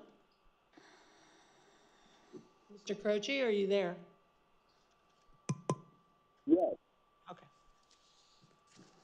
All right, so with regard to the fire recovery cost, in looking this over, it looks like recovery can be had from any insurer. I think there's an exception though, and Steve, you prepared this, correct? I did. So there is an exception that if you are a Lower Saucon Township resident who pays toward the fire tax, that you're exempt from this, correct? Yes, the concept was that the ordinance itself would not be taxing residents, especially if they were paying towards fire services. The concept being that it would allow a pursuit against an insurance company, conceivably, or somebody who is not a Lower Saucon Township resident. The concern that was raised was there's accidents on Route 78, there's costs that could be recovered, not just 78, but elsewhere. But for example, on Route 78, and there are costs that could be obtained or recovered, and that was the idea. Just to clarify what you said, recovery against an insurance company that insures an individual or a business that is not a Lower Saucon Township resident or taxpayer that pays toward the fire services tax, correct? No, it's paragraph 4C. For what? Section 4, Part C. Right. And it says an insurance carrier or person shall be liable for reimbursement as outlined unless that person. Here's my hypothetical. I have insurance on my home, and I have a fire at my home. And I pay fire services tax. And in paying my fire services tax, I am exempt from the fees that are in this proposal, correct? But not your insurance company. What did you just say? But not your insurance company. the way this reads, it says an insurance carrier or person shall be liable for the reimbursement unless that person. So insurance carrier has insureds who are persons, typically, businesses, could be a commercial policy. That paragraph appears subject to interpretation, and I think could be challenged because it does not necessarily say that you're, so my insurer could be subrogated against for these fees. Your insurance carrier could be liable for the fees. So this is essentially a tax, another tax. So the way you're trying to sell it is it's only for people that happen to have accidents on I-78 that aren't Lower Saucon Township Fire Services taxpayers or outside the township, or Lower Saucon Fire Rescue has to go outside the township. It's a tax. So township, the majority of people have homeowners insurance or motor vehicle insurance, is going to have their premiums go up once all the insurance companies out there know that they're now going to be responsible for all these fees that are set forth in Exhibit A. I mean, how can the premiums stay the same when there are additional costs and risks that the insurance companies are going to potentially be bearing here to reimburse the township? I mean, you're taxing, it becomes a de facto tax by having that subrogation, because what's going to happen is premiums, homeowners premiums and motor vehicle premiums are going to go up as a result of this. And people are going to have to pay more to have insurance as a result of this, because insurance companies that are providing insurance coverage to and businesses in Lower Saucon Township are going to have to pay more. So their whole underwriting is going to have to change. And as a result of that, insurance premiums are going to go up. I mean, we have a list here of fees. And what's striking to me is like some of these fees, there's a cribbing fee, $500 per call. I assume the cribbing means like when you have to park the fire truck and plug it in and you know, do whatever you need to do to get it ready to go out on the next emergency call. And then there's a fee, these are just some examples, $1,000 for a heavy rescue vehicle to go out. There's $1,500 for a medical extraction. I mean, those are big numbers. Who makes the determination what's a heavy rescue and what heavy rescue equipment needs to go out? I mean, I know they like to drive the ladder truck. Like, are they gonna pull the ladder truck every time because it's gonna give the maximum benefit, the maximum billable amount on this billing schedule? Or what's considered a medical extraction? Like, is it the jaws when they cut the roof off the car and the door off the car, or is it when they just open the door and help somebody out to get onto a stretcher? Like, this seems ripe for abuse, and I don't know who's gonna be in charge of this schedule and the billing that takes place, and I don't see anything in this process that provides for any appeal. I mean, it basically gives the authority to the authorized collector. It doesn't define it here. Is it going to be Lower Saucon Fire Rescue? Is it going to be an agency working on Lower Saucon Fire Rescue? Who are they? What are their credentials? Like, have they been sued before for overbilling these charges? And there's no appeal process to this. The appeal process is they bill you, and if you don't pay them, the authorized collector has the right to file a lawsuit to pursue the collection, and that's where your recourse is. So now you got a collection action against you for something that you're paying taxes for, but because your insurance company hasn't paid the bill, and they shouldn't have to pay the bill because you're already paying the taxes for it. And your insurance is going to go up because your insurance company is going to have to foot the bill, and your insurance company is also going to have to potentially be involved in a collection action on it. Like, this is a mess. This is a mess. I understand the intent is to subsidize Lower Saucon Fire Rescue. Kathy, how much do we currently give to Lower Saucon Fire Rescue on an annual basis? $235,000 is just from our general fund appropriation.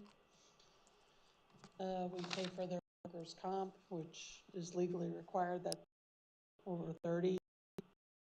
We donate $12,000 for that they can.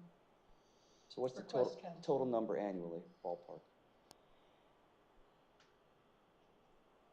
That we give them? Yeah. I would.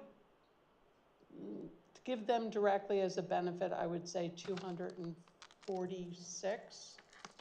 But that doesn't include when we buy them like a $1.5 million ladder truck, right? That's That's separate from that. So we're giving them hundreds of thousands of dollars a year. We know that they're not broke. We know that they have plenty of money in their accounts. This has so much potential for abuse. It's unbelievable. Look, for example, if you look at the following agenda item, you've got Lower Saucon Fire Rescue's annual report. 927 alleged calls, okay? Out of those alleged calls, a third of the alleged calls are taking place outside Lower Saucon Township, okay? That's fine if they want to go collect money outside Lower Saucon Township from those entities. I don't have a problem with that, because we should not be subsidizing other municipalities like all these that are listed here. But out of those calls, to the second page of their report, there were 366 good intent calls. That's 40% of their calls are good intent calls. What is a good intent call? It's when you're dispatched and you're canceled, or you're canceled when you're prior to arrival. So every time they pull a big fire truck out, so let's say they pull out a heavy rescue truck, it's $1,000 just to take out the truck, and then it's another $500 to park it under the crib fee. So that's $100 that somebody's going to get billed for a call that's a good intent call that's canceled. And I mean, I think it encourages Lower Saucon Fire Rescue, instead of taking out maybe a more appropriate, lesser vehicle or less equipment or whatever it is, let's take out equipment, get to bill the most money. It's amazing to me. It's amazing to me. So if you look at the calls that they have, and I'm going to get into this later when we talk about their annual report, but like 550 of their calls are legit calls. Allegedly legit, based upon all these other categories. If I just pull out the good intent calls, which are 366, 50, that doesn't include 82 false alarms. So every time somebody has a false alarm at their house, like, you know, you have a fire alarm or something that goes off that calls in automatically, you're going to get a bill for it. Like, they've never done that before. I don't think our police do that. Like when they get a call, like if there's a burglar alarm that goes off and it's repetitive, then maybe, you know, there's some steps that are taken, but we don't bill for police responding to false police alarms or burglar alarms. And if you look at their actual, the 927 calls, you pull out the calls that aren't Lower Saucon Township, and you pull out the false alarms, you're left with about 374 actual calls under these other categories that are good. It's about one a day. And now they want to throw on top of that this fee schedule that's going to burden everything without any guardrails up to make sure that what they're putting out is appropriate, to make sure that what they're billing is appropriate without any type of appeal process. And then your insurance company is going to have to pay more. And because your insurance company is going to have to pay more, your homeowners and your motor vehicle insurance policies are going to go up. This is crazy. There's no justification for this whatsoever. No justification whatsoever based on what we see right now. They're going to vote for it because they want to line their buddies' pockets, their political allies' pockets with this. But we're all going to pay more, folks. They've already raised your property taxes. They've raised your fire services tax. There's no property tax increase. Yeah, there was. You raised the taxes. First thing you did when you got into council in January of 2024 is you raised taxes. Don't lie. The taxes were set. You opened up the budget. You changed the tax rate, and you increased property taxes, and you increased fire services taxes. The record's very clear. Anything to the contrary is a lie. Okay, don't lie. It's on the record. You can talk about it. You can spin it however you want. You just moved it back up to what it was before, whatever. Tax increase because the rate was set and you decided to change it. So you increased taxes twice in that regard, and now you're going to throw on people. It's a de facto tax because people are going to have to pay these fees through their insurance company through higher insurance premiums. If you exempted everybody in Lower Saucon Township from this, because if the stated reason was actually to just go after all the accidents that we have on I-78 and all the matters that are outside Lower Saucon Township in these places such as Richland Town, Springtown, Regalsville, Richland Fire, Haycock, City of Allentown, Coopersburg, Greenwalds, Lower Milford, Eastern Salisbury, North Whitehall Township, Upper Saucon, Fountain Hill, Bethlehem City, Freemansburg, Dewey and Hellertown, Bethlehem Township, Hanover, Williams Township, and Lehigh Township. Okay, I could see that. But you're going after our residents here, and you're saying you're not because you're only going after their insurance. Well, insurance money doesn't just grow on trees. Insurance money exists by virtue of insurance premiums. There's a finite amount of money that's there, and if the insurance company has to pay more money out, then who pays for it? Their insurance pay for it through the course of higher insurance premiums.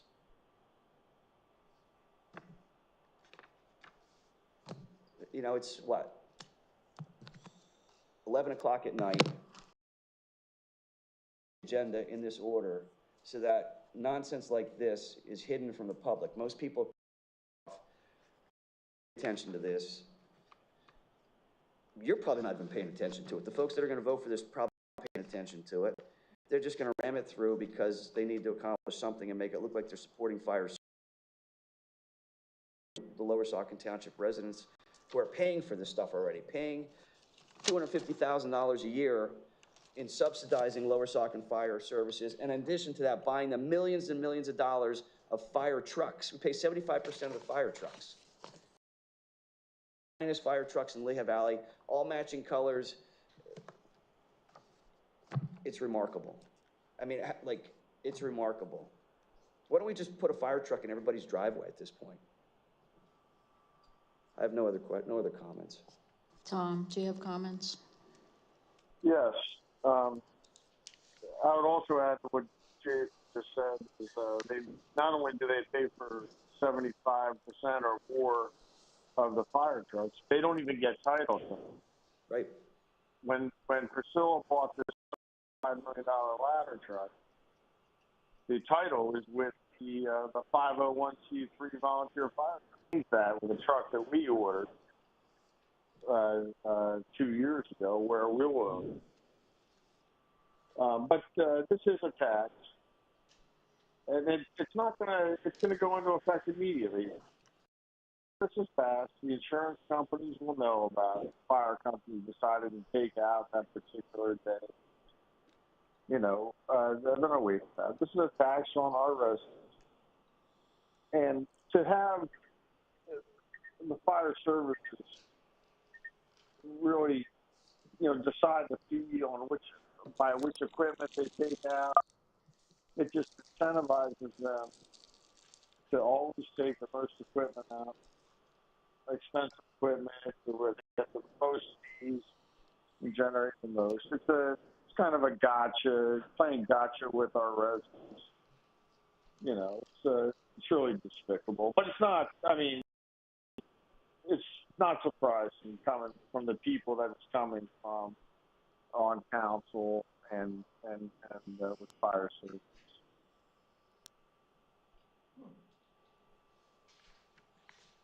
All right, Priscilla? I'm kind of on the fence on this one. Do other municipalities, like, do you have a list of other municipalities that have done this? And There was a list that they presented. I couldn't go. So. Yes. The list is actually, I'm going to read What's all that? this because I Andrew, she have a wasn't there picture either. of the slide. Can you imagine that? She wasn't there. Victoria, Yeah, read the list. All right, so here's a short list of neighboring fire companies that currently bill for their services.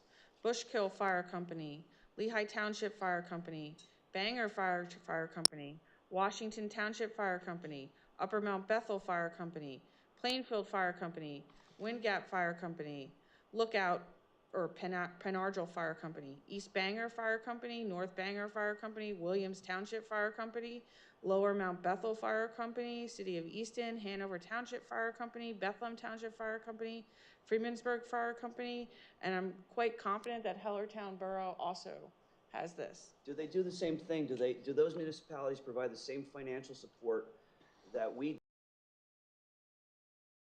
do? Or do they provide this program in lieu of township funding so that they're getting their source of income from those that are using the fire services as opposed to being subsidized by the municipality? The other question that I have is sort of subrogation or provision in their ordinance that says that they will only go after insurance companies, and are those reimbursements from the insurance companies outlined the same way they are in this ordinance? Do you have that information? Because I'd like to compare apples to apples and not apples to whatever fruit you're talking about.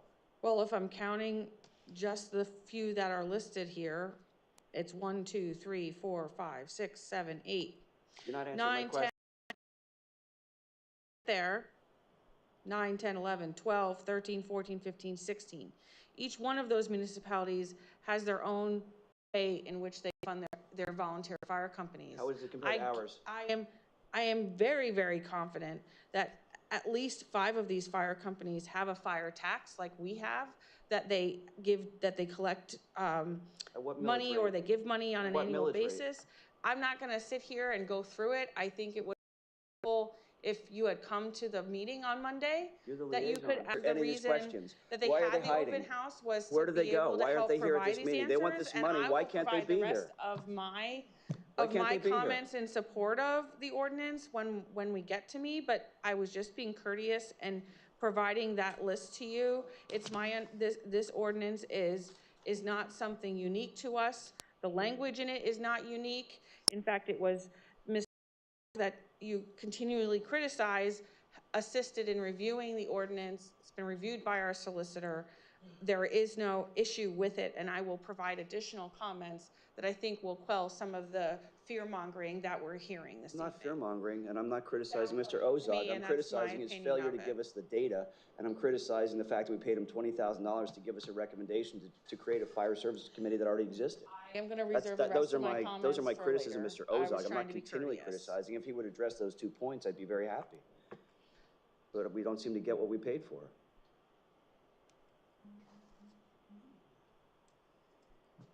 I think Ms. DeLeon was giving her comments. What's that? You were giving your... Well, yeah, I was just wondering how many other municipalities did this, and, you know, I didn't want to be the first one to do it. And obviously, you know, they're out there, so. But we don't know if they are. You're assuming that. She just said they presented a list at the. That's not the same. I asked those questions. You're not hearing what I'm saying. I know it's hard to understand. Priscilla, the presentation included at that are neighboring. You're not comparing apples to apples. You, I'm answering the question that Ms. DeLeon asked, and it's her time to speak. Why'd you interrupt her? All you need to know is they held their meeting on Monday, so they wouldn't have to come before council and the township residents and answer these questions in this type of forum. They could have their closed meeting that wasn't broadcast on YouTube. They didn't have to answer the question. That's why they held their meeting on Monday, so they wouldn't have to show up.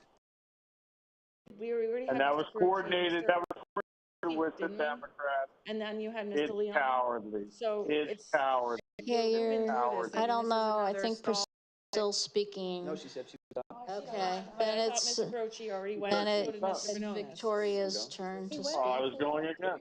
After you did. Sure. So okay. Positive. So my understanding of the ordinance is that if you are a Lower Saucon Township taxpayer and you have a goodwill call, I forget what Mr. Bononis called it. However, it's tagged in there. Obviously, the fire company is going to respond to that and end up not coming, not doing anything because it was a good faith call, good faith. That doesn't get reported to an insurance company. You don't make an insurance claim on a fire truck that shows up at your house to say that you're okay and leave. Where does it say that in this ordinance? Where when you have... It doesn't say that. I'm not finished yet, and I would like my turn. Then why is there the rate schedule? So the good faith calls, which don't require reporting to an insurance company, just like a burglar alarm or a false fire alarm, all of those things, you don't report those to your insurance company. You heard Mr.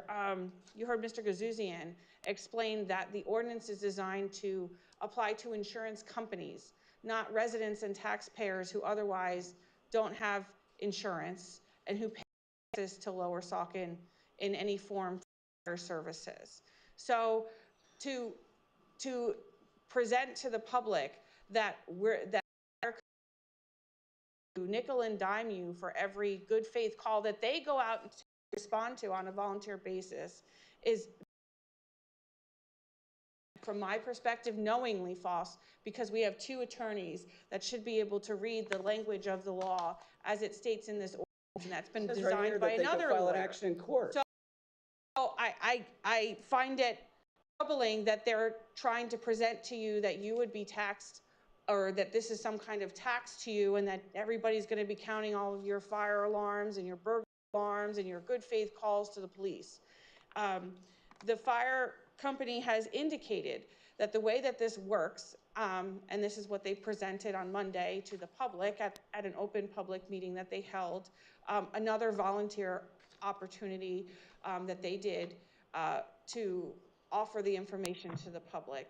But what they indicated is that what happens if somebody reports a claim to their insurance company for a fire, then the fire company will then submit a bill for whatever they responded with to the insurance company.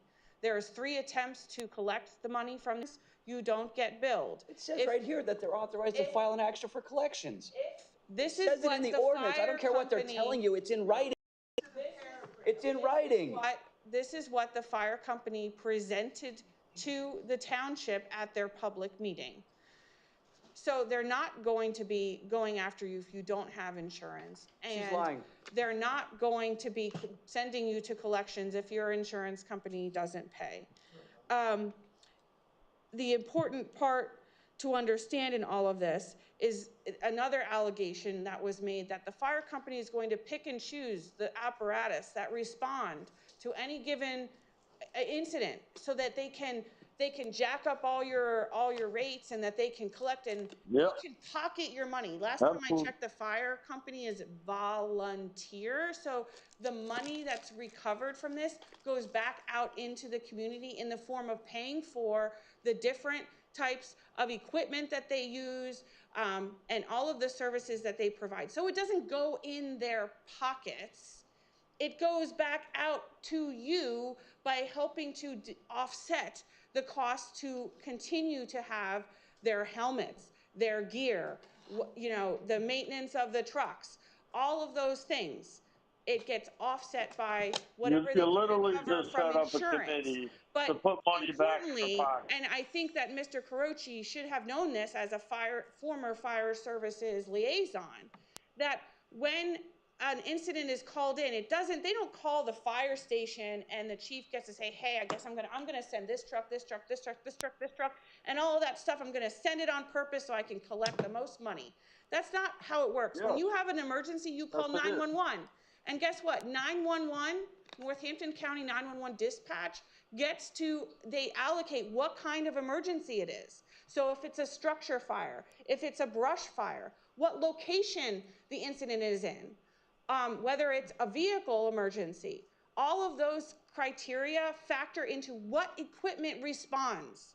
So when you have a brush fire, you're going to send the brush truck. When you have an incident in the part of the township that there are no fire hydrants, you need to send tanker trucks. When you go out to the highway to respond to a truck accident or a car accident, you're sending other trucks.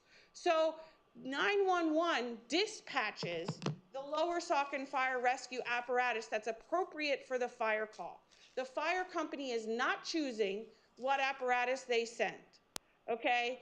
Obviously, when they get to the incident, and if it escalates, like first, everybody's heard like 1, 2, 3 alarm fires. So it requires more and more equipment to respond as the incident gets more severe.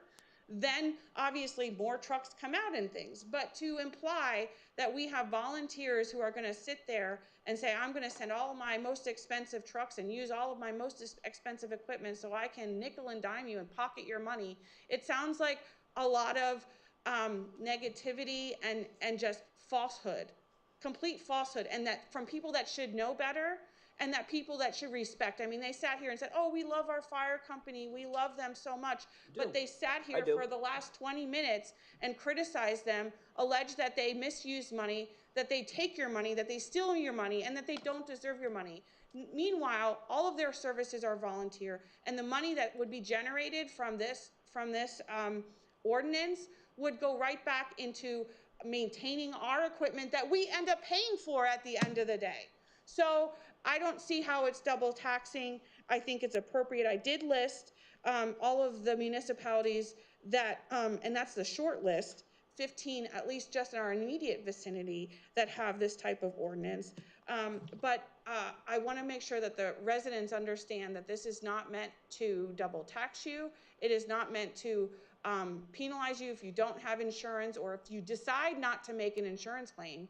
Even if they come and they have to put out a fire and you decide you're not, going to submit it because you don't want to have that knocked against your insurance rates, then they don't bill you. It's only if you have an incident that gets billed to an insurance company, the insurance company would then reimburse the fire company for whatever they sent based upon the 911 dispatch and the level of emergency that it was, and that's how that works. I know that at least I would think every single one of us would want the fire company to respond to an emergency. So that's all I have. The residents know how in your pocket. Tom, not your turn. Okay, so Victoria did cover a lot of points that were discussed at the meeting on Monday night. Inaccurate information being said over here because you did not attend the meeting to ask questions or hear how the program would work. They would not bill for every single call. They would only bill for calls where insurance is involved. As was explained, they don't pick, what equipment they're sending out, and they're not going to change that. That's determined by the type of call it is coming in from 911. As far as putting this on the agenda at 11 o'clock, we could have been much earlier if there was not so much nonsense and over talking on things. Mr. Winter, speak for most insurance already has this built into your policies as a coverage.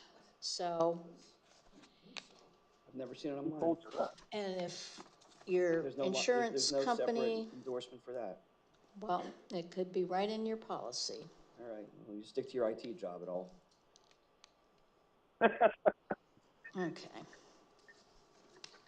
Let's do public comment. Here we have a list here.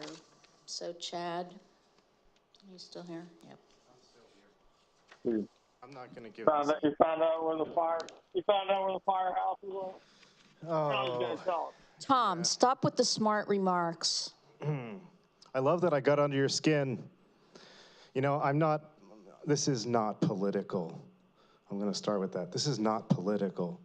I don't care about partisans. I care about personalities. The words and actions, and honesty and integrity, right? So, when you make inflammatory comments, but you turn around and continue to act like children, it really does a disservice to any legitimacy that you actually have, okay? So when I get up, and I talked earlier, I was overspoken a little bit by Mr. Council person over the phone. And so, yeah, I did hear at the meeting that the calls went up 900. I understand. I want a little bit of information on how that gets broken down. And as I asked before, what is causing this increase? Can we reduce the need? Can we have safety awareness or checks or other education or best practices campaigns that maybe we could reduce the number of overall calls, even if they end up not being anything? What is that? Can we work on that a little way? Education. So, yeah, and I agree that this ordinance needs to match the intent that they described, where they say they only go after insurance companies, but in here it says person or persons, then that's contradictory. To only go for 3 attempts against the insurance company, I don't see that limited in here. So it says about 90 days and that they can go after collections. So those are contradictory. So I would like to see, despite, even if there's a policy statement from the fire department, I would like to see that codified in this ordinance first before this gets adopted. And as again, I think that this should come along with other ways that we can invest into reducing these calls and the education and the safety campaigns out there. So, you know, you talk about dysfunction. You sit here and you disparage the fire company, make false accusations. You know, you don't even know the millage rate. 0.9 is what we charge right now. The max is at 3. And so we're not even paying the full millage rate right now. It sounds like the fire department has a shortfall every year of $100,000 or so. They've had the green a few years, but most of it's in the red. I don't know what their exact savings account number is. But you know, at the end of the day, if they're saying that their radio went from $1,000 to $10,000, well, if you want to nickel and dime them about what they're paying and you question them, then go that route. But if you believe what they're saying and you understand that they know their gear that they need, then the apparatus that they need to effectively do this work in our township and keep us safe, then I trust them with what they need. And you know, if the costs go up from $1,000 to $10,000 for a single radio and there's 50 or 60 volunteers and they all need this, that's a lot of money. And that's not going to come from a bake sale or a hoagie sale. It's going to end up coming back into our property taxes, having to go up anyways, and then everybody's going to pay more. This way, I appreciate, just puts the onus on the people who are actually calling in. Okay, so it's a usage-based fee, which I would think that most conservatives would be behind. Okay, so I think there's common sense approach in coming together like everyone talks about doing, but never seems to do because you're just shouting over each other all the time. And your personal attacks. And you're pro-transparency, and then you get upset that they had a meeting on Monday. Doesn't make sense. It's hypocritical. So let's do what's good for the township here, and let's support our emergency personnel and services. I cannot support this the way that this is written right now. I feel it needs to be revised to match their policies that they discussed, because it doesn't match one for one. Thank you. Okay, so I believe Anne Marie left. She was next on the list. I have Mark Ozimek.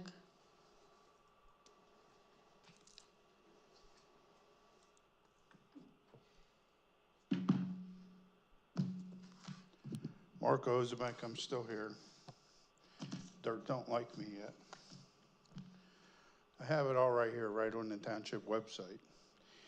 You cannot get my permission to pass this tonight with the way this is written. Bononis is right. And I talk, oh, thank God.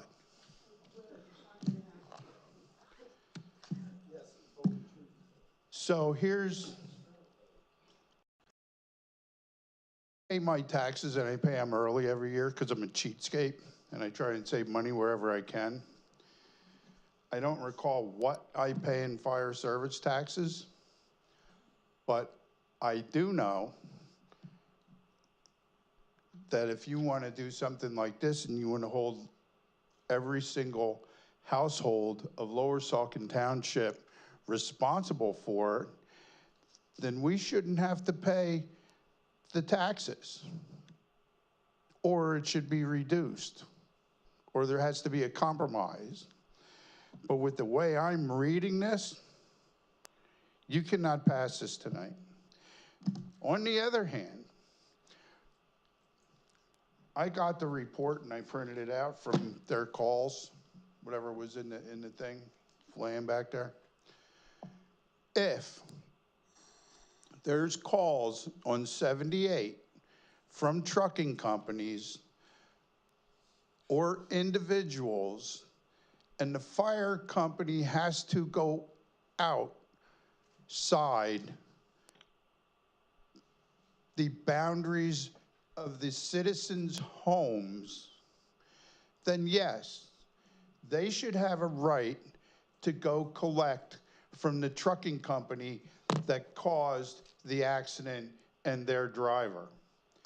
Because, not UPS, FedEx just killed how many people when that truck run into the back of another truck, killing people, removing cones from the highway just a couple days ago.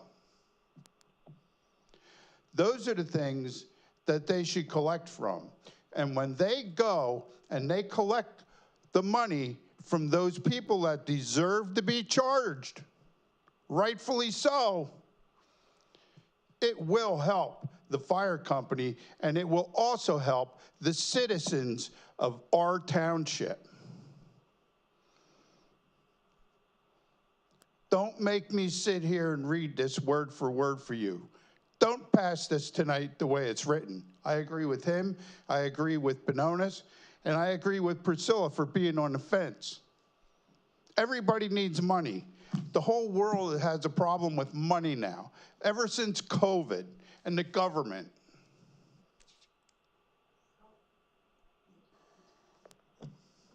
No, not until it's rewritten. And then actually, you should take this and you should referendum this and put this up to a public vote too. Okay. Who wrote this? Oh, wait. And just to be clear, so that the fire company understands my position on this, I'm not out to be against you guys. Tom, to answer your question, Steve Gutsuzian confirmed that he wrote this. Okay. And Andrea, you are on the list.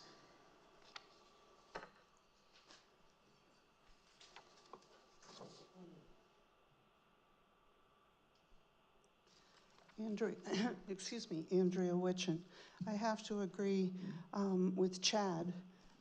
First of all, what he said was pretty much what I had heard on Monday night also, which is that if you have no insurance on your property or wherever the fire is, and you are a resident of Lower Saucon Township, which means that you are paying the fire tax, that they will not send you a bill. Only people who are covered by insurance would receive a bill. And I would have to agree with Chad that when it says identified insurance carrier person or persons, that sounds like they could go after individuals. So I do think that needs to be corrected. The other thing that we were told explicitly on Monday, which Chad mentioned, was that if after 3 attempts at collection from your insurance company, they were not able to collect, that they would tell whoever is responsible for collecting the fees to drop collection. However, it is not true that it doesn't say that in here, it doesn't say the 3 times. However, Benonis stopped a little short, so if you could possibly scroll that up just a little bit above D, no, the other way, I'm sorry. Okay, right there, that's fine. If you look at the sentence that says, however, the authorized collector or their designee shall not be obliged to pursue collection efforts against any insurance company or person if the township reasonably determines that collection efforts will not be successful or that the costs of collection will exceed the amount due hereunder. Now, it does not say the explicit 3 times that we were told on Monday, and I would certainly appreciate if that were corrected and specifically identified, because I know that my concern was also, is some poor person who's had a fire at their home, are they going to be constantly harassed about paying for these fire charges? But that was made abundantly clear that that was not at all the point of this, and there it is in writing, all right? It just doesn't say specifically three times, and then we'll stop harassing your insurance company. Not a lot of love lost between me and insurance companies, but nevertheless. For those of you who seem to not know how the township operates, yes, Tell us, if you have... Tell us, be the expert, tell us. Yes, if you have 3 false alarms from your alarm system or your in-home fire system, and they respond to your calls, you will be fined. You don't seem to know that. I just said that to Kathy. What are you talking about? I just said that. What it is, because mine seems to work okay. But regardless, say that into the microphone, please? The police. You collect from repeat offenders if a false Can't hear a alarm. word Kathy said. That's exactly what I said. I can't hear a word Kathy Stand up there said. For the police, though. it was, That if there's 3 or the repeat offenders or people that have repeated calls, there is a fine assessed, but I think it goes to the police, right? It's for the police. Yeah, it's for the police. It's for The your police that issue the fine. Oh, wow. has nothing to do with the fire company. Right. The fire company will respond, but the police Have the collect fee. the fee. One time mine went off the wrong way. It was actually the police who showed up because it was not the fire alarm that went off. It was the burglary. intrusion alarm that had gone off. So, all right. The other thing we should keep in mind when we talk about fire taxes is the fact that a previous council, of which these 2 men were members, egregiously lowered the fire tax in what was a highly irresponsible political maneuver shortly before an election time. And so that used to be... A quarter of a mil is egregious? It used to be more than 0.9. But in order to be able to flaunt the fact that they had lowered the fire tax, they lowered it right before election time. So that put the fire company just a little bit further into the hole, and it didn't seem to bother them at all. In addition, I would like to point out that one of the questions that I asked the fire chief was, is this in fact just a Band-Aid? We should not assume that if this is put in place, that this fixes all the problems with the fire company. It doesn't come close. It's a step along the way, which makes it even more important that we have an executive committee that can figure out how to solve these longer-term problems. But it is a short-term fix. But I have to agree with Chad that I do think there are those 2 particular statements in there that need to be revised in order to match up with what we were told would be the policy of the fire company before this is approved. I also have one other thought that has occurred to me, which is that I hear all of this ranting and raving about these survey results that you haven't seen and you won't do anything till you see them and blah, blah, blah, blah, blah. You might want to consider, having sat here during the meeting where you treated the consultant with contempt and demeaned him and treated him as if he didn't know what he was doing. He made a thoroughly professional presentation that night. And while he may not have turned over to you the specific raw data survey results, before you keep ranting about it, you might consider that based on what I heard him say, the challenges were that are being faced by this township in moving forward, and therefore why he recommended an executive committee, was that there is a total lack of trust and years of bad feelings between the council and the fire company, and that it's because of that that there needs to be some hugely remedial work done in that relationship. And the fact of the matter is that those raw data points you're so eager to see may exactly spell out in very clear terms, and I have not seen the survey, nor did I take it, who exactly is the cause of that. So I'd be real careful that you might get what you don't expect. Thank you. Okay, thank you. All right. And Mark already went. No, Laura, I just want to say one thing, that I got no notification about Monday night's meeting, and I don't know where it was, but I would have appreciated knowing about it. You know, it was a firehouse meeting, so it was posted on Facebook, and I think they sent out a constant contact that I know. Was there an email sent out to the lower Saucon? A constant contact if you're on the list. I wouldn't know, but I do know we reposted it on our Facebook. Sorry, I can't hear that. I do know that we reposted it on our Facebook. Facebook. Good.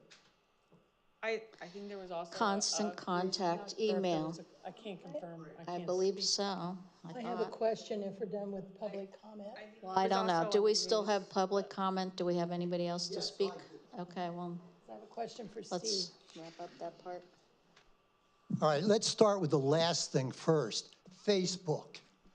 Is that the way we distribute information now, on Facebook? Is that it? Why do we have constant contact when we have Facebook?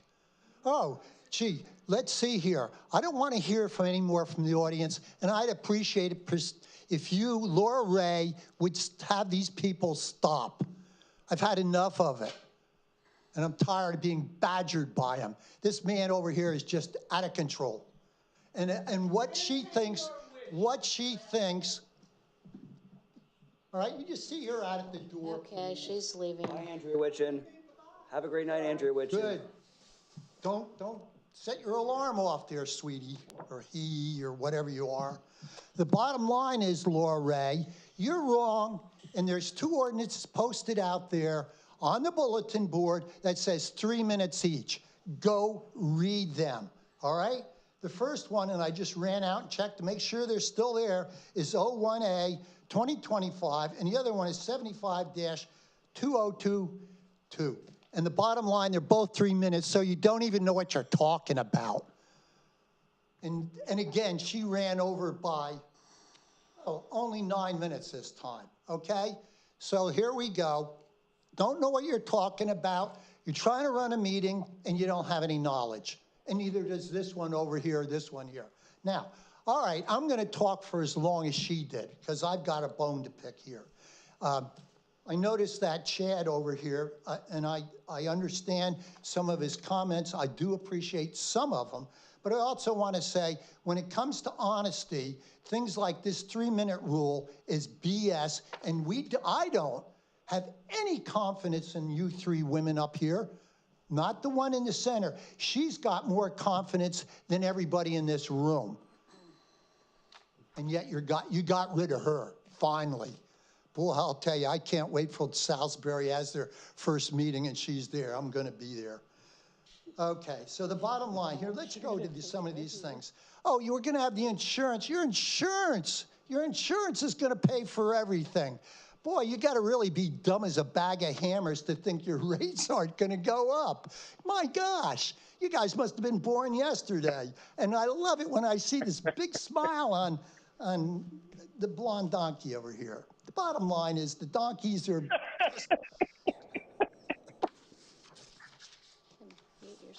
Mr. Carucci. The bottom line is that we really need to get hold of some of these wild statements.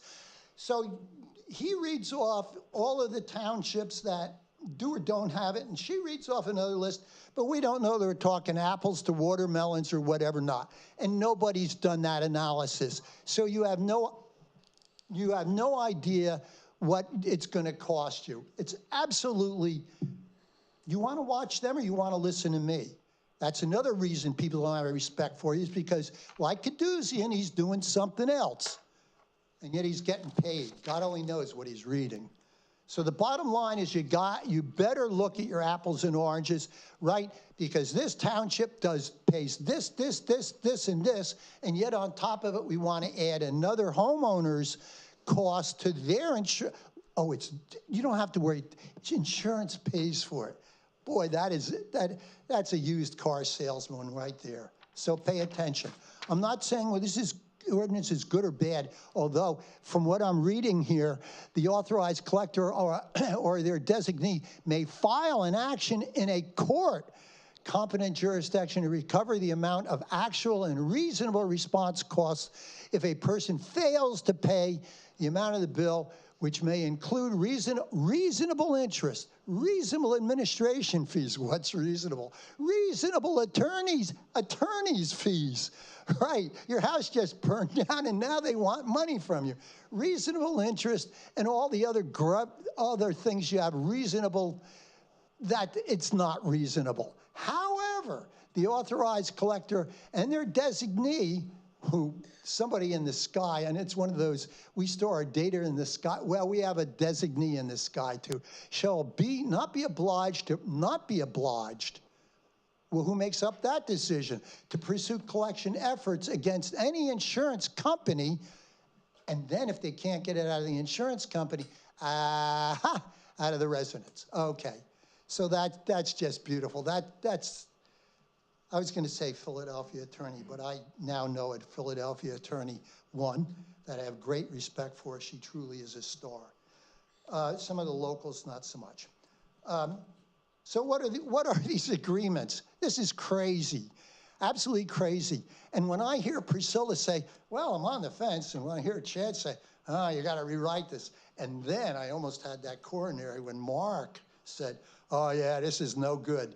So we know it's going to get down. The problem is the next one's going to come along, and who's going to write that one? Is that going to be Virginia over here? And one thing I must say, Virginia, I am so happy you apologize for everybody when a conservative makes a comment. You have to apologize for them and really square them up and wire brush them and tell them Democrats don't do that. You can trust us. Bottom line here. Built into your policy, you need to have integrity, honesty, absolutely agree. Do we have it? No, I just said, look, here we are, the 3-minute rule was absolutely assured you, no, you don't have to have 3 minutes, you can talk as long as you want because we already had another wannabe bloviator talk for 10 minutes, okay? So that's goofy. No, I don't have any respect for you folks. It's certain of you folks. So we have this fee, and by the way, we give generously to the fire service. We also give to the ambulance service, and yes, they're absolutely essential, but now we're gonna get tagged with something else that is about as squishy as you could want. Boy, I'll tell you, anybody that signs this thing, it's sort of like Steve's last contract, where you just fill in the blanks of, whoever the new administrator, the new manager, he's going to charge you according to what nasty things you might have said or something to that effect. That was a beauty, and a lot more that after you get past the first one, you choke and you got to go do something else. So these things are not so good, and I strongly suggest, I don't know how we do it. Maybe I'm going to have to go hire an attorney. And by the way, I've been at every single one of these meetings, and I don't get paid a red cent, by the way, for the last 5 years since Hal. And that was a ripoff. Anybody want to have a discussion with me anytime about that? I'll go around with you. Okay. And as far as this thing on Facebook, I immediately asked that somebody make a motion on this council to make Facebook not your primary contact, but it should be from contact, right? This special thing that we pay a lot of money for, because I'm not going to buy Facebook or any of those other pieces of garbage. All right. Marco had some good points, and I did like that. This dichotomy and thinking and all. At least we're thinking, some people are thinking and asking hard questions, which is really essential if you truly want to have a transparent form of government.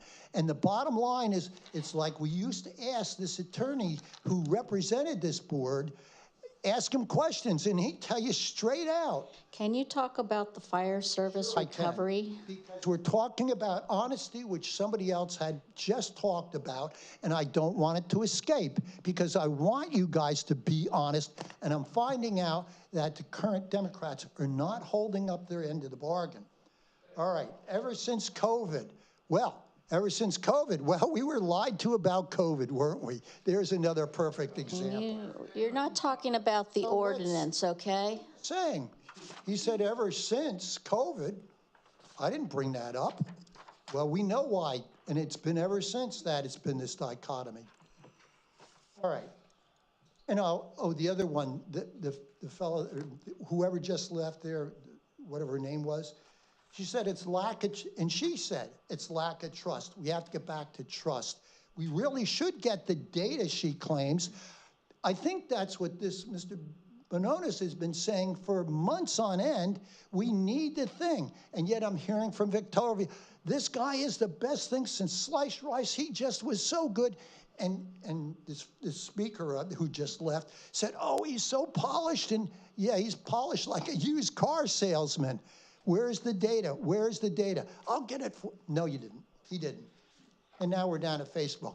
So here's the bottom line, and I know you're not listening, and I know you don't care, because what you're gonna do is you're gonna vote it, and the public be damned, and if the rates go up, we'll have a specialized person over here, VOC, who will give us justification. It will only take about an hour, but she'll tell you all why.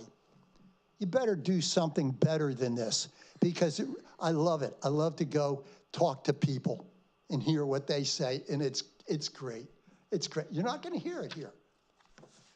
I have a question for Steve. I think let's make sure we're done. Yeah, do we have any other public comment? I had a question.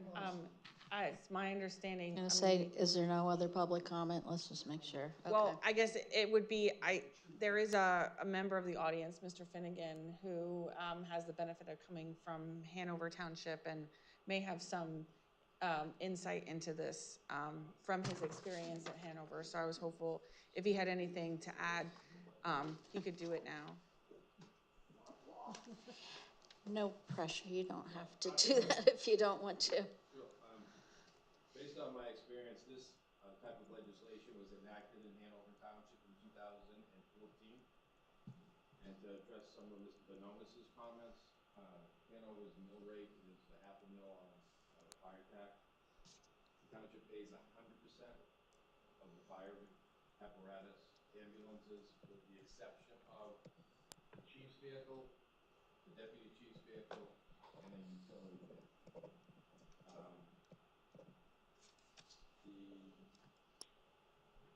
can tell you.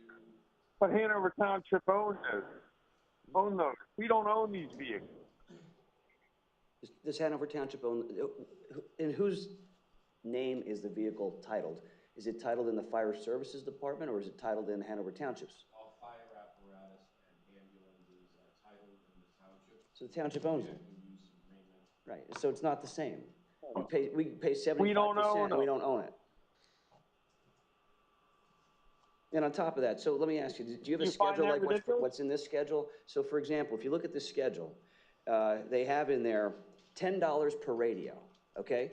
So every time they go out, there's 927 calls here. Let's just assume that there are 2 radios that go out. I'm sure it's more than 2, but I'm just being conservative. 2 radios. That is $18,540 that they're gonna be collecting on radio charges, okay? If you look at how many members there are. You're not billing for every single call. Stop it. Let's assume it costs $200 for a radio, all right? $200 for a radio. They could buy 93 radios. That's 1.5 radios for every single fire person that responds more than 1% of the time. They charge $5 per bucket. I would assume there's a bucket that goes out on every call. That's $9,270 of buckets based upon the 927, or 2 buckets. They got $25 for digital camera. If you take that times the 927 calls, I'm sure there's a digital camera. They're not going to bill for every single call, and that was made abundantly clear, so you can stop your math. They got $5 for a flashlight. I'm damn sure a flashlight goes out on every single call. Let's say there's 2 flashlights, another $9,270. $50 for a ladder. They could buy $92,700 worth of ladders. Like, does Hanover Township have the same type of schedule? Because this, just those numbers alone, that's profiteering. I mean, there's no reason to have any type of tax, any millage of tax, because they're making hundreds of thousands of dollars based on these charges. They're nonprofit. They're going to be making money on this, so they're going to be in violation of their tax status. You're encouraging them to violate their IRS regulations? Fire services, but I would hope that. I mean, I don't mean to put you on the spot, but she put you on the spot. So can you tell me, is the program that you had in Hanover Township the same as the schedule that's listed in this proposed ordinance here? I don't know what is in the current schedule, but most of the stuff that's listed in here was included in, I can understand charging for cleanup stuff. There's an oil spill, you got to put down dry clean, bleach or something like that, something that is not a durable good. But all these things are durable. $50 for a ladder? That's $92,700 a ladder. Like, it's crazy. Yeah. Okay, well, what I'd like to and see. Mr. Finnegan, no. If I get to ask Mr. Finnegan a question, everybody else did. I didn't even get mine out of my mouth yet. Now, I would like to ask. Hanover owns the equipment that they paid for with their fire tax. Yes, Tom, I have the floor at the moment. Steve, I'd like to see some of these and so that's a huge difference. Discrepancies fixed. Perhaps I can help. When you say the money goes back into a non-profit fire the ordinance process is a general governing document. I understand some of the concerns of the audience about saying they were told certain things about the amount of times it'd come out and so on. From a practical standpoint, you draft the ordinance, you pass the ordinance, and it goes into effect. Then you see how it's utilized. And that always takes to refining and defining. Over time, if you see that this is not working well, that people are overbilling or something else is happening, then you address that problem. But you will never find great amount of detail. You should not have great amount of detail in every ordinance to cover every fact because you don't know where life will go. No, I know, but there was at least three to five things that were pointed out during the meeting that could be changed. And could potentially be saying, but the problem is this, and if the majority of the board votes that, that's fine. Or council votes that, it's fine. But the thing is this, if you put in a provision saying we'll only do it 3 times and it's in the ordinance, then it's set in stone and there's no exceptions. I don't know if that was one of the things, but we can either, hold off, table this, we don't have to conclude the hearing and maybe, well, I guess I'm answering my own questions. If you significantly change the advertised ordinance, right. It has to be re-advertised. If there was going to be changes, we'd have to change it, re-advertise it, have another hearing date set, put it in the paper, and so on and so forth. Steve, you talk about we've done that before. Every single detail here. You cite to Exhibit A, which is the schedule, which are all the details. So how can you say out of one side of your mouth you can't put detail in an ordinance? You got to implement it and see how. Like that's a typical Democrat move. Let's pass it and we'll figure out later what's in it. No, to the contrary. No, let me finish. Don't interrupt me. Don't interrupt me. Don't say things that are wrong. It's the truth. It's the truth because you said you can't put every detail in there. And what do? You attach Exhibit A, which is every detail that's in here. You're misstating what it is. The question was implementation. And for implementation, you cannot state every detail. Nor would you ever do that. Nor would anyone who's ever drafted an ordinance put in every single possible way. You didn't say implementation earlier. You did not say implementation, Steve.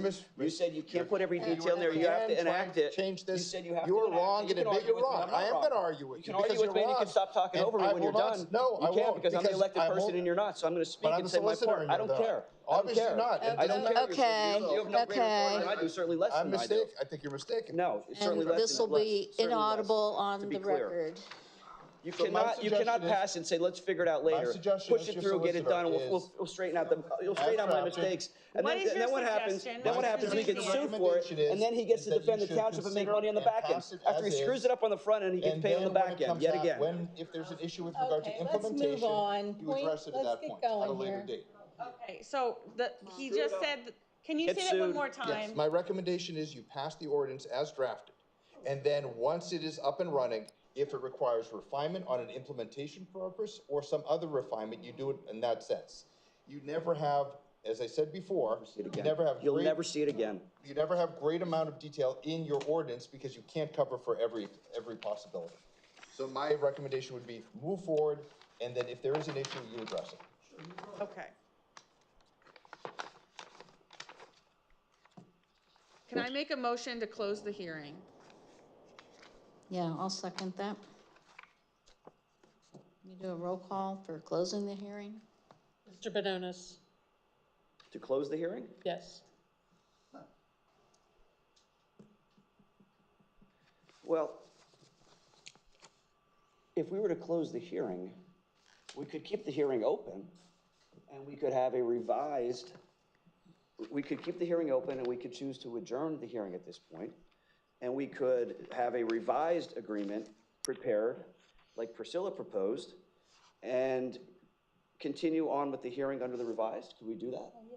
It would have to be re-advertised. It would have to be re-advertised? I would Then think. yes?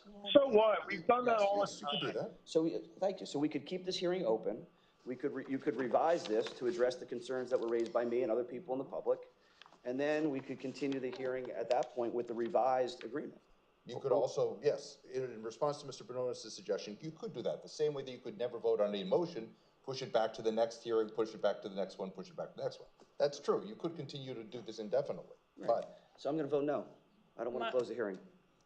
I'll just say that my concern is like what he said with his initial, when he said what his recommendation was, is like, I appreciate the concerns raised by the public, and I would like to see how the ordinance is implemented. And I'm concerned that if we start nitpicking the ordinance and putting very particular things in them, that we're gonna run into trouble, because I'm just going off of what he said. So And then that's he what just changed he it. recommended. So I'm asking to withdraw your motion and just keep the hearing open, make the changes. But what he's saying is the changes, when you make those kinds of changes, you are unnecessarily limiting what will happen in the future, and it creates a very difficult situation. That's the way I heard Mr. Gazouzian say that, you know, it's better to start in one way and then limit it if there's problems, rather than make it so narrow that it becomes difficult to implement. I wish I would have written down all the comments that were made here. I did not do that. There are minutes. There's a video. No. Go watch the video. We're gonna fix it after it destroys it. Okay, can you, we're not talking to you in the audience right now. right now, I believe there's a motion to close the hearing, and we're in the process of voting. Ms. Optoff Cordero? Well, did we I don't know if we even got to. Priscilla made a motion to keep it Did open. you second it, Laura? I thought you I did. did not, because everything kept going here. So what are we doing So, Kathy started to call the roll. I thought there was a second. Was there well, not, was Kathy? there a second? Victoria made a motion to close the hearing. You seconded. I did. Jason said no. So we're on roll call. So I was in the middle of roll call. So if you do, this Okay. is just a motion to close the hearing. If you don't want to close the hearing, vote no. Well, the thing is, if we reword this in any way, I would think you would need to re-advertise, so that would be another hearing. But what's the harm in doing that? If we, Well, that's what I'm asking. No harm in doing that. Tweaking it We've done that plenty more- of times. I don't know if you're changing the ordinance. I don't know. Chad, you. We're having a hearing on an I ordinance. didn't write them down. Change. Sorry. Can we call the roll? What are we doing here? I mean, I Other can than agree wasting everybody's time. with some wording changes as well, actually. Folks, I've been sitting here for 5.5 hours for a stupid hearing on a. Yeah. I hear you. Yeah. That's fine. Ms. Optoff Cordero? No. I'm not hearing everything that's going on. I don't want to down close at the that. hearing. You don't want to close the hearing? I don't. I just voted no. Okay. Mr. Carochi? Is that funny that you voted no? I don't find the humor. I think it's No, stupid. I think your comment about the time is funny. Mr. Carochi? It would have been. No, easier I just don't want to close withdrawing the the hearing. I motion. want changes made. Okay, Ms. Deleon? On not closing the hearing, correct? Correct. So I do not want to close the hearing. Well, it's a no Ms. vote. Ray? I'll vote no as well. We'll keep it open. We'll just Some work. 2 to 5, hearing stays open. So then, can we make a motion to direct the solicitor to make some revisions that conform with the policy directives or the policy that was advertised by Lower Saucon Fire Rescue on Monday, to get that from them, and then to make the changes to the Make some ordinance that would updates. comply with Lower Saucon Fire Rescue's policy. And things that were brought up tonight. Right. I heard what they Well- said is they wanted the ordinance to be reflective of what the fire company promised in their meeting on Monday. Mm-hmm. I'll second that. They felt that it wasn't, so that, I think that would. Motion by you, seconded by Priscilla. I gotta be honest with you. I mean, why is this being left to our solicitor and the volunteer fire company? You just set up this committee, the fire service committee. Yep. It's going to have 2 residents on it, and have 2 council members on it, township manager, and all that. They should actually have a say in this with the fire services, the volunteer fire companies, and the solicitor. And it should be a group effort. It shouldn't be dictated by the volunteer fire company and the solicitor. I agree. Yep. Created this committee, put them to work. You're talking out of both sides of your mouth. On the one sense, you want to, we got to need a 5 or 10 year plan for the fire services, and we got to get these guys what they need and all this. And then you're going to say, well, we're just going to jam this down taxpayers' throat without any thought or effort.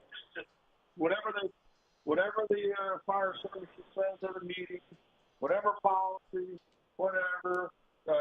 Jay says we got to pass it to see how it works, which is outrageous.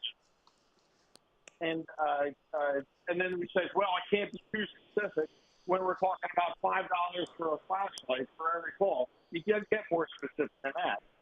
Yeah. It's ridiculous. It's exactly for the ineptitude, the incompetence of you three is just shines through here. You just set up a fire services committee. Let them negotiate this with the solicitor and with the fire company. Tom, to clarify, it wasn't Jay who said you have to pass it and deal with it later. It was Steve Gutsuzi and the solicitor who said that.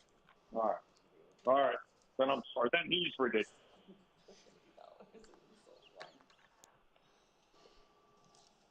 All right, Jason, did you make your comments?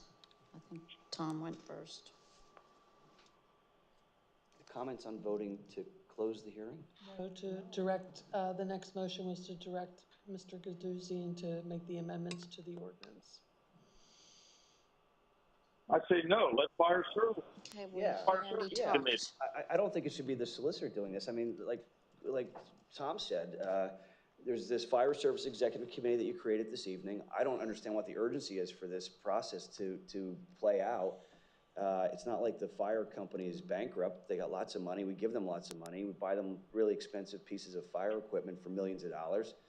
Have that committee. The purpose of the committee is just that. To provide recommendations for fire services, and the committee may come up with the recommendation. They may adapt it in some way. I don't understand why this is being negotiated or crafted in a vacuum without having the right input. So I'm going to vote no. I don't think the solicitor should be doing this, at least not at this point. We're not voting yet. Oh, because you're not getting. If it doesn't go to the committee, you're not getting public input, and you're not getting a township manager input. Okay, Tom, you've already went a couple times. Priscilla? Hold on. I'm not, to Tom's point again, it should be the township manager, whenever we get the township manager involved in this, it should be the members of this fire service executive committee, assuming it's a balanced and appropriate committee of reasonable, transparent, above board people that are involved in it. you know, they should be the ones that should be heavily involved in this process. This should not be created in the way that it's being done. All right, Now I yield the floor. Priscilla? I'd like to hear Victoria and Laura's opinion on that, since they've been working closely with the fire companies. And, you know, could that be an option? I think if I may I be heard on this one? Sure. I think what might make sense is if you want my office to work with the fire department and get input from other sources, I'm certainly happy to do that. Why not the committee? It can be the committee, but the committee may not be formally set up yet. The committee might not have a formal meeting yet. I'm happy to do whatever you want, as council will direct. But perhaps the best way to do it is, let me talk to... What's the rush? What's the rush? For 86 years. Pardon me, Mr. Croce, I'm talking now. So let me talk to whoever needs to be spoken And they with. haven't had this policy. And all of a sudden it's got to be done. Who are you planning to talk to, Steve? Because Susie thinks it should be Tom, done tonight. Who are you you planning to can talk to? stop talking. Who are you planning to talk to? Like, you want to talk to people. Who do you intend to talk to? It would be, among other people, it could be the fire department, could be staff, could be... What staff? We don't have any left. Okay. Okay. Enough. So you're going to talk to the fire company. So it's going to basically be, Tom, it's going to be Steve talking to the fire company as to what they want. Can he just answer the question? You asked him a question, then you would just, like, you just talk No. over him. Right. Okay, so So Victoria, you really wanted to hear Victoria, Priscilla asked for our feedback on what we're. Well, yeah, it's like, Yeah, if this that's isn't okay. like an emergency, you know, like. It is not an emergency. I don't think there's a reason to wait for the committee, because it can take a while before this committee ever gets started. And then the people that are gonna get appointed onto it are gonna need ramp up time to even understand what goes on at a firehouse and all that stuff. So the committee's gonna have plenty on their plate anyway, so I don't wanna delay that for that reason. I'm fine though with having Steve, you know, I mean, he wasn't at the firehouse meeting, but he can talk with them and understand how they would plan to implement this. And it sounds like that's how other companies do it as well. So I don't know if they have it incorporated in their ordinance or not, but yeah, I think we're fine to make some revisions based on some feedback, and we'll bring it back, you know, when it's ready. Thank you for that input. I think that having the staff, you know, help also, because they can lean on their experience and knowledge of other municipalities, and know what would be an appropriate, like, policy. Obviously, we have the policy that was shared with the public on Monday, which it sounds like people are pretty happy with, but I think just to add, not just the fire company, but the staff would be fine. I think that's fine. But I agree with Laura on the issue of the committee is, we just passed an ordinance creating the committee, but there are two at-large members of the public that have to be advertised, and it's gonna take a little while for that committee to be up and running, and they already have a whole list. That's what she just said, right? Yes, I agree with what she said. All right, so can we have Over a 100 roll call years, on this Steve. vote? 100 years, we haven't done anything with insurance companies and our fire services. Now we don't have time So for we're the committee to directing take a look Steve. at it. Mr. Croce? 100 years. I just wanna, Yeah, the motion is to have the solicitor incorporate some of the feedback from the residents. Do you have more wording? And info from the fire company on implementing this, and make updates to the ordinance, and we'll bring it back. thank you. Mr. Croce?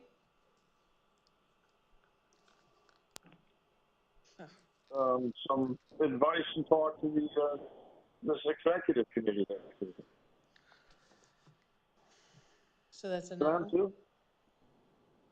This is a motion to have the solicitor review the ordinance and make the changes in conjunction with discussing it with the members of the fire company and staff members.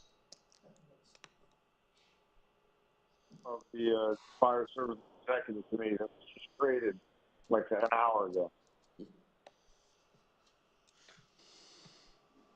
So the motions are your votes now?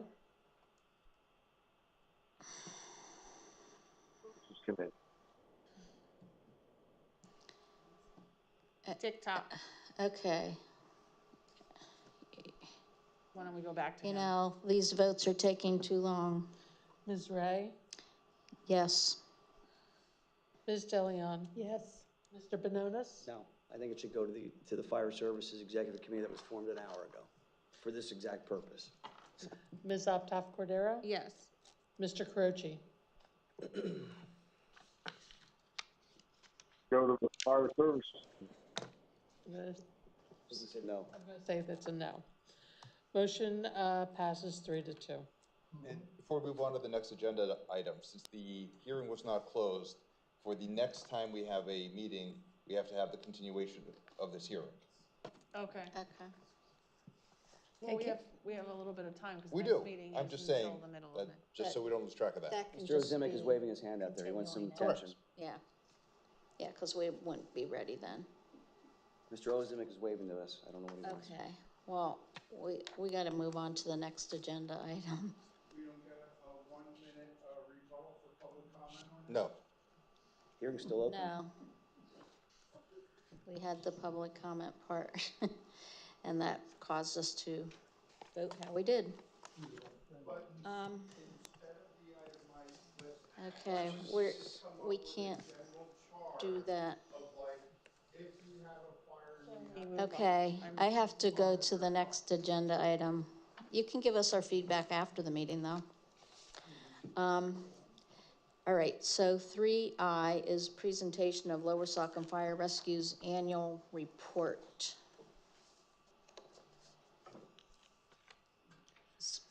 Where are they?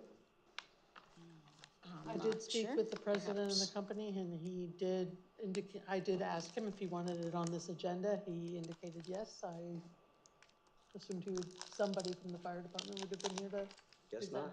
I guess they just don't want to come talk to us. They just want our money.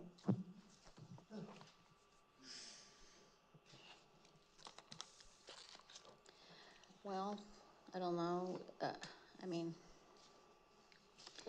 They are providing what they are required to. Their 990s, I was advised, as I am advised every year, that they filed an extension, and when it's actually complete, they'll send us a copy of it. So other than their cover sheet that they usually have, all this information is pretty much what they would provide us as they've done any other year.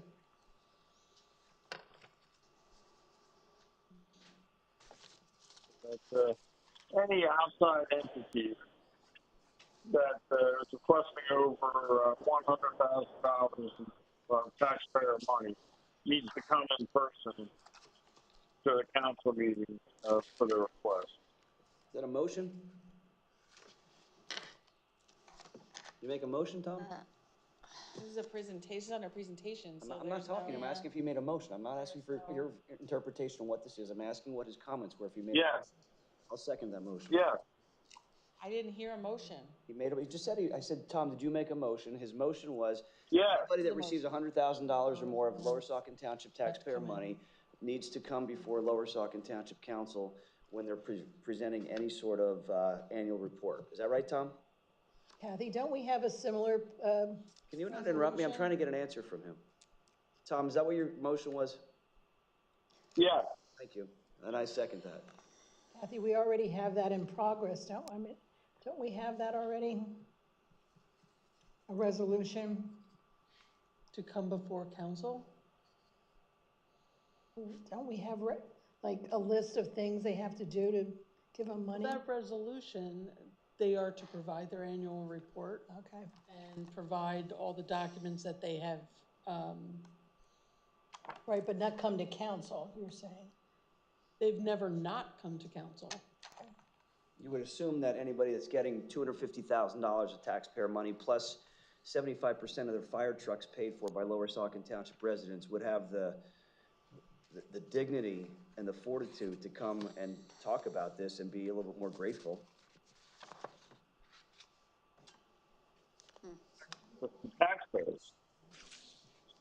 Well, we can be grateful that they serve us. I'm not saying I'm ungrateful for that, but I would like to see them here if they're gonna present a report. Maybe they So had calls tonight, we don't know. Did they call you, Kathy, to say we I can't don't- make it? No one had called me, no. All right. I would just like to say that I police think officers get any calls to get called out? You guys normal didn't get called out? circumstances, No calls by the police officers that wonderful are to here. have them Okay, come I and don't present. know.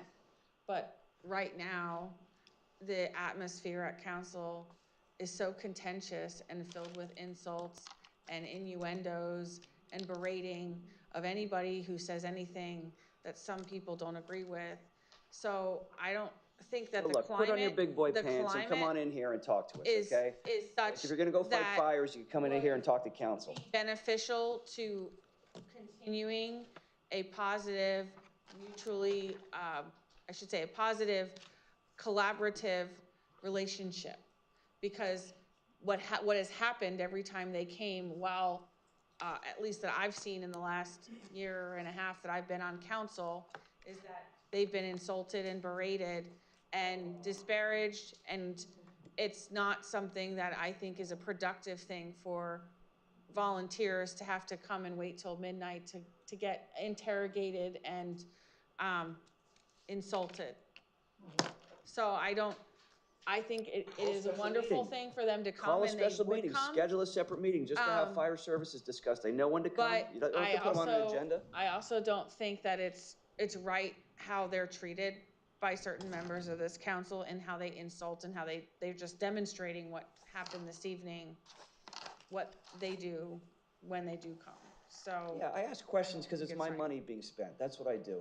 That's what my job is, not to give it about the away. question. My job isn't to give away people's money. How you the ask the rudeness. questions and the insults and the It's the comments in rudeness. between. Go back in It's time. the- When you it's the dox my home, you encourage fear-mongering that people to they're come to my misusing house your on Christmas Eve. money, You're that having a they're couple pops at doing 1, 2, and 3 things that are o'clock in the gonna morning. steal When your she's money, out there that they're Really, defaming pocketing me. can you your stop money. with your Defaming me in the campaign. lies? They're not and lies. I They're will the not truth. hear They're the false truth. I have the information, post that you put online. Appropriate. Okay, so you want to talk about rudeness? To How about take- you start there? Let's not Okay. rewrite history and scrub it Discussion. clean. All right, Defamatory comments. let's go on with All right? the, whatever, Motion on the floor. motion.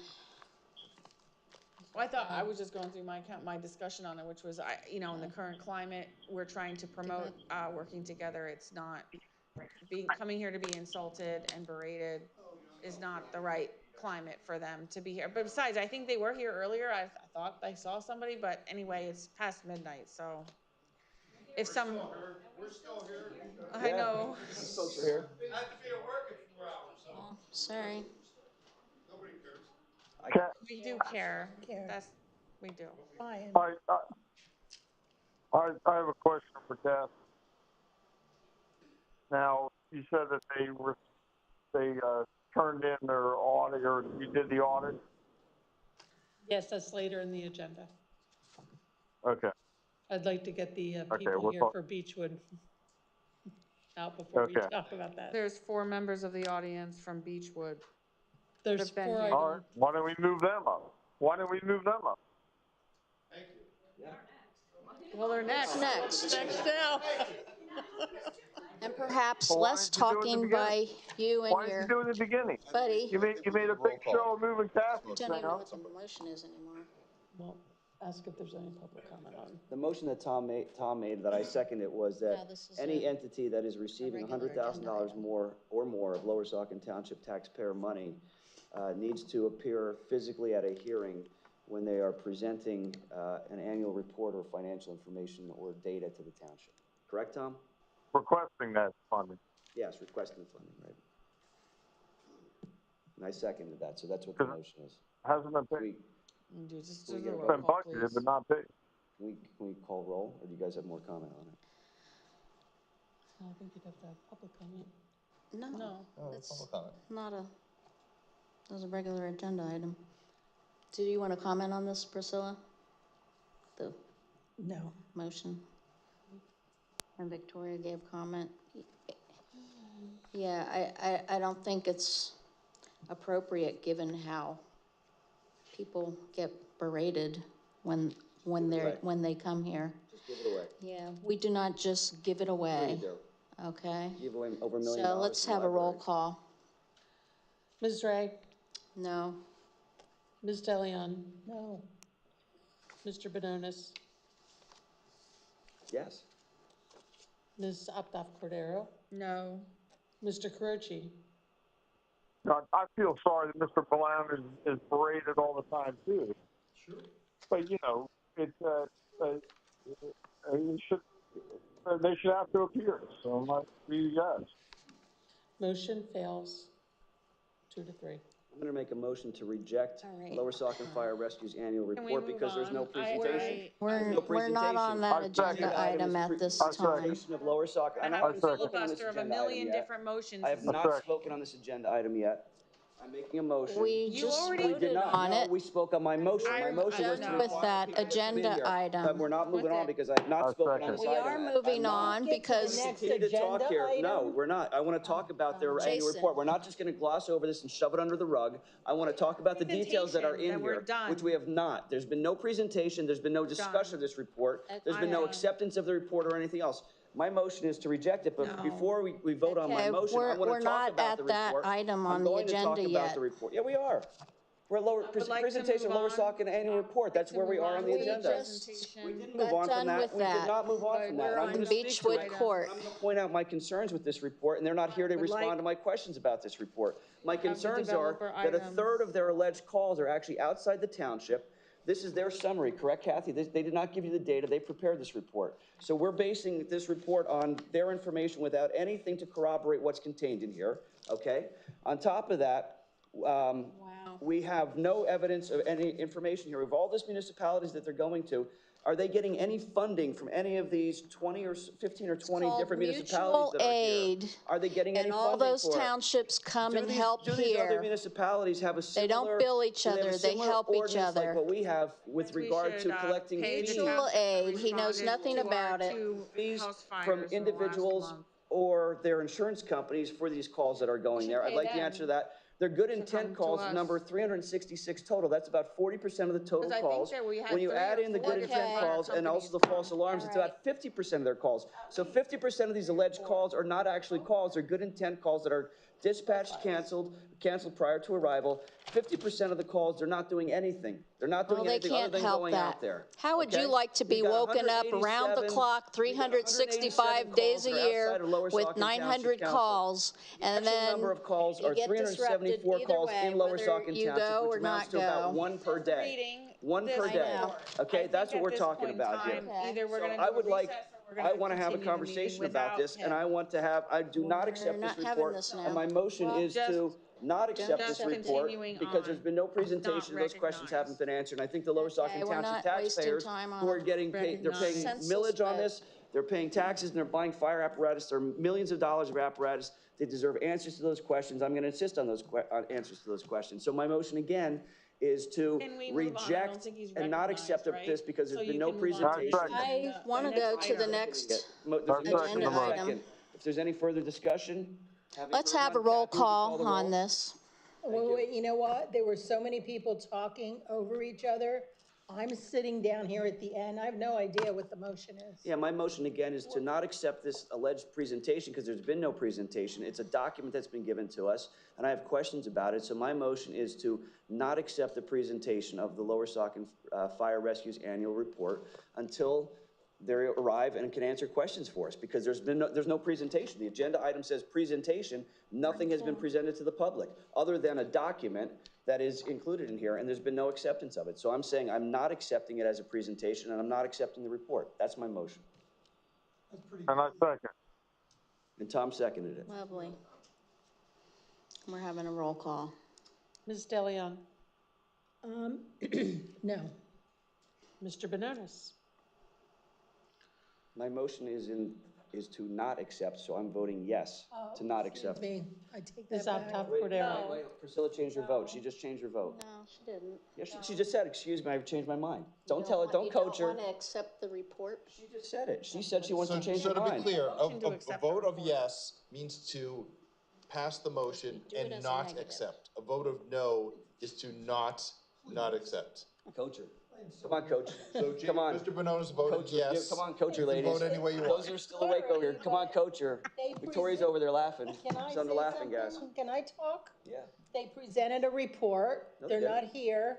So we're not accepting or rejecting it. We're just tabling it, moving on, like invite them to come back. There's nothing to table. Well, There's nothing to table. we have a packet. You see what this means here? I have it right here in my hand. I know, I have it right here. I know, that's what it is. There's been no presentation. Well, so. I don't see anybody at that table DIY. talking to us. No. Maybe you see things, No, but I to don't see not people there. accept, because it's a stupid double Mr. negative. Carucci? Correct. I vote yes. Ms. Ray? No. Motion fails 2-3. All right, we're on There it is. item Cover up for them. 4A, Cover it up. Beechwood Don't get Court. questions answered.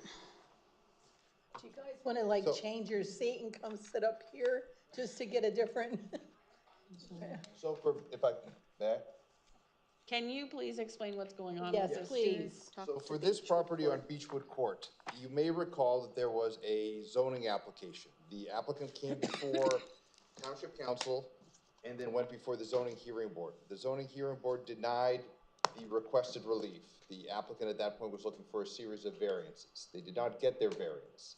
Township Council then authorized our office, my office, to join in and fight against the appeal. That appeal is currently before the Court of Common Pleas and has not yet been finalized yet, meaning there hasn't been a decision. So to be clear, what's before you today is not that appeal and is not that application. Subsequently, the applicant filed a separate permit application. And in that permit application, they changed their application so they're not looking for any relief. So they don't have to go to zoning, they meet all the requirements. It's a permitted use in that district.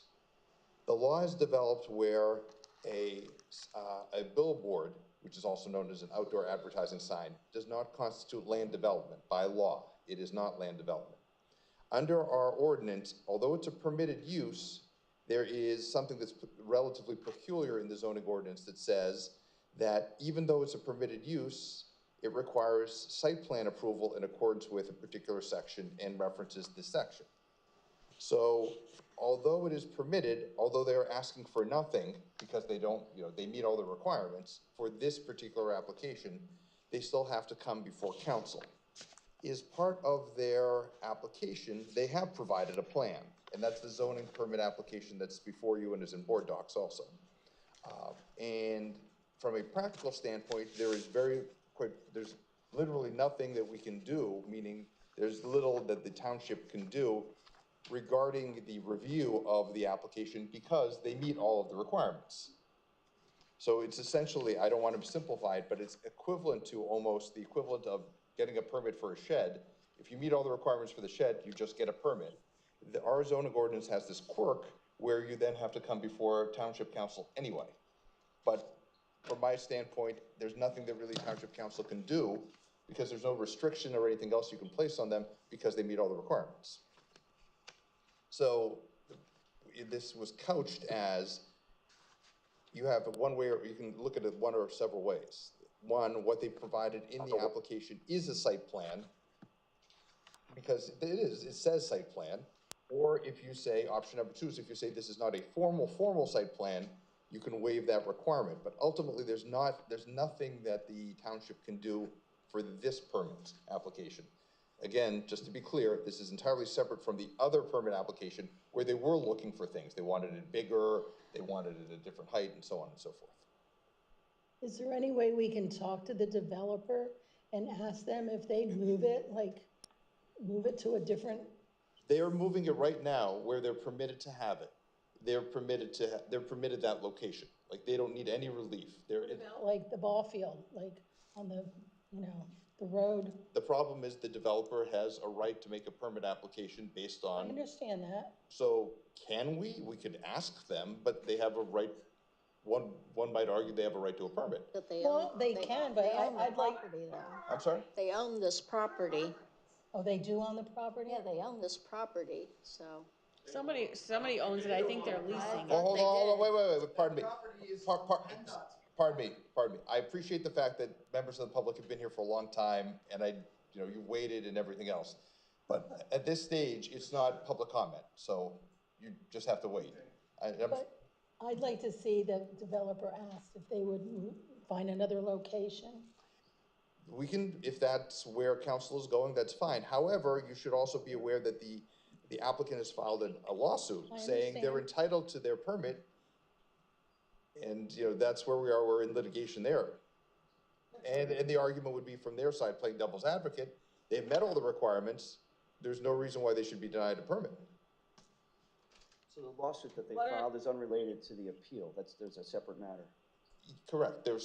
Yes, just so we're clear, there's the lawsuit they have filed relates to this current application. So you said that what they provided to us is labeled a site plan. Our township engineer is not here this evening or morning to comment on whether what has been submitted is satisfactory for purposes of a site plan from an engineering review standpoint, correct? Correct, but we wouldn't have an engineering review, say, walking this through hypothetically. We did an engineering review. Whatever our engineering review said, we couldn't do anything about this application. Well, he could say that what's been submitted as a site plan is not a site plan. It's insufficient for purposes of our ordinance, couldn't he? In theory, but that wouldn't accomplish anything because ultimately... Because they have to submit a site plan. But we can't do anything regarding the site plan is the difficulty. So even if they submit a site plan, since they meet all the requirements, there's nothing that the township could do about it. Because they're not asking for anything. They're saying their application meets every requirement. Have they provided any indication that when they get this permit, they agree to forego the appeal? They have not yet, but. So I don't know, I'm going way back hours ago when we had public comment and you guys brought up changing the location or something. I feel that it was worth a try. You know what I mean? And see, maybe, you never know, you're either gonna get a yes or a no. I mean, you go up the exit for Hellertown and. Well, you can't. Yeah, we can't really do more public Supposed to be comments. commenting, I'm sorry. On the record. Okay, can you stop shouting now? I would offer this. No, I mean, I appreciate that the Masons and the Yelenoviches, is that saying that right? Yelovich and Masons, I appreciate that they've been here this long. I will point this out to you, and I don't know which side of the fence you fell on when we rezoned Easton Road to try to provide you folks with some relief. Yeah, what's the story with that? So hold on, don't interrupt me. Yeah, so it's been rezoned, and it's zoned. It's been zoned commercial, and if you recall, when these three ladies, when you hold on, ma'am, hold on. When these three ladies got on council, right out of the gate, they were all hot to rezone it back to residential so that you would not be able to unlock any value out of your property. So I just offer that for some historical perspective. At least you have some potential relief there if you need to pick up and move. Hopefully you can unlock some value out of your properties if a developer comes in. Are we residential or light manufacturing? Your whatever was rezoned, some commercial purpose. I think it was light manufacturing, or it was a business purpose. Correct. It has not been changed back. The first thing that Laura Ray did was she's like, we're going to change this back, and they tried to create a stir, and then they realized when there was a pushback from the residents that they did not want it changed back. They wanted it kept the way we had rezoned it. That they didn't do anything after that. So I don't know what their intentions are. They do things in secret and they don't share it with me. That's not true. So it is true. So it's been 16 months since they first brought this up. It was, and I was there, and you can go back and look at the meeting minutes and find the whole history, and they haven't done anything yet to try to change it back. So at least you got that. Victoria and I have met with our engineers, and we're looking at overlay zones to rezone it back. See, I don't know. So they're talking about rezoning it back. You sit down, get back. They are not on the speaker. Okay, and it's not public comment period right now either. You're disrupting our meeting, okay? Sit down. Wish you had this not in your yard, sir. You know how it is. So anyway, that's not ready yet. I don't think he's not adverse to you, sir. We're going to be bringing that forward, but it's not ready yet. He's saying you should be permitted to talk at the microphone. I agree. You should be permitted to talk. I agree. Because she it's won't not let you. public comment. She won't let you, that's Because why. we don't have public comment all the time. We zone you back and she doesn't want to hear from We you. would never get done with our meetings, and we're not. Well, who's gonna buy it with the billboard in the backyard? No, but you're rezoned, sir. You're rezoned commercial, and you're still zoned whatever that commercial purpose was. Light manufacturing, thank you. Still, who's gonna buy it? It's been a while since we did, I just don't remember what it was. Okay. Can I ask a question, Steve? Yeah. We were approached by Ma'am, I don't mean to Okay, be, sorry. this is not the time for this. I don't. Thank you. No. Yes. Now, if we stay to the very end, we can speak again, right? Yes. Yeah. You can. I'm sorry. I just want to know, because I would like to help the residents how I can. But I want to know what would happen, like, if I voted no. If the township council voted no, I'd anticipate that the applicant, the developer, would continue with the lawsuit. And we'd incur additional costs. And ultimately, we'd be hard pressed to say why we did not grant this request. You care about your residents, maybe. Please stop. So to that point, if you recall, they wanted to put a cell phone tower up in Priscilla's We're neighbor's still yard. defending that other one. And Priscilla fought it. Okay, Even though they knew they were we're gonna not lose talking it, about a Priscilla cell fought it phone and spent a lot tower. of money because she didn't want the cell phone They tower. filed a in her backyard. lawsuit because they So let's see submitted if she this does that permit here. application I and bet we she didn't does. do anything She with didn't want it it. in her backyard, but Well, she they doesn't filed care a if it's in her lawsuit backyard. called it. This just to read a little bit. Yeah. No, no.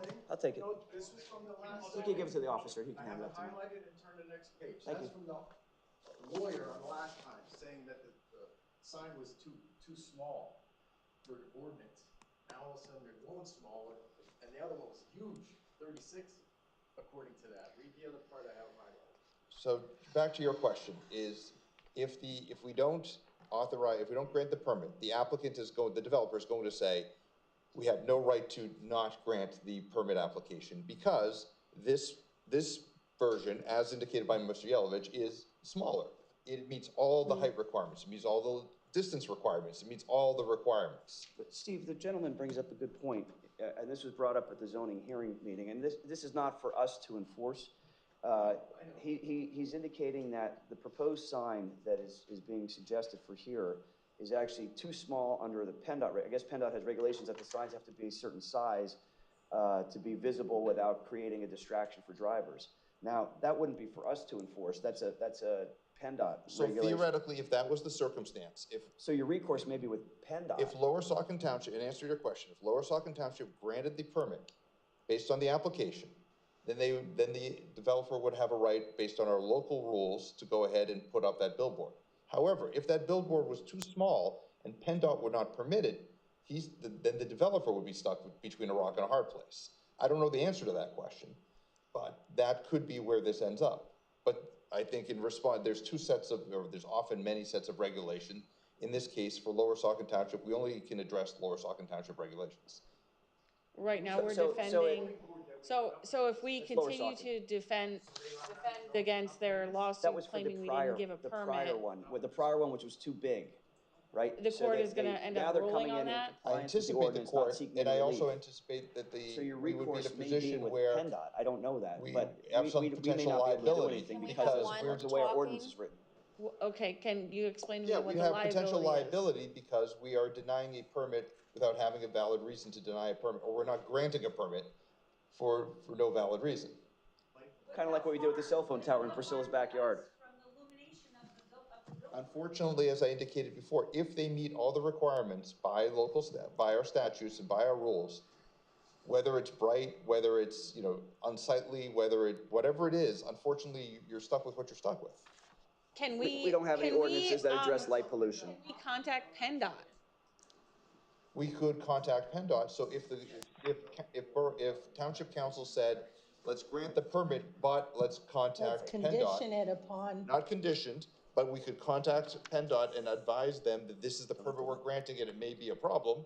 We could certainly do that. I would like to do everything I can to help protect the property owners there.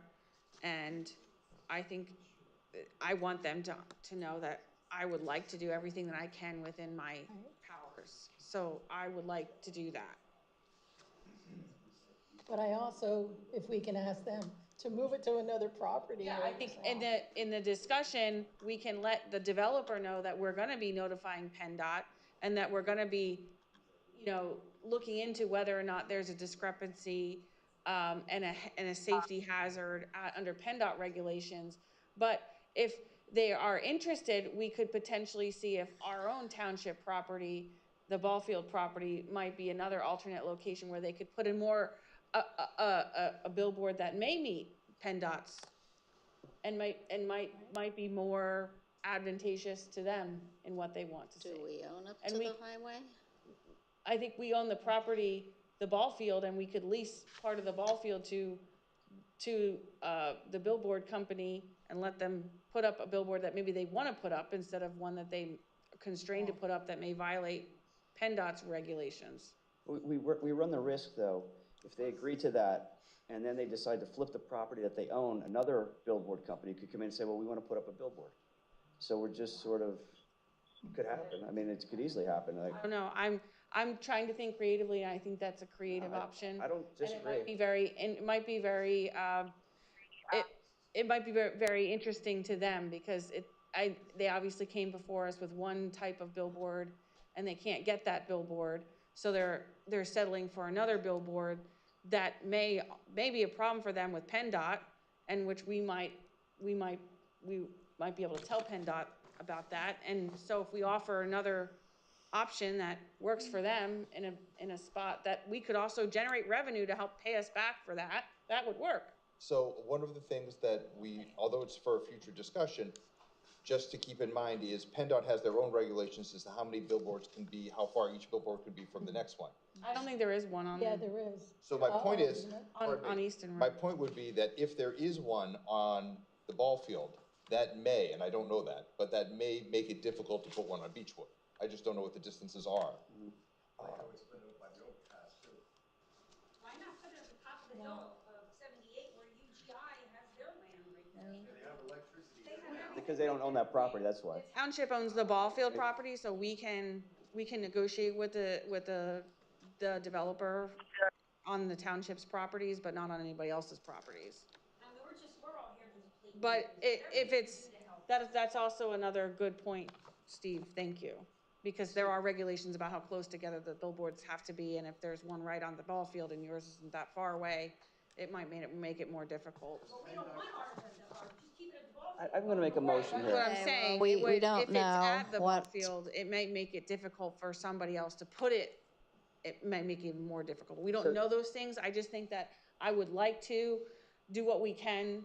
I think advising the developer that we understand that there's an issue here with PennDOT, but we'd like to make everybody happy, and it sounds like it would make the developer happy, it would make the residents happy if we offered our township property to a lease to them, to put up a billboard that they would like to put up. Does PennDOT rent out their property? Because that's where the sign is going, on PennDOT property.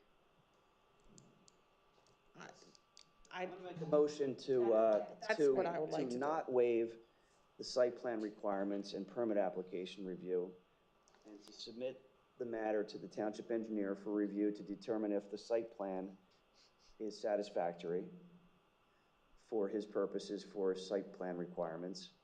And as that process is being handled, to also have the township solicitor get in contact with the owner who intends to put up this billboard to see if they would be interested in locating the billboard instead on the ball field property, and to share revenue that was generated from the billboard with the township.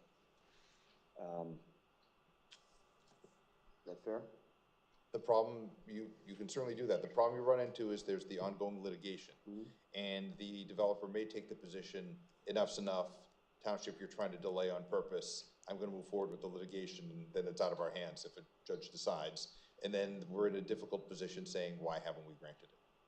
So what remedy would they get? Well, they're not gonna get a decision from the court in the next 30 days, would they? They filed for a preemptive judgment, which is a very unique set of circumstances. Okay, so they may. So they were trying, it was scheduled, in fact, for today, and we agreed to postpone it for 2 weeks because we knew we were gonna have today's hearing, or today's meeting, rather. So that is a option. Another option is, and it's up to the council, but another option is grant the permit, but go talk to them about perhaps putting it on Easton Road and or other options too.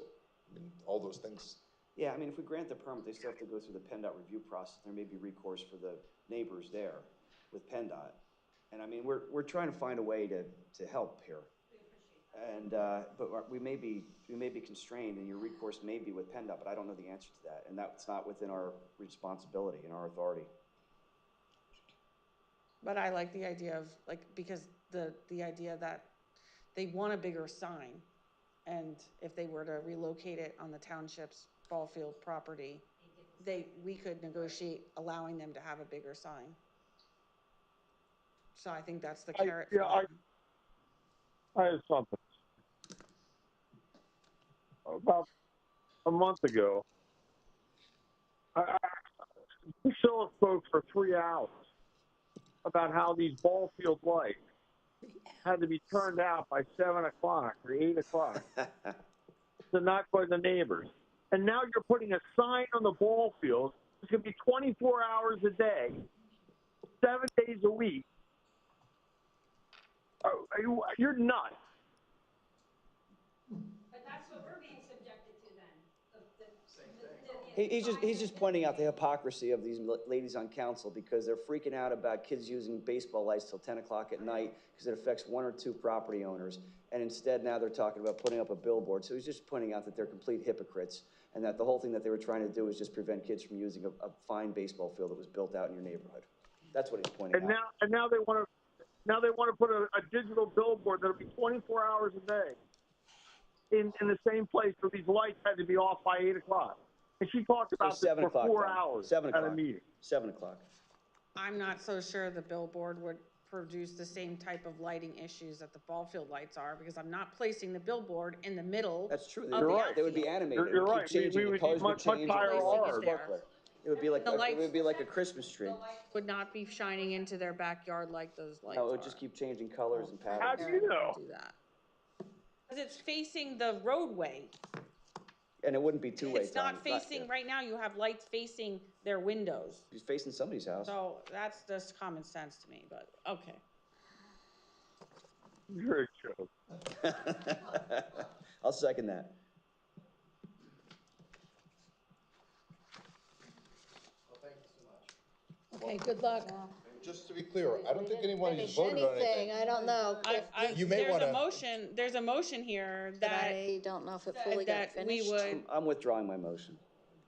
I'm withdrawing my motion in terms of the, You're withdrawing the motion?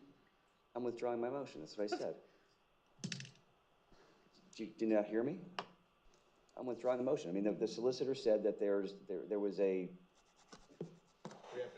preemptive judgment matter that they filed, and he got, a gentleman's agreement to defer that pending the outcome of tonight's meeting. And it sounds like they're in a hurry to get this resolved, and they may look at this as being a delay tactic. So your suggestion, as I understand it, is to not do anything, approve the permit, which they're entitled to as a matter of right, and to contact them to see if they're interested in locating a billboard on the township baseball field, Easton Road ball field property, in lieu of putting up a smaller sign on this property. Correct? That was my suggestion. Yeah, I'm fine with that. I'll make a motion along those lines. And there's nothing else we can do. I wish we could.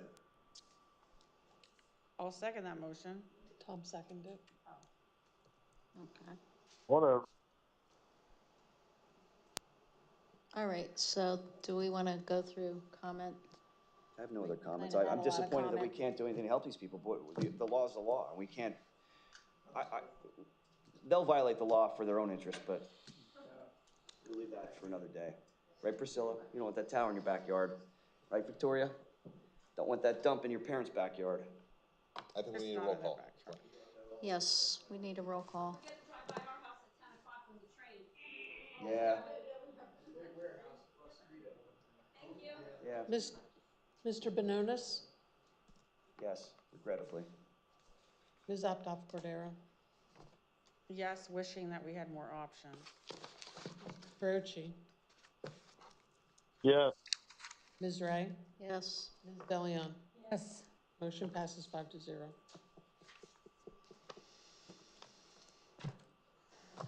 All right. We're on item 5A.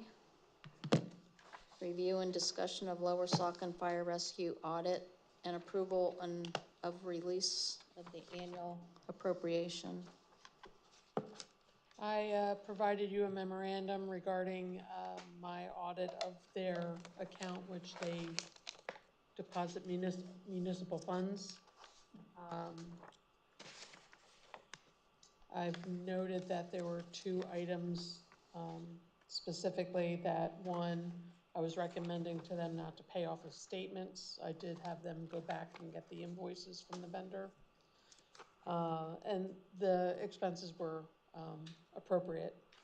And the other was that I did not recognize that they spent $10,000 of the recruitment and retention for recruitment and retention. What do they spend it on?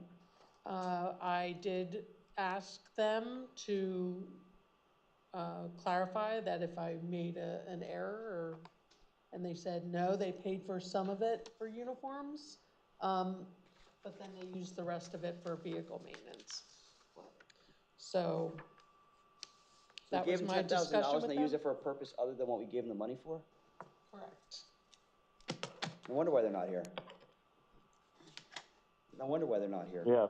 Right? You know, they don't want to own up to their whatever they're doing. Unbelievable. Oh, but Jason, don't ask them Just have tough a question. questions. When you looked at, Don't ask her, Victoria will get very upset with you.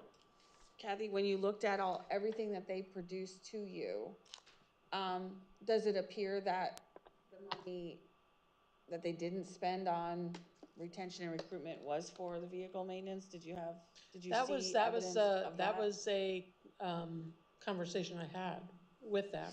Okay. So, I mean, they were honest about it, and they stated it. Once I disclosed that I couldn't find or identify anything in that money or in the expenses that they provided to me that were recruitment and retention based, that's what they indicated to me is what they did. They paid for uniforms with some of the money, and then the rest of it they used for vehicle maintenance. Clearly, vehicle maintenance is not retention and recruitment. Uniforms isn't either, right? Uniforms is like, retention and recruitment is like, encouraging people to join and stay part of the fire. That's not buying uniforms. Uniform is equipment. Unless the bill of, I would say the same thing. I would agree. Like, if they're not like they're buying like matching T-shirts to like. I did specify to them that was this turnout gear, and he said no, it wasn't turnout gear, it was just uniform. So maybe it was a shirt, jacket, whatever, I'm not sure. They haven't explained that. But they just itemized it as uniforms. When you, so when they said that they spent money on maintenance, vehicle maintenance, did you get invoices or, any kind of itemization to show the? They didn't have to, because as you can see, at the end of the day, December 31st, they had $42,975 in their bank account, which was inclusive of the $50,000 you gave them of the ARPA money. So that was they were already running in the red before you gave them that money. So. Kathy, who are you dealing with there? Who's your point of contact for this? They did have an accountant, or an accounts payable person, Service, which she was providing me all the information. She's no longer there. What happened to her? I'm not sure. I think they were looking for a new, or we had even budgeted, I think, money to help them pay for a service. And then I would be, any inquiries I addressed to the president of Lower Saucon Fire Rescue and copied the chief on. So, from what I understand is, I think that moving forward, the township can continue to work with the fire company to ensure that if they're run into a situation where the money that we provide to them has to be adjusted or moved to another important thing because of budgeting issues, that they would talk with us as they're doing it, so that when they do the yearly review, we're not like asking these kind of questions. So I think that it's a valid concern, but I also see I guess in light of how much it cost and the fact that, you know, we used, I mean, there was a lot of criticism about that ARPA money and what we did with it to give to volunteer organizations. We gave $50,000 to Lower Saucon Fire Rescue, and now we're finding that if we hadn't done that, they would be in the red. And so seems like they diverted the retention and recruitment to get new people just to keep their trucks running and to respond to fires. So I don't think That's not true. They had $42,000 in the I bank. don't think in reviewing what they ended up doing that they made a poor choice, because obviously you want the fire trucks to respond, you want them to respond, you want them to have the maintenance on their vehicles to respond to the fires. So that would be like priority number one. And then if you had enough money to respond to all the fires, priority number two would be that we would be able to do additional, you know, grab bags or like swag or whatever, or food, and not to do retention and recruitment. I think, I would like to see moving forward that if they have to reallocate money, that they discuss it with us in the time. But I don't think, based upon what Kathy's saying, that we're looking at a situation where the money went missing or it was used for some inappropriate thing. Not yet. Not yet. The first step is the money was not used for what it was designated for and what it was given to them for. Discussion and And they accusations, could and have we don't know told what Tom, it's not your turn, Victoria, Tom. they could have told Stop talking, Tom. Loss a lot of fear at any mongering time. They had the to members of the liaisons to the public, fires and to the claiming that fire the fire company They could have didn't have told them any at any time. oversight, that we They could don't have told them at any look at time. what they spend their money on, that we should know what our tax dollars are going to. And in reality, When is it my we turn to always talk? know where our tax dollars I are going thought I to. went Our before you. finance director always audits the money that we give them Yeah. for what we get. So there's never a question And that's of how we what it's found used this for. out. They didn't And tell if there is a you. question, They we didn't tell find it. you as the fire So service liaison. They hid I it. don't know why I'm being They hid talked it from over. you. Clearly, they don't like hearing the truth. So I just, They hid it from you. I just think They that, hid it from you you. know, we can work on And that then with Kathy them. found But it. otherwise, it looks And like then Kathy. what they did was Kathy, appropriate. Kathy, can you? Making sure that they spent the money for legitimate purposes. They didn't. They spent it. It wasn't as part of the transmission that was under warranty. But they didn't go through the warranty. They just paid for the transmission. Okay, we're not talking about that.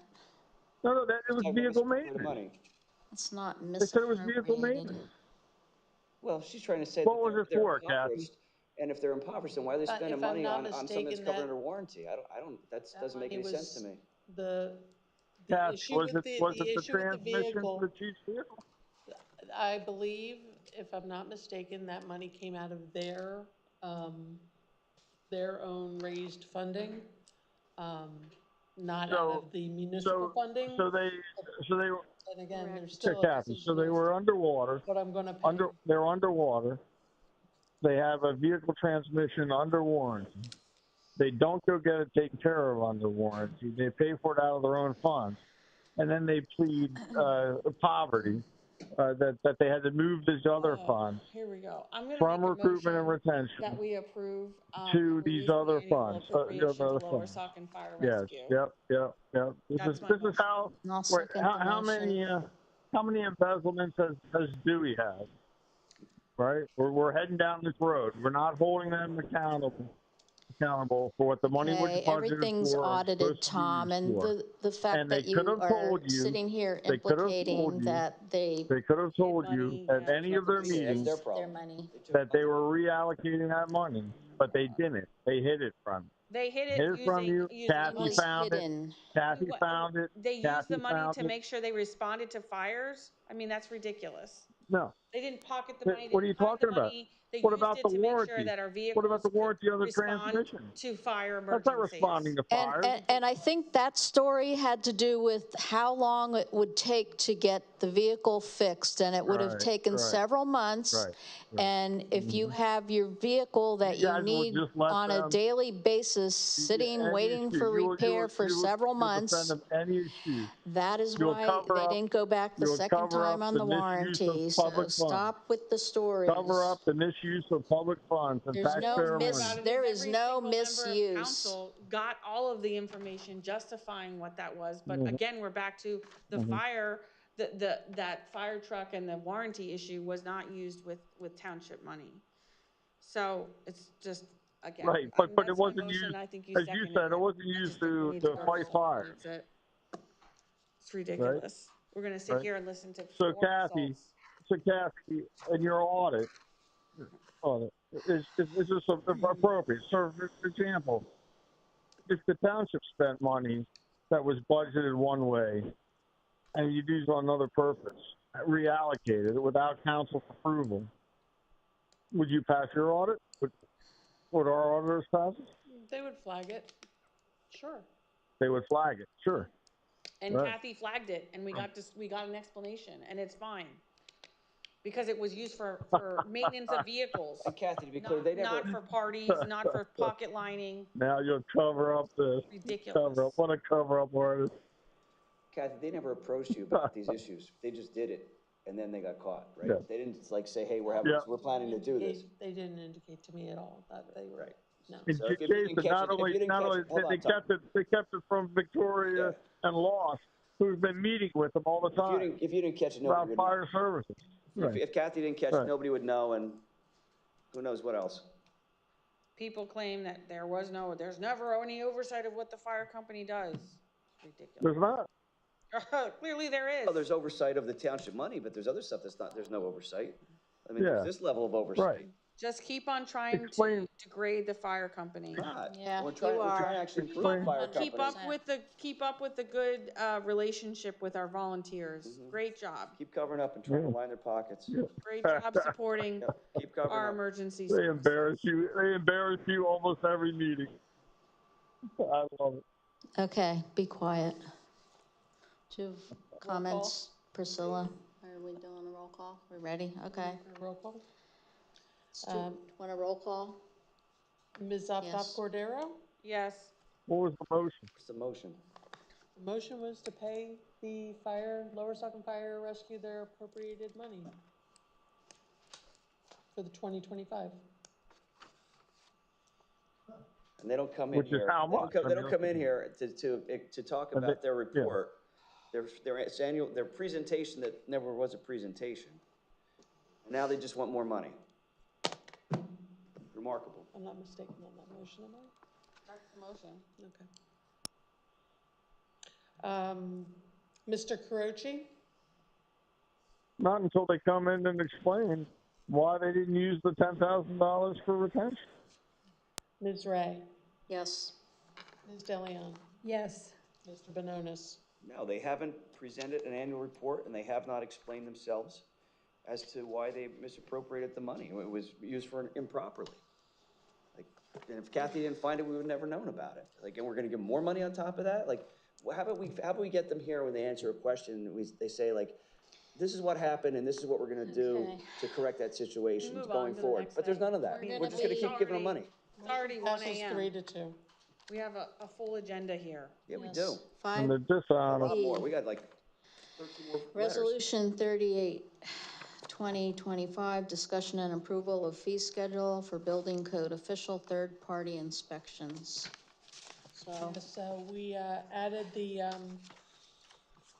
fee schedule for SFM to do third-party inspections based on previous conversations. We reviewed it again. I had Mr. Finnegan review it again. So we're asking council's consideration of adopting the fee schedule so they can start doing third-party inspections, which will bring everything in-house. Everything should be maintained, and permits should be expedited, probably a little faster, because everybody at SFM will know what steps and no steps will be missed. Who's currently doing the third-party inspections? I'll make that motion. Key codes and base engineering, and they're all done off-site. So what typically happens is somebody will come into the office with a permit to, say, build an addition, and they're immediately told to take their plans over to one of the third-party inspectors and then have them sign off and approve on it, and then it'll come back to our office to see if zoning is appropriate. I questioned that. one of our third-party inspectors, even when I had the conversation with them, kind of questioned that process, which is one of the reasons why we were really looking into this. And it seems a little backwards because typically what would happen would be somebody would come in with a building permit and they would be looked at for zoning to make sure everything is correct with zoning, and then it would go to the third-party inspector for them to sign off on the building plans and then come back and be issued a permit. By having it all brought into in-house, we'll have all the records, we'll be able to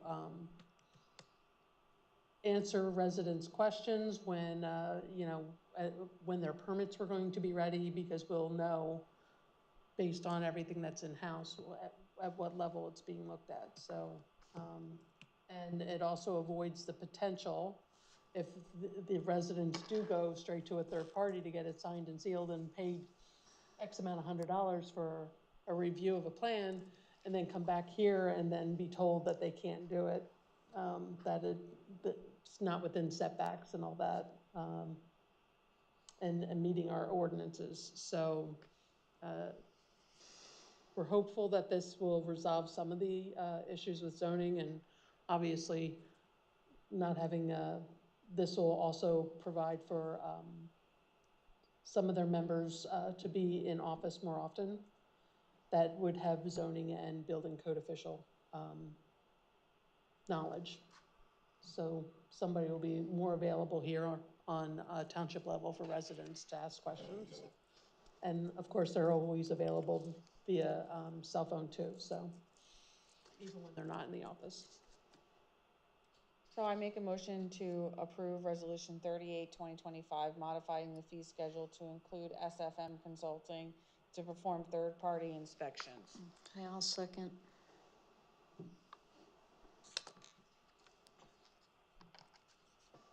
Discussion, Jason? Yeah, I have a few concerns about this. One is, how did we identify SFM Consulting to do this? I mean, I understand what their role is currently. This has not been put out to bid.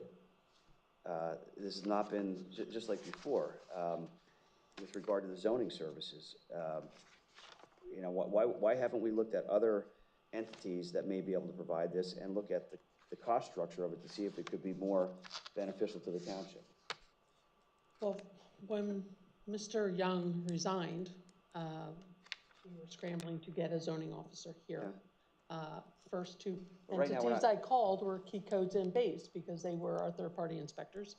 Base Engineering pretty much does engineering, and they don't have zoning services, and neither does Key Codes. So that was my first problem.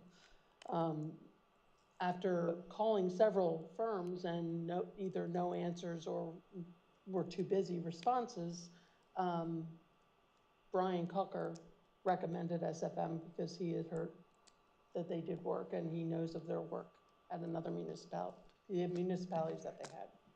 So we were basing this off of Brian Cucker's recommendation. So they were here for a while.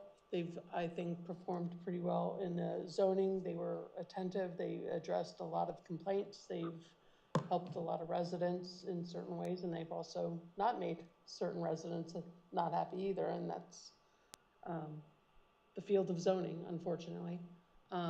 But Tyler has been pretty thorough in responding to people and trying to get things resolved here.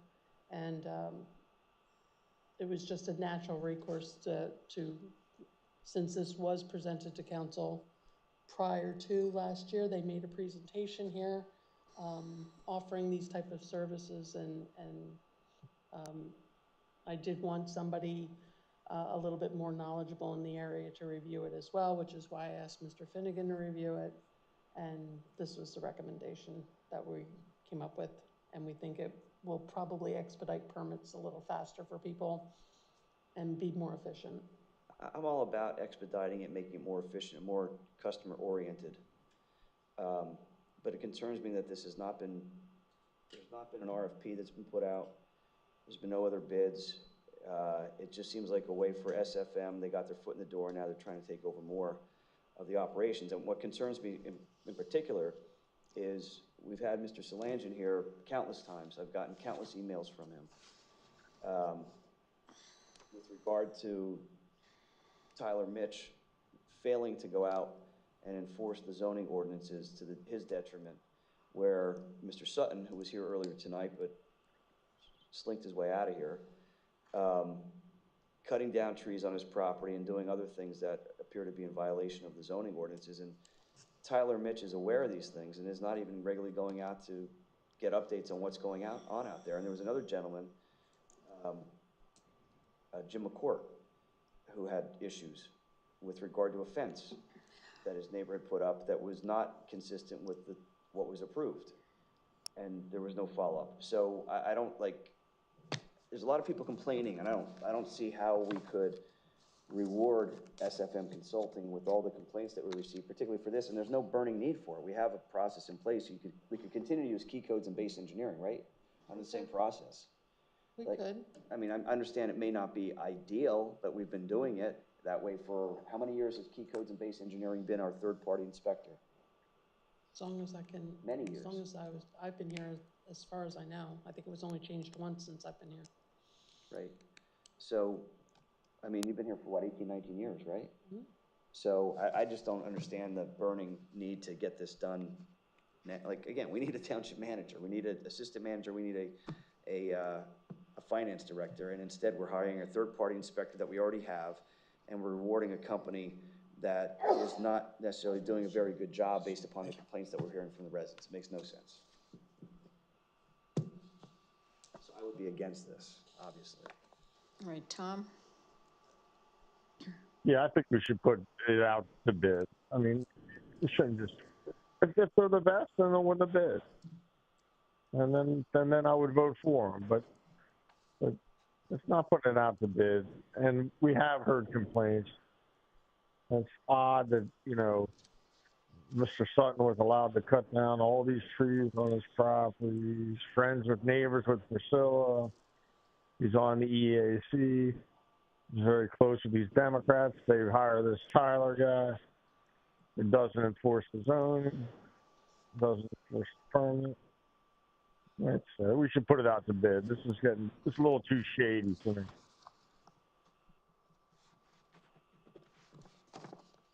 All right, Priscilla? Yeah, I'd like to say that at this time period in this township, that the staff does not need one more thing to put out to bid.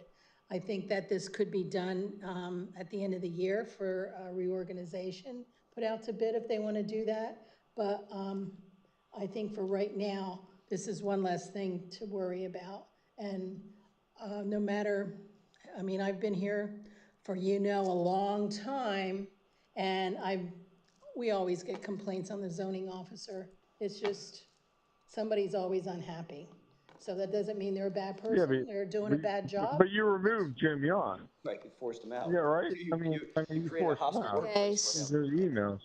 Stop the comment. And anyway, so that's my opinion. I think that we should just go ahead with it because of the way, we are right now. All right, Victoria? Yeah, I think, I know that Kathy spent a lot of time on this. I think that having the organization we have now, SFM, it's nice because they can ebb and flow with the needs of our township. We need more review of things. They can be here more often. They have a suite of people, not just one person. If we need less, they can do that also. Since the time that SFM has been here, they've been continuously harassed by members of this council for no good reason other than to try and get them to quit, because that's the MO that I see, is to just make everything so difficult. Let's criticize everything you do, insult you, berate you, call you in front here. I think 4 or 5 times they insisted that they show up because a complaint of a resident came through or they were unhappy with a decision, sometimes of which that the zoning officer has to comply with based upon our ordinances. He doesn't make unilateral decisions. He has to follow the letter of our zoning. I think this codes thing is important because You didn't for Mr. it Sutton. brings everything in-house. It's more efficient. The staff thinks it's more efficient.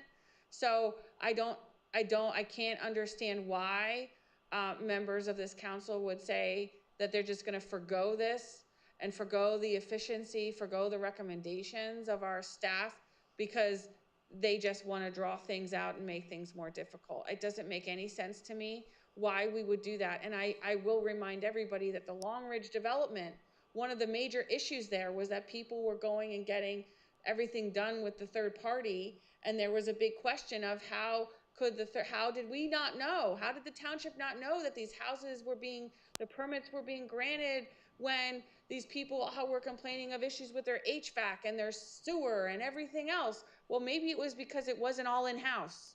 And now it will be in-house. So I think that we're addressing concerns that residents have brought forward. We're making things more efficient. It's also more cost-effective, but it provides a suite of services to our residents that they otherwise didn't have in the past. So I'm in support of it. Okay. Bid process And is there for. I think it makes sense, and we have our township engineer making this recommendation.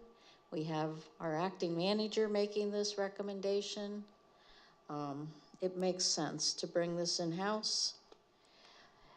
And as Priscilla suggested, I mean, if it seems to not be working out, we can do an RFP at the end of the year. But for now, I think this is a good idea. So I will ask for roll call. Mr. Carucci? No. Ms. Ray? Yes. Ms. Deleon? Yes. Mr. Benonis? No. Ms. Optoff Cordero? Yes. Motion passes 3-2. All right. Item 5C, approval of additional construction expense to the police room. Yes, as I had advised council at the last meeting, the door that we were intending on using for the new office in the police department was not usable. We got a quote from the contractor that refurbished the room and redid the room for a new door and the installation, and that's $1,145.86. All right, so I'll make a motion to approve the door installation costs for $1,145.86. Do I have a second? I think Priscilla just seconded it. Were you a second, Priscilla? I'm sorry, that would be. Did you hear me? I did, I heard you. 1,081. The quote had tax on it. Six. What's the number, Kathy? 1,081. Quote There's had tax on it. Without tax, there's no tax? We're tax exempt. Oh, okay. And then this number up here was wrong. All right, so $1,081. I'll amend my motion. I'll amend my second. Sorry, I should have looked at that closer. Can we have a roll call? Ms. Ray? Yes. Ms. Deleon? Yes. Mr. Benonis? Yes. Ms. Optoff Cordero? Yes, thank you, Kathy, for your fiscal eye. Mr. Carucci? Yes. Motion passes 5-0. Okay, item 5D, approval to request proposals for an architect for the Public Works Garage addition.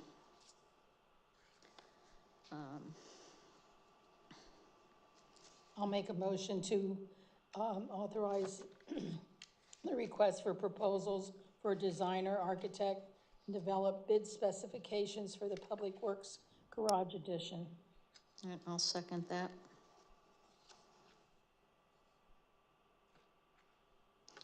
Do you have comments, Jason? Kathy, refresh my memory as to, is this the bathroom addition that we're talking about in the changing area? No, this is the additional room addition that we filed a grant or applied a grant for. Yeah. To add facilities, bathroom, locker room. We didn't get the grant yet, did we? We didn't get the grant yet. I'm projecting that the award, if given, will be announced in November, December. So by getting an RFP for an architect designer. We'll be able to get the bid specs done by the time that the award is, if we get it, and that will expedite the project a little faster if we're ahead of the game. But if we don't get it, then this architect work will be for naught. Unless council approves either going out for other grants, which they can, or This is a necessity for Using that reserves? building. Ball field? So this is a necessity and has to get done. So if we don't get the grant, Why? then we look other places. Why is it a necessity? Because maybe Why? they deserve, I'm not asking you. maybe So they you're not deserve the a one who place, said a it. dignified place to use a restroom, to get showered after a long day's work, to have a place to locker, to have a sufficient lunchroom, you to been have a out there? workplace. I'm asking you the question. What's the necessity? You said, explain to me. I'm asking you. Well, it's the condition of the area where the employees have to use needs help, and it really needs to be brought up to. Explain though, I don't understand what you're saying it's a necessity, it needs help, but what are the issues? The bathrooms, it's just, just deplorable conditions. I really think that should be better. I hate to use that word, Yeah, the but. bathroom's like a broom closet, right? Yeah. The conference room is filled with broken chairs that got tossed. They probably pick them up at the roadside. The space issue is, their locker room is where they eat. And it's their conference room, and it's where I sit with PennDOT auditors, and It's just not good working conditions. it's a tight fit. It's a multi-use, one-room situation, and the space involved is lacking. Well, the employees deserve better. I can't believe that we're gonna nitpick this when. Can you stop interrupting me? No, you interrupted Priscilla, and you're now sitting here I'm the one trying to nitpick it. I got the floor. Nitpicking it. I'm not nitpicking. And you're criticizing the fact that what are we gonna do if we don't get the grant money? And oh my God. Meanwhile, you just spent $3.6 million on a ball field while these guys don't have a place to go to the bathroom and take a shower. It's ridiculous. We have a beautiful town hall. We have a beautiful police department. We put all of this money into our parks, our park system, and those guys are out there for the snow, for the ice, for the freaking, for every single time that we have to do paving. They take care of our roads, and we can't even give them a bathroom. The bathroom is original to that building. And the first thing that I noticed when I came on board is I went and I did a whole tour of the public works department, and it became apparent to me. No, it became we're apparent letting to Victoria me make that you comments. that was one area of our township that was being neglected.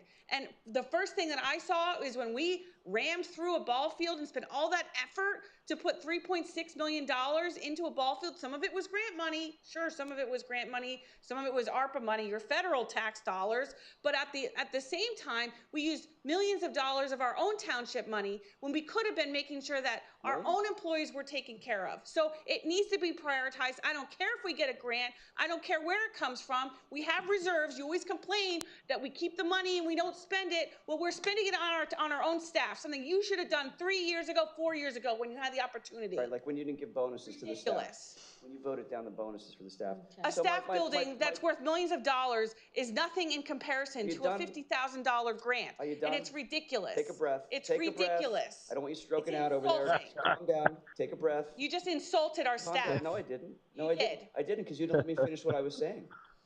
And when I say what I'm going to say, you're going to eat your words. My comments are this. Rather than put a Band-Aid on a problem, and that's what we're doing here, we're making a marginal improvement to the public works facility. Why don't we think bigger than this? And why don't we create a whole new public works facility that will meet their current needs, including giving them the bathroom and all the other stuff that they have, because that building that we have is quite old. And I'm sure that they would appreciate having, we have got 9 or 10, how much money's in the bank, Kathy? How much do we have in reserves? 9 to 12 million. $9 to $12 million. We could build one hell of a nice public works building, and rather than putting some lipstick on a pig by putting a fresh bathroom on an old, worn out, blown out, decrepit building, you know what that means, right? Why don't you create a brand new public works facility that actually meets their current needs?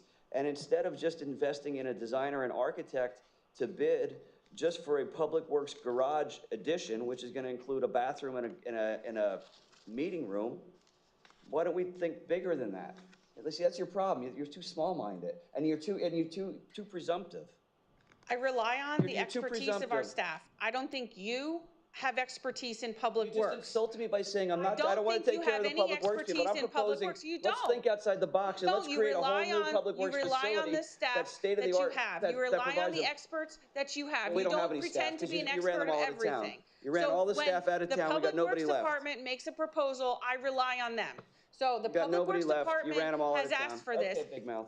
Roger, who's been Take a here for breath. many, many, many, many years, has not proposed that we do a whole building. He's proposed what he's proposed, and I rely on his expertise. I don't rely on your wish list. And if you had done that, you should have done it 5 years ago. I'm back to that. You spent $3.6 million on a ball field when you could have built a beautiful public works building. It's great. You could have done it. It's a beautiful ball field. It's a beautiful We're moving ball field. forward with what It's our a beautiful experts, what our ball staff want. I'm sorry It's you're a not athletic, you beautiful don't ball appreciate field. nice Ridiculous. facilities, but It's I'm a proposing doing beautiful something ball bigger is what my suggestion is. Why limit it to just the bathroom? You should have done it with the $3.6 Right million now. that I'm you doing it had now, for the so ball why, field. be happy that I'm doing it later than never. All right, All you we'll wanna do is stop nitpick and have a fight arguing. with me. We'll stop Okay, big arguing. mouth. We get nowhere. She's really hyperventilating. She really is, Nikki Tom. woke up. I know. Do you have We have comments, an Tom? AED here. Yeah. Yeah, I do. I think Keep 'em brief. Jason's right. We should think bigger. We should have a whole new building. And in the one minute she talks about we have plenty of money to do this, $9 million in the bank. Then last meeting she's talking about we have to do we won't hire an auditor to give us financial projections to the future and all this. So she's loony. How about this? How about we buy the property across the street in Old Philadelphia Pike and build a really nice public works facility there? How about that? There's an idea, right? Yeah. Easier Okay. access. They're right out there in Old Philadelphia Pike. They don't have to go through the parking lot here at the public And works you know facility. how ridiculous that request is, so. That's not always ridiculous. There's in Lower Price. Country Township. You wanted to put an underground parking Okay, garage. stop talking back. Across the street. Both of You wanted to put an underground Stop parking talking garage. back. Priscilla, did you? Remember that? Remember comments you on wanted to this? put an underground parking garage Yeah. across the street? Yeah, and the water Okay. table. You remember that, Jason? I do. They want to put in the water table. Call. You can Let's park do a your boat roll down call there. vote for this. Ms. DeLeon, Yes. Mr. Benonis, No, I think we should think bigger. Ms. Zoptoff Cordero, Yes.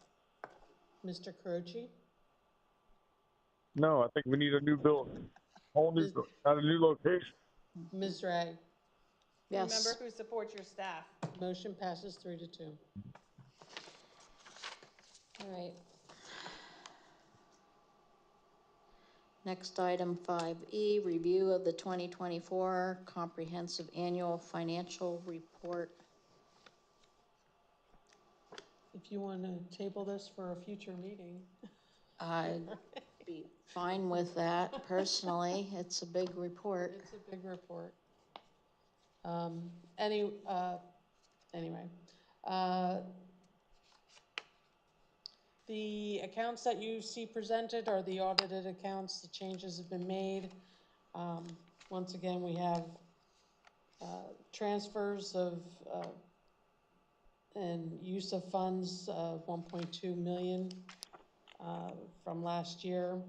However, we still have in our general savings account, which is where we put hosting fees, a little over 4.3 million. And in accordance to our policy, that account should only be 3 million for unrestricted. So I was making a recommendation to utilize that 1.3 million for the Public Works Garage and to move that money into the capital fund. Didn't we move some though already? That's in a resolution that's coming up. Okay. Special taxes, we have 14.2 million, a little over that. And our capital fund, I was going through the balance sheets. I wasn't even going through the narrative unless somebody was going to ask a question at this She's late going hour. on full speed here. At this late hour. I did want to relay to council, though, that in accordance to the policies that council has approved, when we get to the point at the end of the year that I need to estimate how much we're going to need as a beginning balance into the following year to carry us through until the next taxing cycle, I utilize the money in the general savings account, which is the hosting fees account, and I had to transfer $795,400 to get us to the minimum amount needed at the for the beginning balance of our general operating fund. So of the I believe 2.3 million, which was 200,000 less than we got the last year, 800,000 went to our fund balance to get us up to where we needed to be. And we're recommending the $1.3 million to go to the capital fund. So we dipped into, if I'm following you, please correct me if I'm wrong, we dipped into $800,000 of tipping fees to balance our operating budget? To make sure that we had a sufficient fund balance in the beginning of 2025 to carry us until the next tax cycle. Okay. And I remember But we only had that amount because of, one, increased revenues in real estate tax, and of course, interest income and some of the other line items. And of course, expenses that were not incurred, such as we were short 100,000 or we were 80% of the budget for administration. And almost every department came under budget. Probably because of, more so for personnel, but due to trying to keep within budget, within what was council had provided us. But a lot of the savings expense-wise came from personnel not being hired at the beginning of the year. Right, you did 3 jobs. Okay. You did 3 Well, jobs. they all left. And they all left, so we saved money by not paying anybody, so I just want to say that I'm appreciative to all of our departments for You talk about supporting the staff, how about that? How about you get people that work here? responsible. It seems like what they did with what they were budgeted for versus what they spent. So I just want to say I appreciate that. And I think that it highlights the issue. I mean, at one point in time, there was a council member that still sits here today that proposed that we move all of our millages to 0. And we collect 0 taxes. So I don't know how we would have ever been able to do that, and it's just ridiculous. We have $9 million of taxpayer money that we're holding illegally, that's why. You're illegally holding people's money. You hoard the cash like it's your own, and it's not, it's the people's money. Thank you, Kathy. So I will have that posted on the website. All right. Kathy, if I understand your comments correctly. So the resolutions to move the money are later, right? That's the very next thing on the agenda. If I understand your comments correctly, Kathy, is it fair to say that the township needs landfill host fee money to fund our budget? Yes. Thank you. And I have to warn and I noted this in the report, some of the income that we received a great deal of is not a permanent thing. We had extraordinary amounts of deed transfer tax for whatever reason, I do not know. I thought the housing market was definitely gonna slow. It didn't, but it is still in a bubble. I don't think that 600,000 that we received is going to be a set thing. Typically, it's 300,000. There's another, so if I understood what you said earlier, we needed $800,000 of money from the landfill host fee, and then if the transfer tax is dropped down to around 300, which historically it's about 300 instead of 600, we're now at a $1.1 million. And our interest income was extraordinarily high. Over all of our funds, I think we received $1 million in interest between our CD investments and our money market investments. So that certainly is not going to be sustainable. Has the landfill host fee revenue been the same? Is it going up? Is it going down? It decreased by almost 200,000 from the prior year. So 2023, I believe we received 2.5 million. 2024, 2.3. So our need for landfill money is going up $1.1 million, and the landfill revenue has gone down $200,000. Yes. Well, I'm sure these lovely ladies will find a way to magically make all of this stuff cure itself, because they're just filled with wonderful ideas, besides raising taxes, of course, and giving our money away to needless causes. I think it needs to be pointed out that every time you look at a landfill expansion, it has an end date. Whether it's a 5-year expansion, a 10-year expansion, a 20-year expansion, a 30-year expansion. There's always discussion of the landfill's going to fill its space, whatever that is, and then have to close. So I think it's extremely irresponsible to sit here and say, we have a landfill, we have a landfill, we have a landfill. We can just continue to spend, grow all of these different areas of our township and not have a plan for when the landfill closes. Because it's going to close at some point unless you turn the entire township into a landfill, and then you won't have any houses left. So I'm trying to understand the theory that we're just going to keep on relying on a landfill when it's not a definite revenue source. It never was, and it never will be. Well, it has been for 80 years. The longer that it stays open, the longer that it continues to grow. From my perspective, it's a greater liability to our property values, our community values, everything else, and that all has a value. Your parents' property value, of course. That's my concern. I know we share your concern, and that's fine. But I think to equate landfill revenue to something that we're just going to definitely have into the future, like property taxes, it does not like that. That expansion it's not like that. It has closure times, and every time we get close to closure time, we have to go through this whole discussion and community issues over whether it's going to expand and where it's going to expand and what's going to happen. And I think it's fiscally responsible. It's irresponsible to continue to rely on a source of income that's not guaranteed. And that affects your parents' property value. And it'll drive everybody's properties values down. At about $80 million. And you see, welcome to the largest landfill in the state. See that when they look at you. So it's guaranteed for the next 20 years if they win the court case.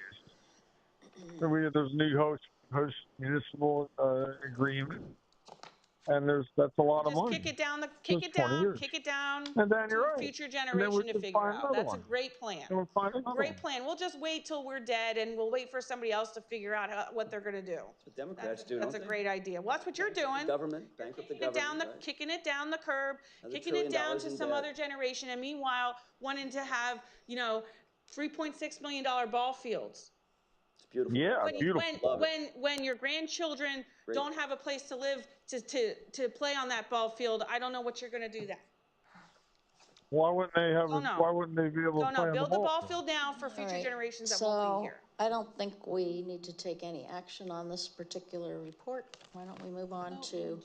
I'll post it on the website. Where's Lynn Hill? To 5F, discussion and approval of resolution 39, 2025, transfer of money based on the 2024 CAFR and 2025 budget adjustment. I just have a motion. I make a motion, but on the resolution page down at the bottom where Laura Ray's name is, it says Council Vice President. Sorry, we will correct that. President. So that needs to be changed. I will change that. And I'll make that motion to approve resolution 39-2025. And just so that I have it in the minutes. 134. Transferring $1,310,480.54 from our general savings account to our capital fund account, and it will be earmarked for the Public Works Garage addition.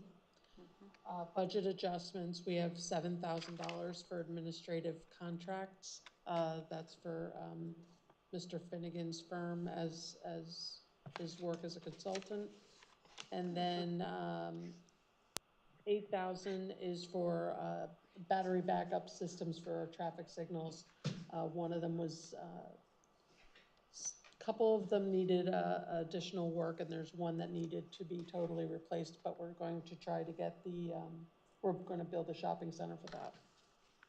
And under the open space, that was for the planner for Heller Homestead. That was approved by council. All right, do we have discussion, Jason? Yeah, I mean, since we're moving money around, I've been saying meeting after meeting that I think we should give the money back to the residents that have paid taxes and the businesses that have paid taxes. I think we're holding too much money in reserves, and I think that we should reduce our tax burden, particularly in light of the current economic situation that we're in. And I think that would be appropriate to include in this resolution as well. Tom? Nothing. Okay, Priscilla? I'm in favor, I support this, I have no other comments. Victoria, do you have comments? I support it. All right, I do as well. Let's have a roll call. Mr. Bononis? No. Ms. Optoff-Cordero? Yes. Mr. Croce? No. Ms. Ray? Yes. Ms. DeLeon? Yes. Motion passes 3-2. All right. 5G is approval to close a compost center fund account. I'll make a motion to approve closing the bank account identified as compost center funds and deposit the funds in the amount of $8,581.20 to the general fund. I'll second that. Do we have any comments, Jason? Yeah, I think it's inappropriate to close this fund. I think we should keep the account open. I pointed this out previously when Steve drafted the settlement agreement with Hellertown that included a number of different provisions. One of those was that the township would send a letter to Hellertown telling them that they were permitted to use the property on which they have their compost center for a compost center. And I pointed out at length at that meeting, and I think a couple times, that the use is actually inconsistent with the zoning ordinance, and the settlement agreement that the three of you voted to enter into is illegal because the formal zoning process was not used to rezone a piece of property that's not zoned for a compost center. So I think there may be a need for compost funds later, and I think it's inappropriate to close this account because who knows what's going to happen if somebody decides to challenge that unilateral rezoning that cannot be done by a letter from the solicitor. It has to be advertised. There has to be a hearing, and it would also be subject to spot zoning as well because there's nothing else around there that's considered to be appropriate for a compost center. If you're going to do a zoning overlay for that, then do it. But that has not gone through the process. Tom?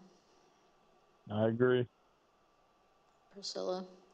I don't agree, I think we should close it. Victoria? Insightful. I think that it's appropriate to close it. I'm happy that we were able to gain access back to the compost center. I think that the current fee-for-service formula is better in light of all of the conflict that occurred between the municipalities. It's straightforward, and it also takes a little bit off of our finance director and having to manage another account. So I'm happy that we have compost services, and we don't need this account anymore.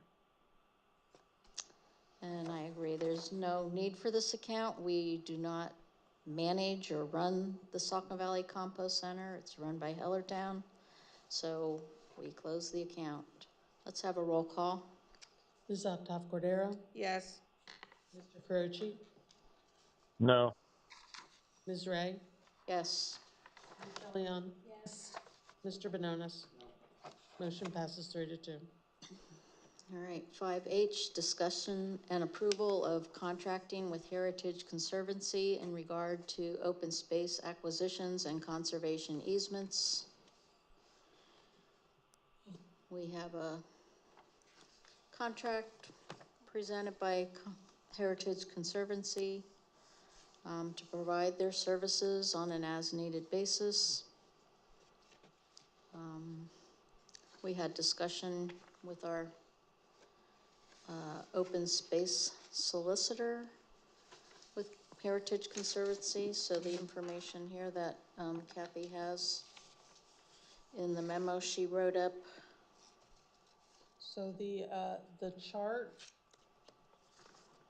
now I had put in the memo the 8,500 for surveying fees. However, You meant the baseline documentation. Baseline right, documentation. For 3,000. So Yep. what council is being requested to consider is to enter into this agreement on an annual basis at reorganization. The staff fees would not exceed $15,000 for the year, and that is for them to consult with property owners to get them to understand the process and any of the questions that they need answered. The stewardship fees are not to exceed $15,000, and that's for them to maintain or to keep an eye on the properties ongoing, which is usually a cost at settlement. And the baseline documentation report, which is not to exceed $3,000. Right, that's how you had it. So those are the items that we're asking council to consider having Heritage Conservancy do that for us. In the discussions that we had with them, we did reiterate that we wanted to have Mr. Clemens, our open space solicitor, review any documents, prepare easements in coordination with them so that everybody's on the same page. Did our solicitor I make review a this? motion. Did our solicitor? Review this? Yes, he did. We had a group discussion on this. Who was in the group? Representatives from Heritage, Terry Clemens, myself, and Ms. Ray. And this is their contract, right? This isn't Heritage's contract. It's standard. We didn't change any terms. So I have some questions, if I have the floor. So The motion, is there a second? To adopt it. All right, I'll make a second. All right, so I have the floor Go now. ahead. Thank you. Yes. So attachment A is their scope of work, and it talks about their tasks and responsibilities. And among these are landowner negotiations, which is something that generally our solicitor would deal with and handle accordingly. Obtaining funding, preparation of conservation easements, and that's another solicitor task. And then talks about funding of reports, working with the township to implement goals and recommendations, organizing, facilitating programs to inform landowners, meeting with landowners, working with township representatives. These are things that EAC should be doing. We have an EAC that should be doing a bunch of these things, and instead they're chasing down plastic bag bans. So while they're chasing down plastic bag bans, we're going to be paying money to the Heritage Conservancy to do EAC's job. It doesn't make a lot to do EAC's job and also the solicitor's job. It seems unnecessary to me to enter into this agreement. We already have the apparatus in place that's supposed to be dealing with these things. I don't understand why we're now going to bring in the Heritage Conservancy to do the same thing that we're already supposed to be doing, unless the people that are involved in EAC are utterly incompetent and can't do these things. And if that's the case, then why don't you replace them? And if the solicitor can't do these things, then why don't we replace the solicitor? Yeah. Yeah, I mean, EAC did this with Tom, why don't you Sandy go? around it for 20 years, and you know, now Lost is running it. You can't run that either, and they spent $15,000 to try and take us off their plate, so they can do their plastic bag bans and fight the landfill. It's ridiculous. Okay, Priscilla? I don't have a problem with it. Victoria? Priscilla got her marching. I think for council members to sit here and say, we already had things in place, this is unnecessary, is ridiculous, especially when for some reason, unbeknownst to anybody that I've talked to, our solicitor that we had for many years wasn't actually getting third parties to enter into the conservation easements. We had no oversight of the conservation easements that we entered into, that we paid people for. There's numbers of conservation easements that we have currently that don't have third parties attached to them, which we all know what the significance of that is. What is that? In light of, you know, what happened with the conservation easements that are currently subject to litigation. And so to sit here and say like, oh, we had it all down, what we really had down was, you know, a course of conduct where council decided that it didn't really want to conserve stuff. It wanted to say, we're going to make it look like it's a conservation, but it's not a conservation, because some future council in the future can just say, no, thanks, we don't want it anymore. And I think this is a very important step that EAC bring back. To then also insinuate that volunteer members of an EAC board are going to somehow act as a professional conservation organization that goes out and inspects the properties to make sure that they're right, to help the property owners understand when they start entering into the easement what's at stake, and to help them through the process so that we can use our open space funds and use it to get more conservation land and help our residents. I'm in full support of this. I'm happy that we're restoring this service to our residents, and to have proper conservation oversight and easements that we should have had for many years, that we didn't have. Laura Ray wasn't complaining about Link being solicitor and now we when she have got $200,000 to conserve her property. $200,000 of taxpayer money in her pocket. Too bad you have all your facts wrong, Tom, as per usual. Lost Ray's pocket, and nobody complained about the conservation easement then. Yes, and my property has Heritage Conservancy as a third party on it, and they do the monitoring. They did a baseline documentation, and it was done properly. And you put $200,000 in your pocket. You could have just conserved it for nothing. Okay. You didn't have to take that taxpayer dollars. Sandy Yerger didn't take that money. Yes. You did. Put it right Okay, and we're not bashing. It's based on value I guess of those taxpayers, that referendum didn't mean anything to you. No, I know. It doesn't mean anything to him. The 15 years the taxpayers wanted it. Okay, I'll make my comments so we can get done. You know, you talk about this process as though there's nothing involved with doing it. It's extremely complicated, and there are a lot of things that are involved. So it's not something that an ordinary person can do. And I know you don't understand the process. We do need professional assistance to guide landowners through the whole thing. It's very large amounts of legal agreements that are involved, and there's lots of complicated questions, and the last few people haven't been able to be walked through the process and assisted. These other services that they provide, like I said, to do baseline documentation, I don't think we've been having that done at all. So in the future, you won't really know if something got changed on the property because you have no record to begin with. And then the stewardship part of it, to have somebody inspecting and checking on the property regularly, we need that. That's not something that we do. So I am supportive of this, and I would like a roll call. Mr. Carucci. No. Ms. Ray, Yes. Ms. DeLeon, Yes. Mr. Bononis. So at 145, Victoria acknowledged that the conservation easements on the Helms and Reddington tracks were revocable, and that's why she's pushing for this. So she's acknowledged that in a public meeting on the record at approximately 1:45 a.m.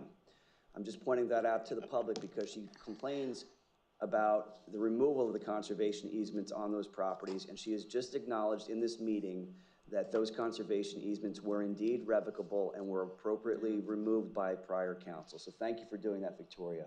You run your mouth off all the time, and again, you put your foot in it, and I appreciate your ignorance. I'm gonna vote no. Ms. Zoptoff Cordero. I know he wishes I said that, but that's not what I said. You said it. Listen, I'm happy go back. to replay it back. Record's clear. But I certainly didn't say what just came out of his Yes, you mouth. did. But Go I back will and read remind it. council. I don't know how you're gonna get out of that. Remind council that more recently had an issue where the county, I think it was the county that pointed out to us that we had a conservation easement property that wasn't being inspected, that had questionable timbering activities that may have violated a conservation easement. And we were stuck in a position to be like, uh-oh, what happens? Because they were wondering, hey, township, what happened? Why didn't you know about that? What are you doing to protect your conservation easements?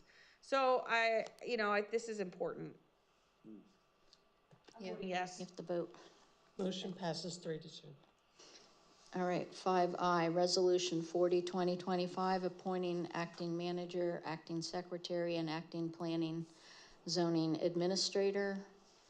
I will make the motion to approve Resolution 40, 2025, designating John J. Finnegan Jr. as acting township manager with compensation as stated in the agreement dated April 16th, 2025, and designating him as the acting secretary and acting planning/zoning administrator.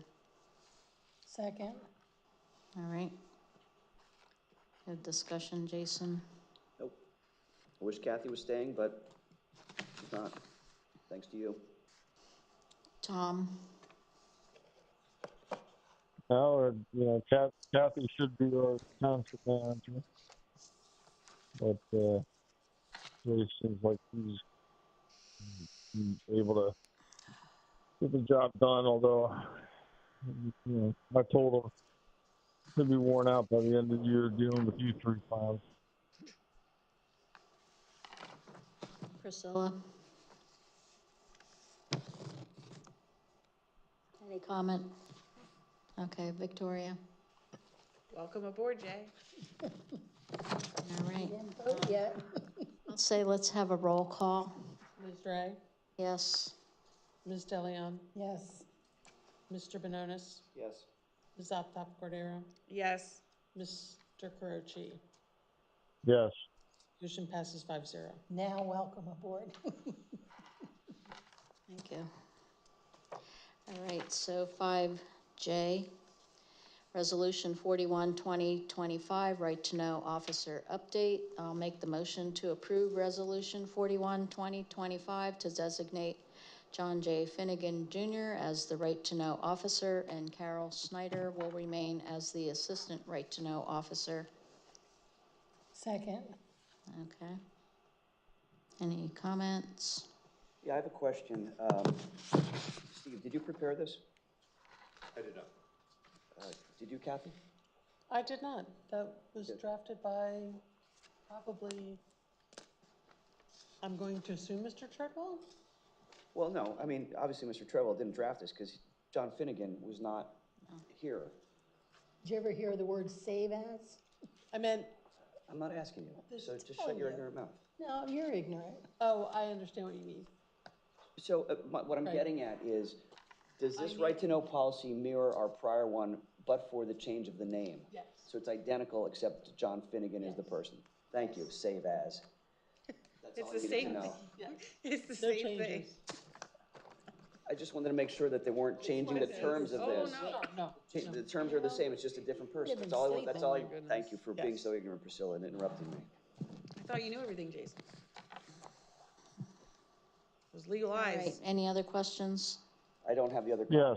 in front of me. That's why I'm asking. I do. I do. Mr. Finnegan, I just wanted to understand a little bit about your process of right to know. So you can Previously, 5,000 requests? Kathy, is he there? Is Mr. Finnegan there? He's there. Yes, he is. He's listening, he's waving. Okay. All right. So previously, Kathy had organized right to know responses.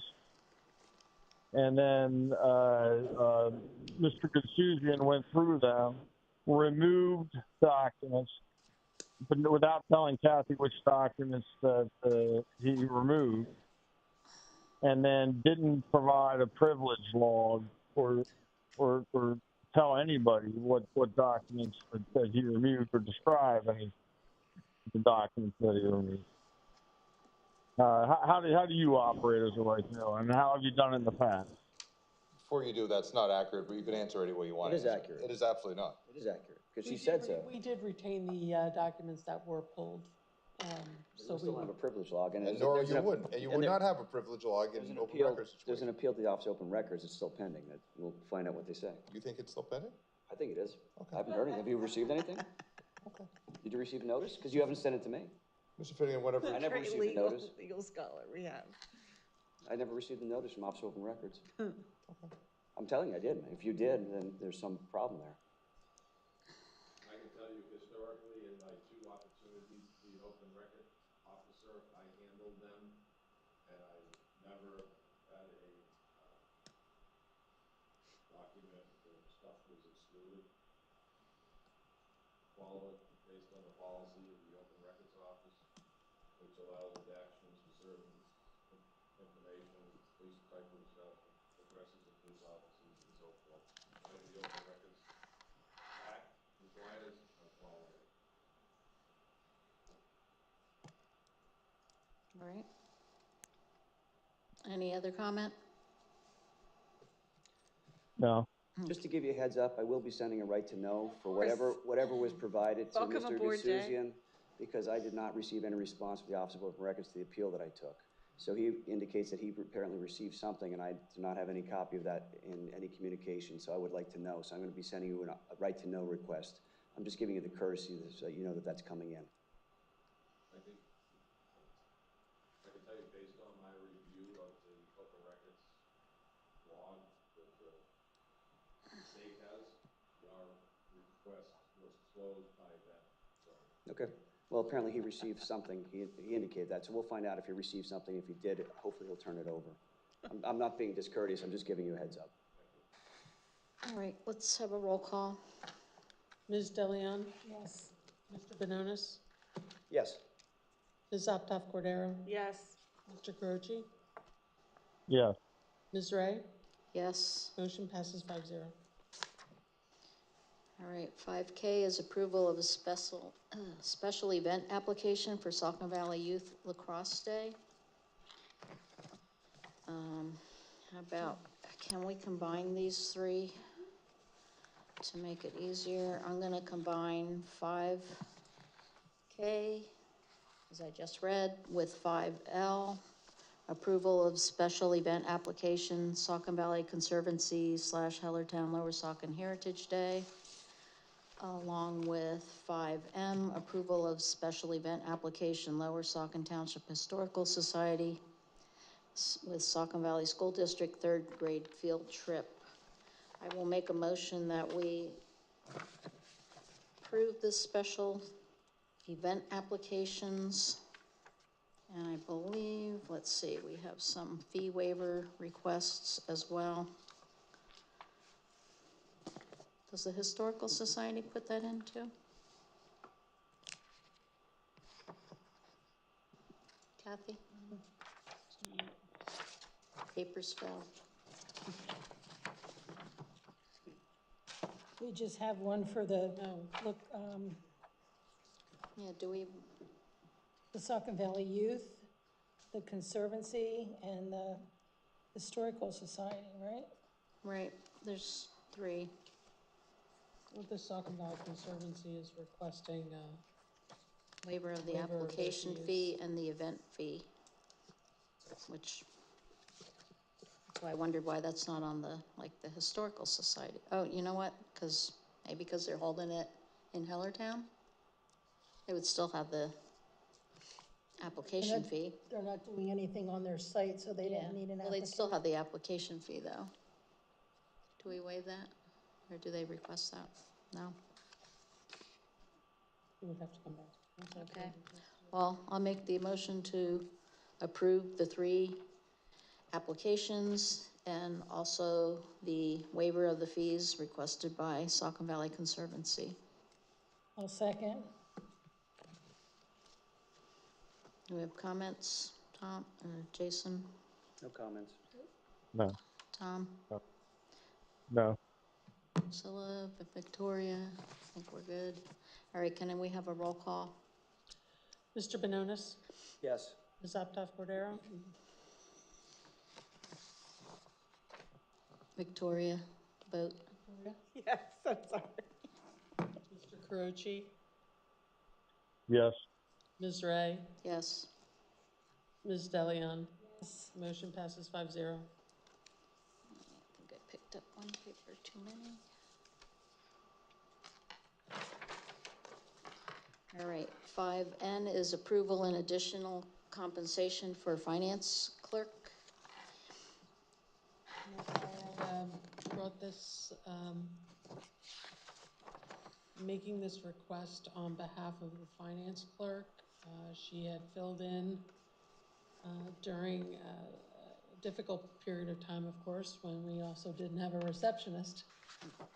And she handled a lot of the phones and responsibilities for that position. It is a pay grade below hers, so I was requesting council to consider giving her a bonus or stipend as opposed to a regular stipend that would be included in her income that would, which may be forthcoming based on Mr. Finnegan with my absence. She's going to be doing some of my work too at some point, but for this was for last year for her work to cover for a receptionist job. Okay. Council considered.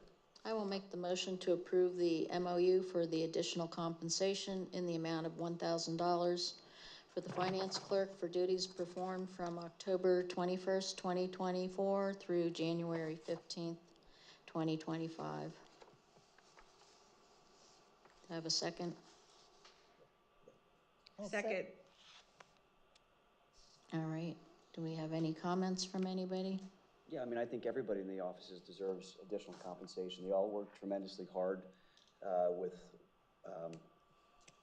not enough staff because of the situation that you 3 created. I had made a motion, Tom seconded, or vice versa, to give everybody bonuses, which you voted down, and here we are giving bonuses.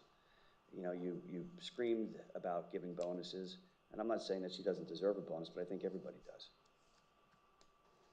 Just so council's aware, at this point, there's other MOUs and agreements that council has previously made that is still standing. So this position is the only position that has not received anything yet due to the circumstances. And their union is in full agreement to, as they said, provide anything for the ladies due to their hard work.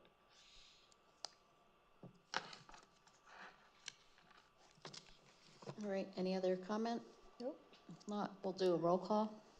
Ms. Optoff Cordero? Yes. Mr. Carochi? Yes. Ms. Ray? Yes. Ms. Delion? Yes. Mr. Benonis? Yes. Motion passes 5-0. Okay, 5O is discussion and possible approval of the payout for Kathy Gorman's accrued PTO. Jay put together a chart of information for us to look at, and I did scribble down the numbers, so I believe we're looking at the PTO accrued of 122 hours after it gets the current year hours removed. So I would make a motion that we approve the amount of $8,413.12 for the payout. Is that, I'll second that. Okay. is that what do you mean the current year removed? That's included, current year's included. I can't tell what you're saying, Tom. The current year is included, Tom. It's just that She's there was a taking it like request as that she- vacation time though, right? Right. She's, Yeah.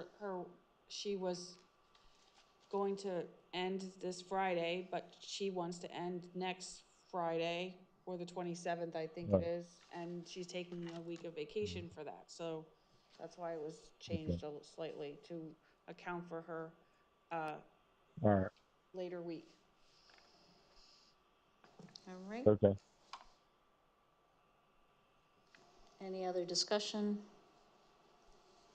All right, couldn't we have a roll call? Mr. Croce? Yes. Ms. Ray? Yes. Ms. DeLeon? Yes. Mr. Benonis? Yes. Ms. Optoff Cordero? Yes. Motion passes 5-0. And thank you. You're welcome.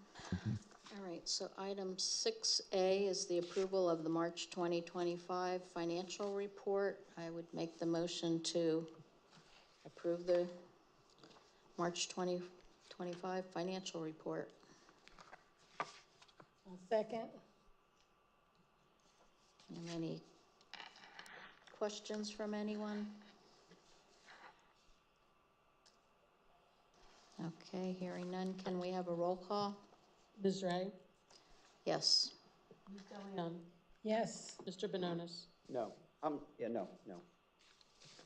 Ms. Optoff Cordero? Yes. Mr. Croce? Yes. Motion passes 4-1. All right, item 6B is a cancellation announcement for the May 7th, 2025 council meeting.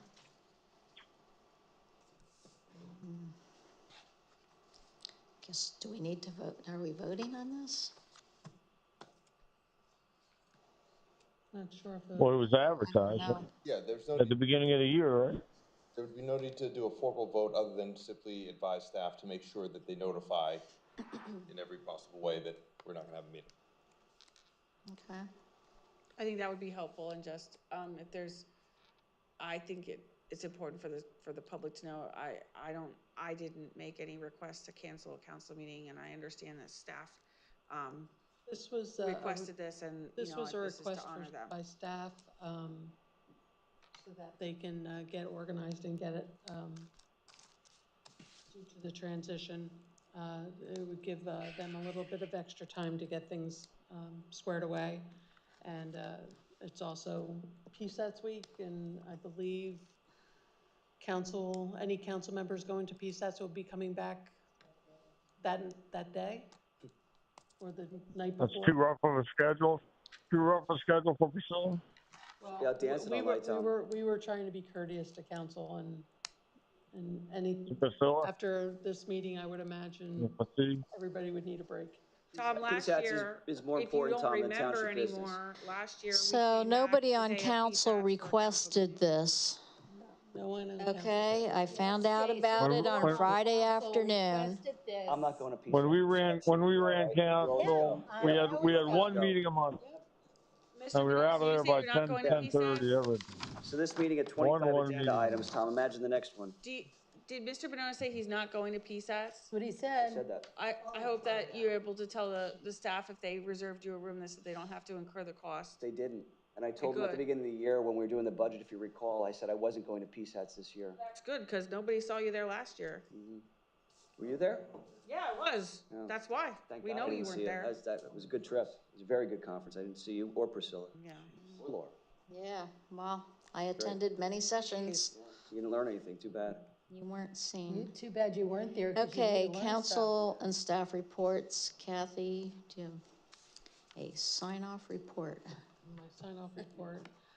Movies in the Parks, last day to vote is April 17th. That's today. Oh.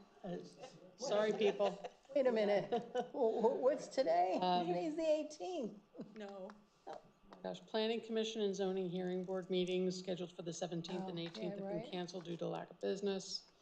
The Easter egg hunt on Saturday, the 19th at 10 a.m., rain or shine.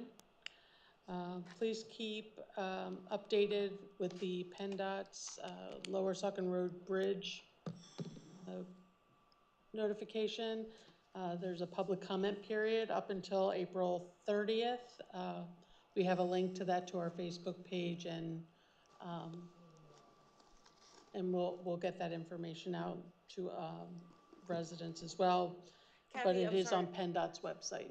I don't want to interrupt the rest of your report, but I was thinking about this, and a lot of people are very concerned about that that bridge replacement, just because of what happened the last time there was a bridge replacement. And I happened to look at the documents, and the detour for that is quite significant.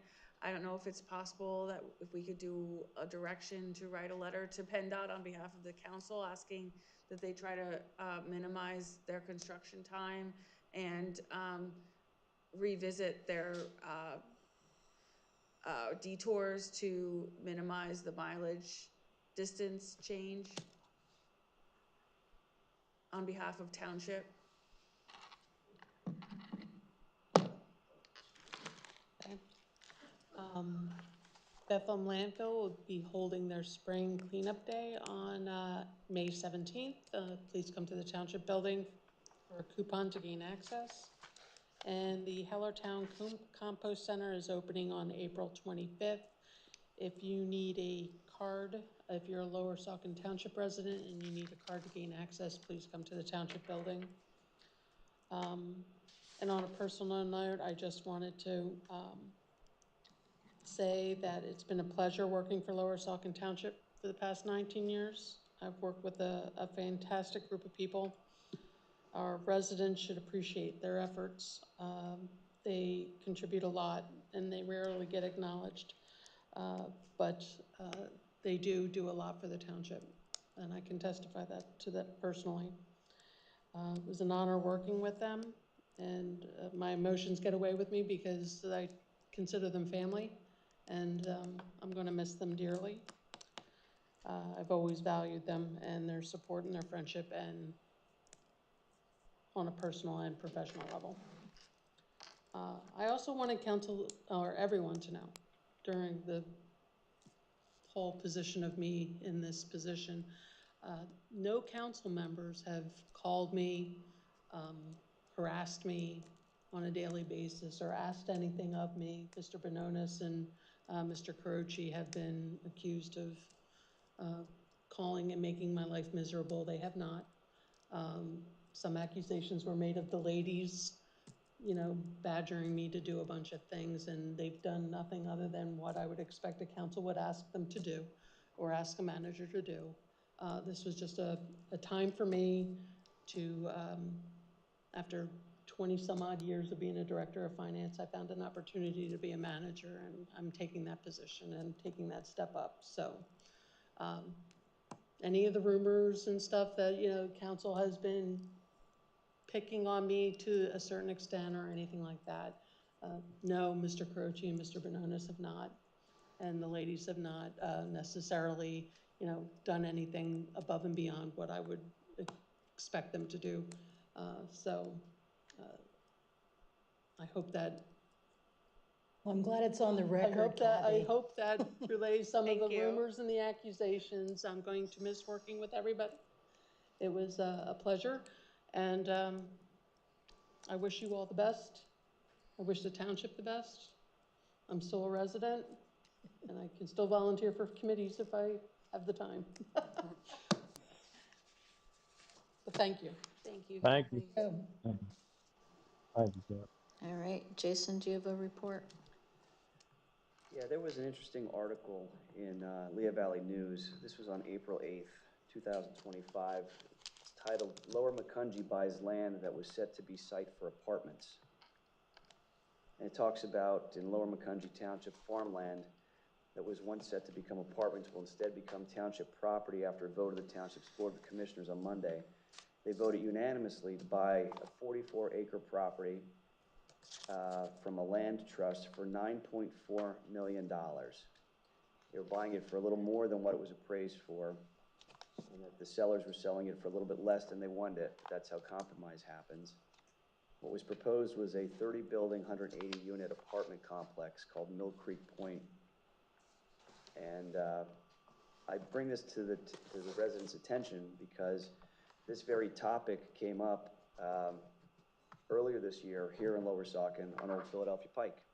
And we hear nothing else about any ongoing discussions with the developer.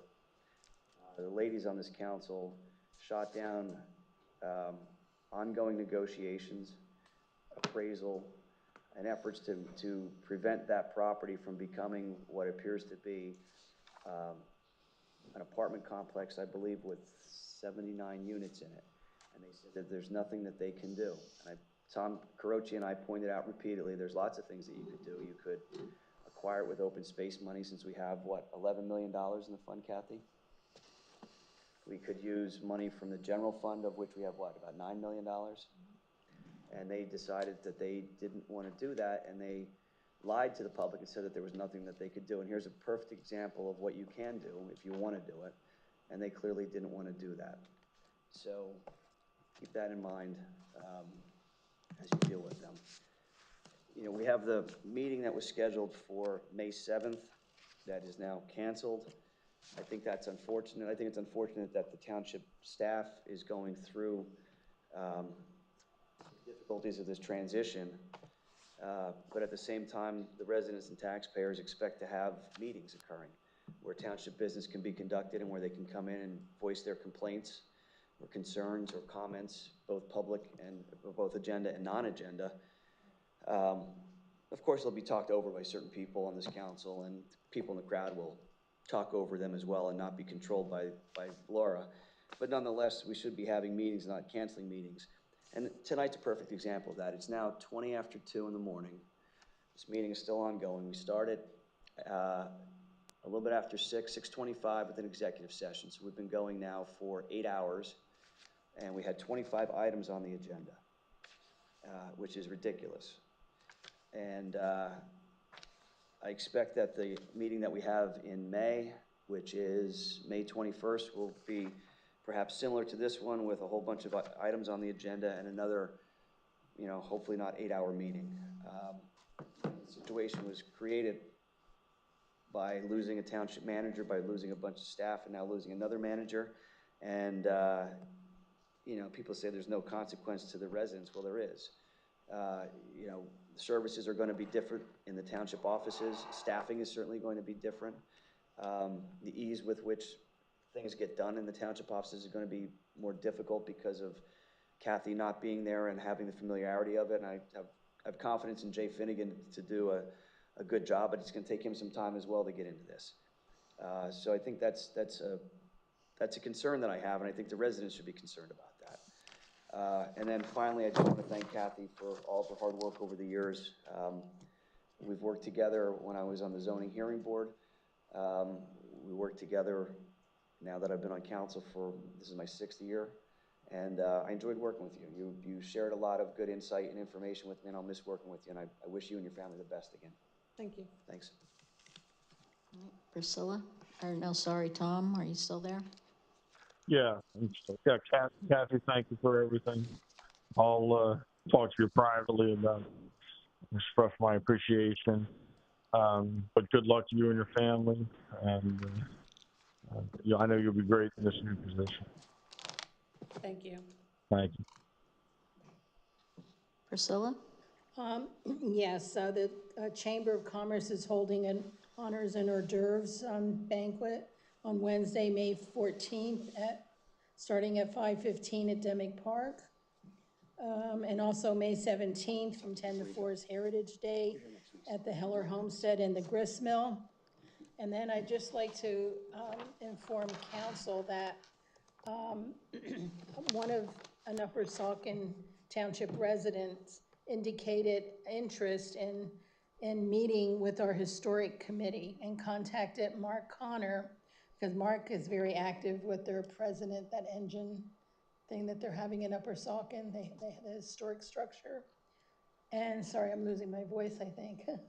And anyway, so I got I was copied on a letter from Upper Saucon Township that a George, and I don't know how to say his last name, Bloeser, Bloeser Jr., from Coopersburg, at their meeting on Monday, April 14th, Upper Saucon Township Board of Supervisors appointed you as non-voting liaison to the Lower Saucon Township Historical Committee. Please contact Mr. Mark Connor at his email address for committee's upcoming meeting schedule. Thank you for your willingness to serve the community in this capacity.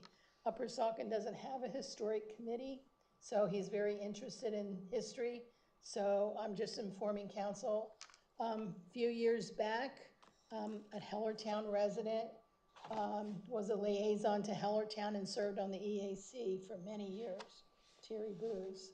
So I'm just informing council. I think it's great.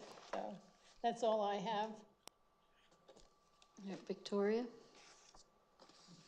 Thank you. It's quite late, so I feel most of what I would normally say, I don't want to say right now, but there were some comments made by Mr. Bononis that I can't agree with, so I have to call out those things, and they're not true.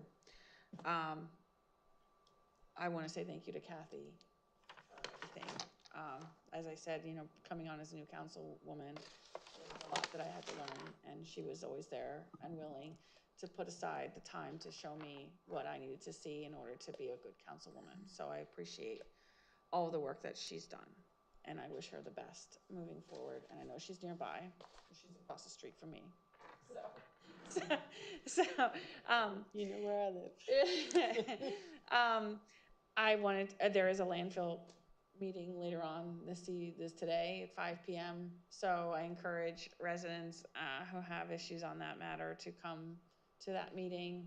And that's all I have right now. Can we note that the meeting, Mr. Bononis left? Did anybody? Yeah, it was 2:19. Okay, thank you. I write down everything. Oh, sorry. There was a resident who emailed us relating to an issue on Kings Mill Road that went to the manager's email, but also to Mr. Young's email, no longer active email. I just want to make sure that goes to the right people. I figured. Being handled. Somebody gets that though, right? When it's, yes, because I've seen that before too. Yeah, all right. Is that it, Victoria? That's it. Okay. Oh, no. Sorry. Oh my gosh. Something. I realized I wanted to reshare and thank the fire company for responding to the second dwelling house fire that impacted members of our community, another family in the township. It was devastating. They did lose everything, and there are numerous ways in which the township residents can support them. There is actively gift card collection being done, I think, at Salon Mia in Hellertown. We just did have a clothing drive that, on top of volunteering to respond to the fire, the Ladies Auxiliary for the fire rescue hosted a clothing drive on Saturday, this past Saturday, to help collect the needs for that family. But there's also active GoFundMe for that family, the first family that lost things. There are still active food or a dinner chain, meal train type thing going on. So I do encourage, if there's any way that you can help donate anything, gift cards are greatly appreciated for them, because it will take a while for them to recover. And I just wanted to thank our first responders for all they do. That's it. Now that's really it. Okay. Yeah, I think I'll pass on giving a report tonight due to the hour here. I will thank Kathy, though, again, for her work. You were very knowledgeable, and, I appreciate that, all that you've done. Always a resource if you need it. Well, we have your number, so I guess. Jay's got my number. All right, Steve, do you have anything after all this? We do not have Brian here tonight. All right, so we're to the second public comment period for agenda or non-agenda items, and this is a oops. Hi, I'm Chad Heimbecker again, and I'm going to be quick. My kids are waiting for me at home, right? They're sleeping already. Thank you, Kathy, for my limited engagement with you on the EAC. I appreciate you pulling information together for us and being that backbone to our community. So I do wish you the best in everything. At the clock struck midnight, I turned 47, so happy birthday to me. And I couldn't think of a better group to start my birthday with. We share a birthday. What? My birthday is today. Oh, no, that's crazy. Maybe we should have an item about that or something next time. But anyways, I just, I feel like this toxic energy just left the room, and I'm not sure what happened, but something's different now. And I really feel like there's people here that care about people, and we really want what's best for our community. And then there's other people here that just care about money and taxes, and they'll do whatever it takes to get money or to keep their money. And it feels a little sad because it's a bigger picture thing. And I hope we can move forward from some of this energy that this whole thing can, I don't even know, that we can recover and move on at some point. So, and we'll come back together as a community and heal. Thank you. Thank you, everybody. That's the plan, Chad. My name is Mary Ann Garber, and I represent the Bethlehem Landfill. I just wanted clarification on something, Kathy. You had mentioned that the zoning hearing board meeting that's scheduled for April 28th, is that canceled? I thought you said there was cancellation of some meetings in your report. I did, but Planning? it was I thought I saw some zoning, stuff I came thought it was through. zoning, hearing board, and planning that were canceled. Planning is definitely canceled for it's coming up next week. Planning Commission meeting on the agenda for April 24th is canceled. And then what about the zoning hearing board? I thought you said something about the zoning hearing board as well, Kathy, but then I didn't hear the date of April 28th, so I didn't hear, from what the notes, I'm almost positive too that the zoning hearing board for the 28th. Okay.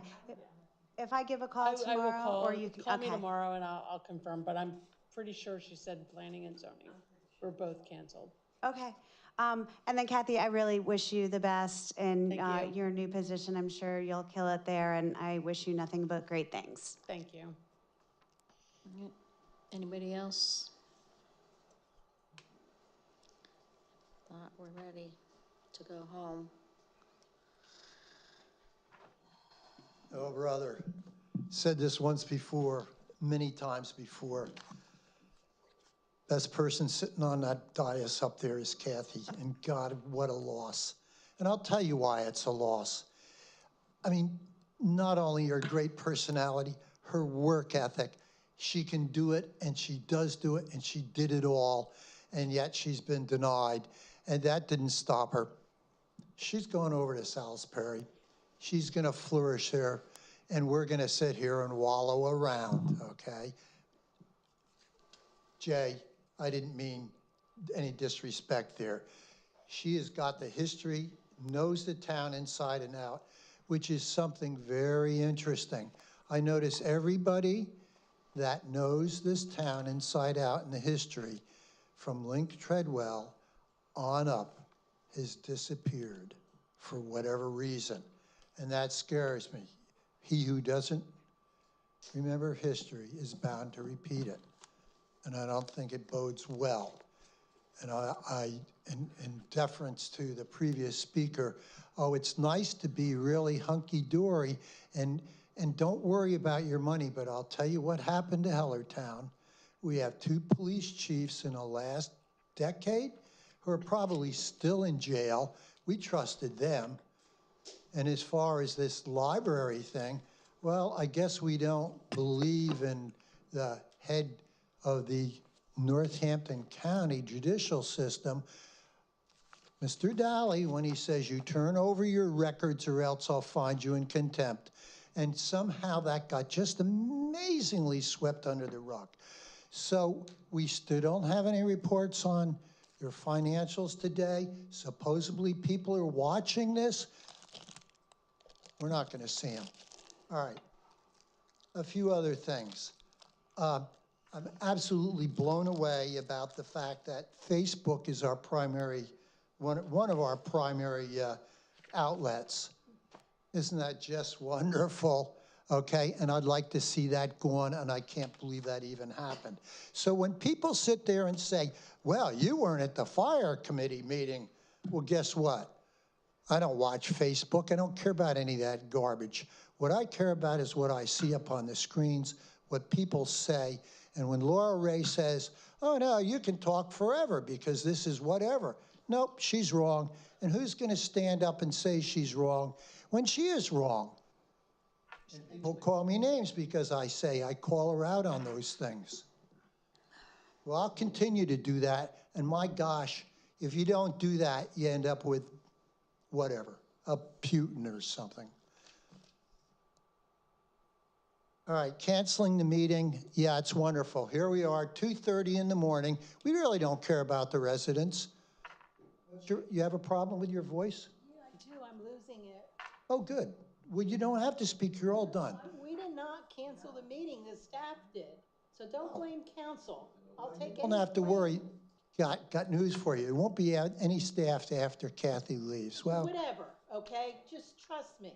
Do we go around the clock? Priscilla, I don't, that's one person. Your time is up. Do we have anybody else and who VOC wants over to there. speak? I don't. Do we have anybody else who wants to speak? I'm not done yet. Your time is Wait a minute. well up. You mean to say I have to wait till? We're on public comment, so. Well, I just wanted to if get we have started on the nobody else, EAC. No, we're not gonna go anywhere else. I'm gonna how make the that works, motion to people? adjourn. The time is That works, 2:31. people? Thank you. VOC here has got all the time in the world to talk, but the public be damned. Thank you, Laura.